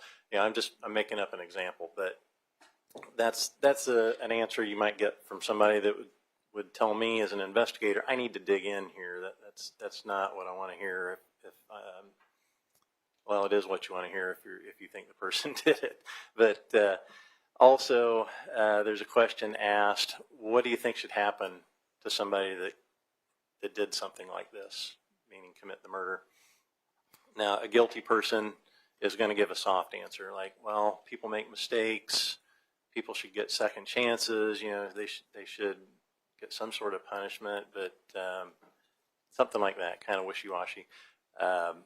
Someone who has possibly not committed the act would give you a more definitive, they should rot in jail. And that's exactly what Nichole said. Nichole said what? They should rot in jail. So what did you take from that answer? To me, that's an indication that she did not commit the act. Now, based on everything that we went over, Nichole, and your training and experience as an FBI agent, what's your expert opinion regarding the allegations about Nichole in this case? Although it's not impossible, I don't think it's likely that she's responsible.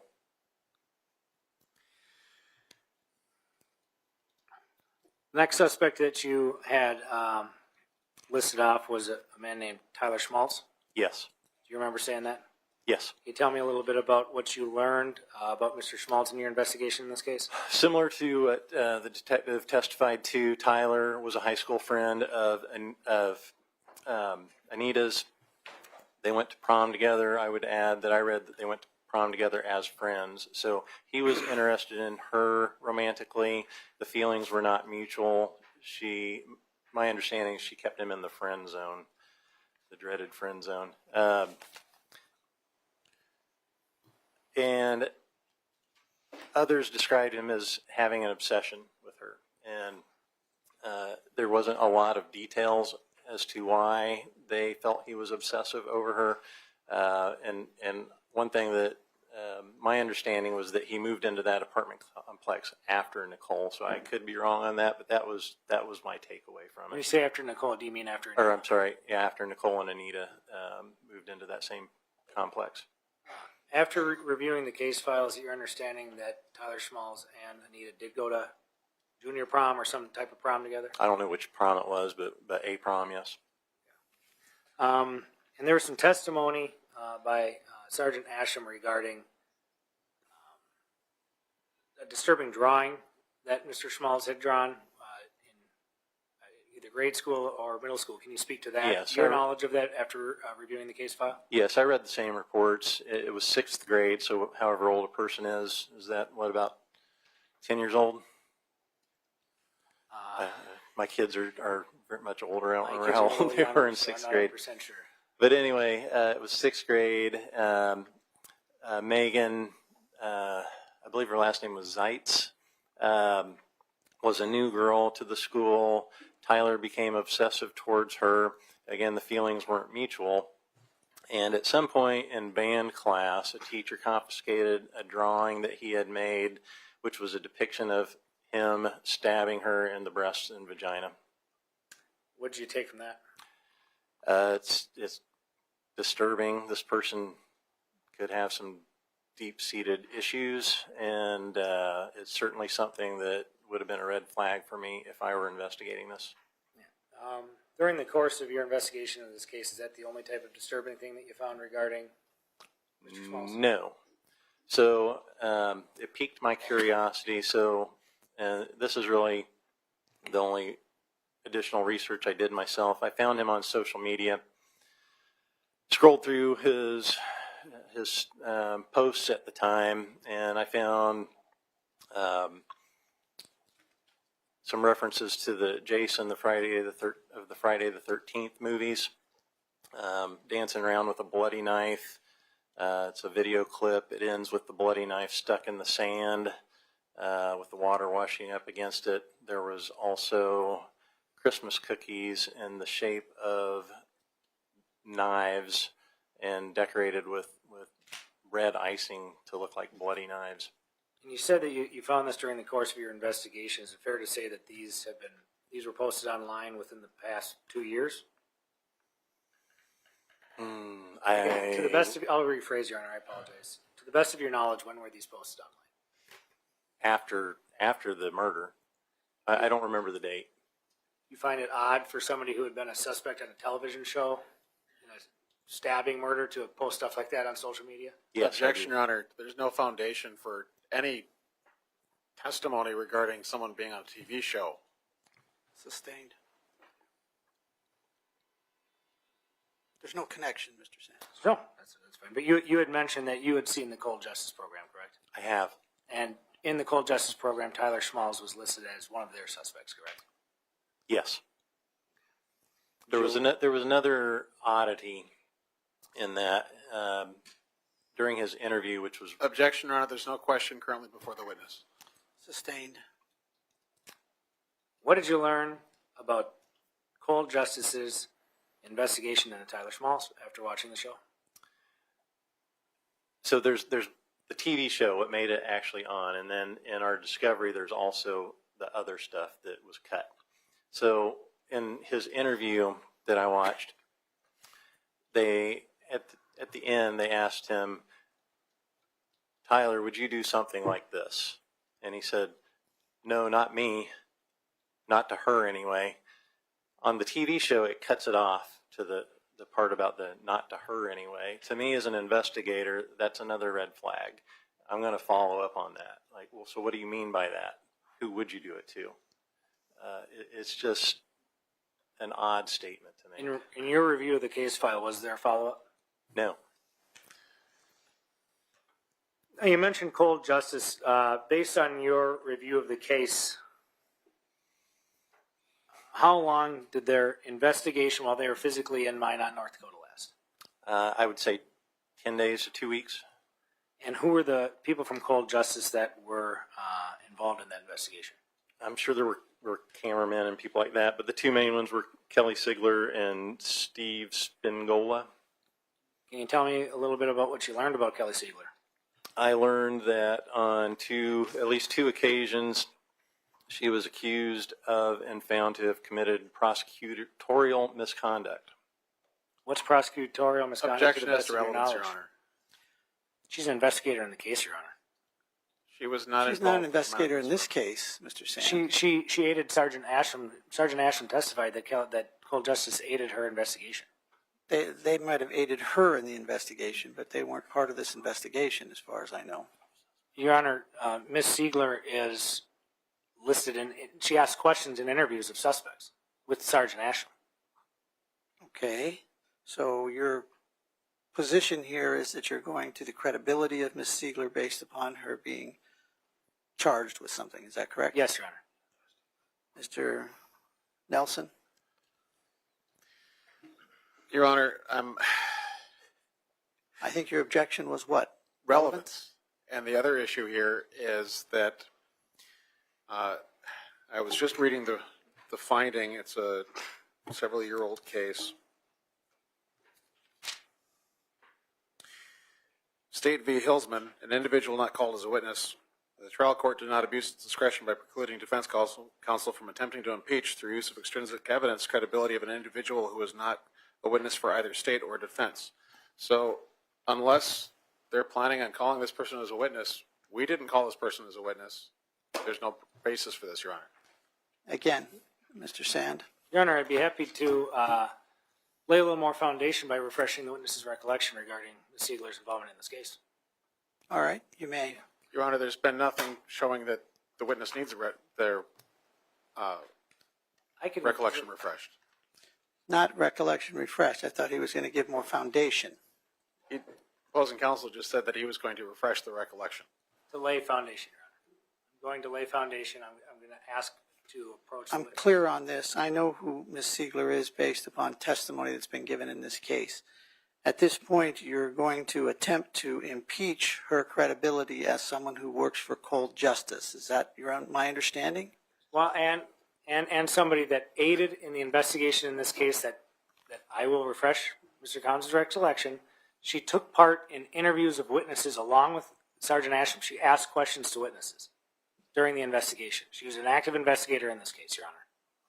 Not just a TV personality. I will overrule your objection, Mr. Nelson. He can follow up with his questions. Thank you, Your Honor.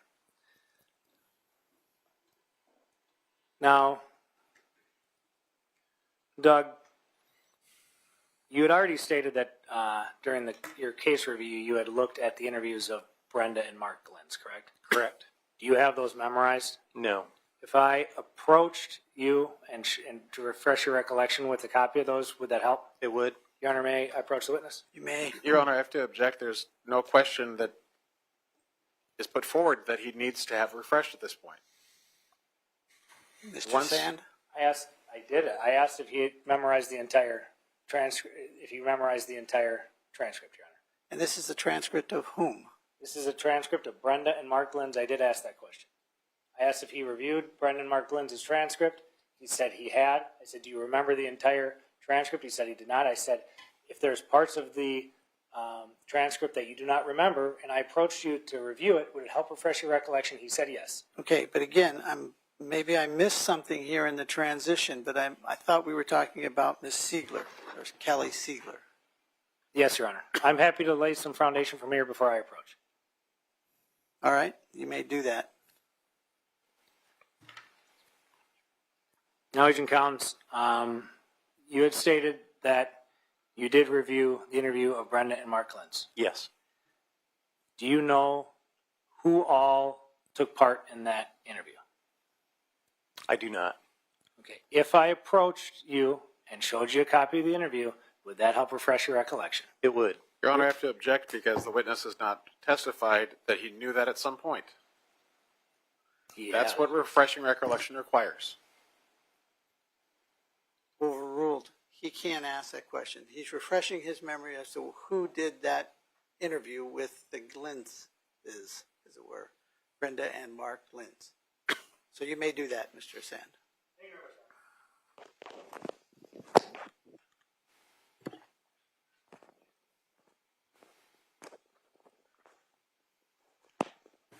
Am I getting picked up?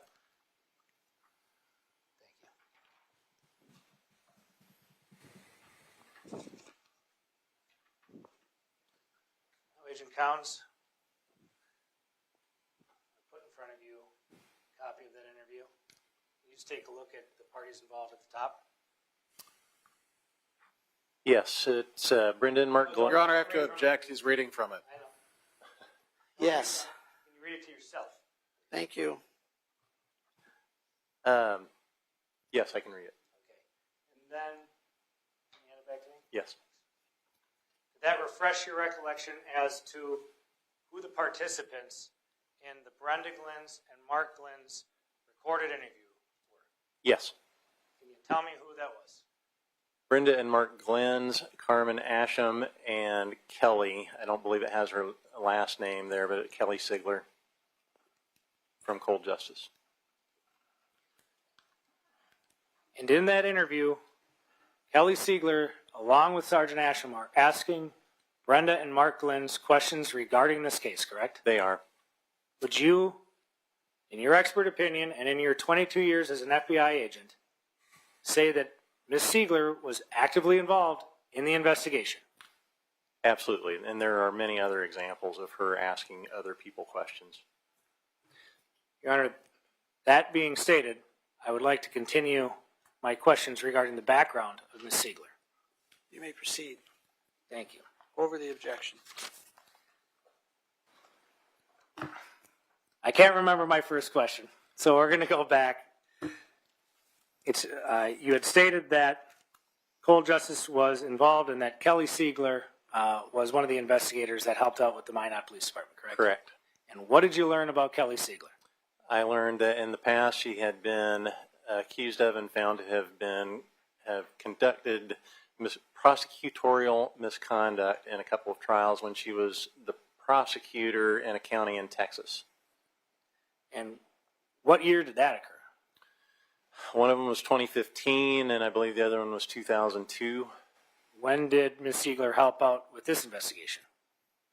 2022.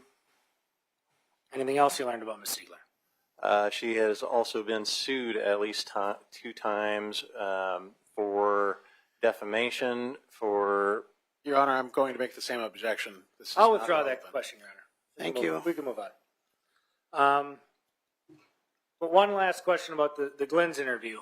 It was Sergeant Asham and Kelly Siegler that were asking Brenda Glenn's questions, correct? Correct.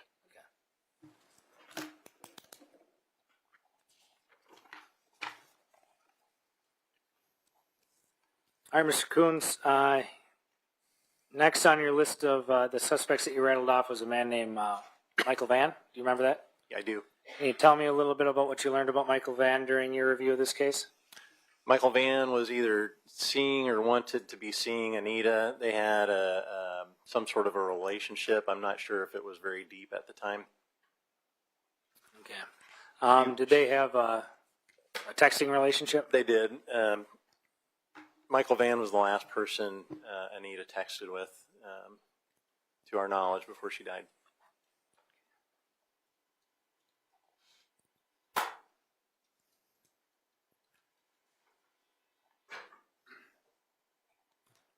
Can you explain to the court what cell site is? Cell site location information, CSLI is often called. That is obtained from telephone company providers, and it can give you back in 2007, it could give you the rough location of where a cell phone was at a given time. Was that used in this case? It was. How many times? Once that I found. With who? His name was Gio Rodriguez. Was it used with Mr. Van? Not to my knowledge. I didn't find any other CSLI on any of the other subjects. So that was a big question for me, is if you could get it for Gio Rodriguez, who was only ever a minor suspect or person of interest, why wouldn't you have obtained it for all of the subjects? That would totally clear up where Miss Rice was on the time in question, if they had it. I don't want to ask the same question twice, but can you go a little more in depth as to how cell site works? Is there some form of triangulation process? Yes, and I'm not an electronics person, but I know enough about it as a user. I used it many times in my career as an FBI agent. So we've all got our cell phones with us almost constantly these days. And even if you don't, you're typically hitting off more than one cell tower. So this tower is hitting off of you from this direction. This tower is hitting on you from this direction. Now it will ultimately connect to the one that has the strongest signal to, but it will place you at that intersection. So back in the day, it'd put you, if you were looking for somebody, it'd give you maybe a city block. Nowadays, it puts you within feet. And this was used in the investigation of this Gio Rodriguez? It was.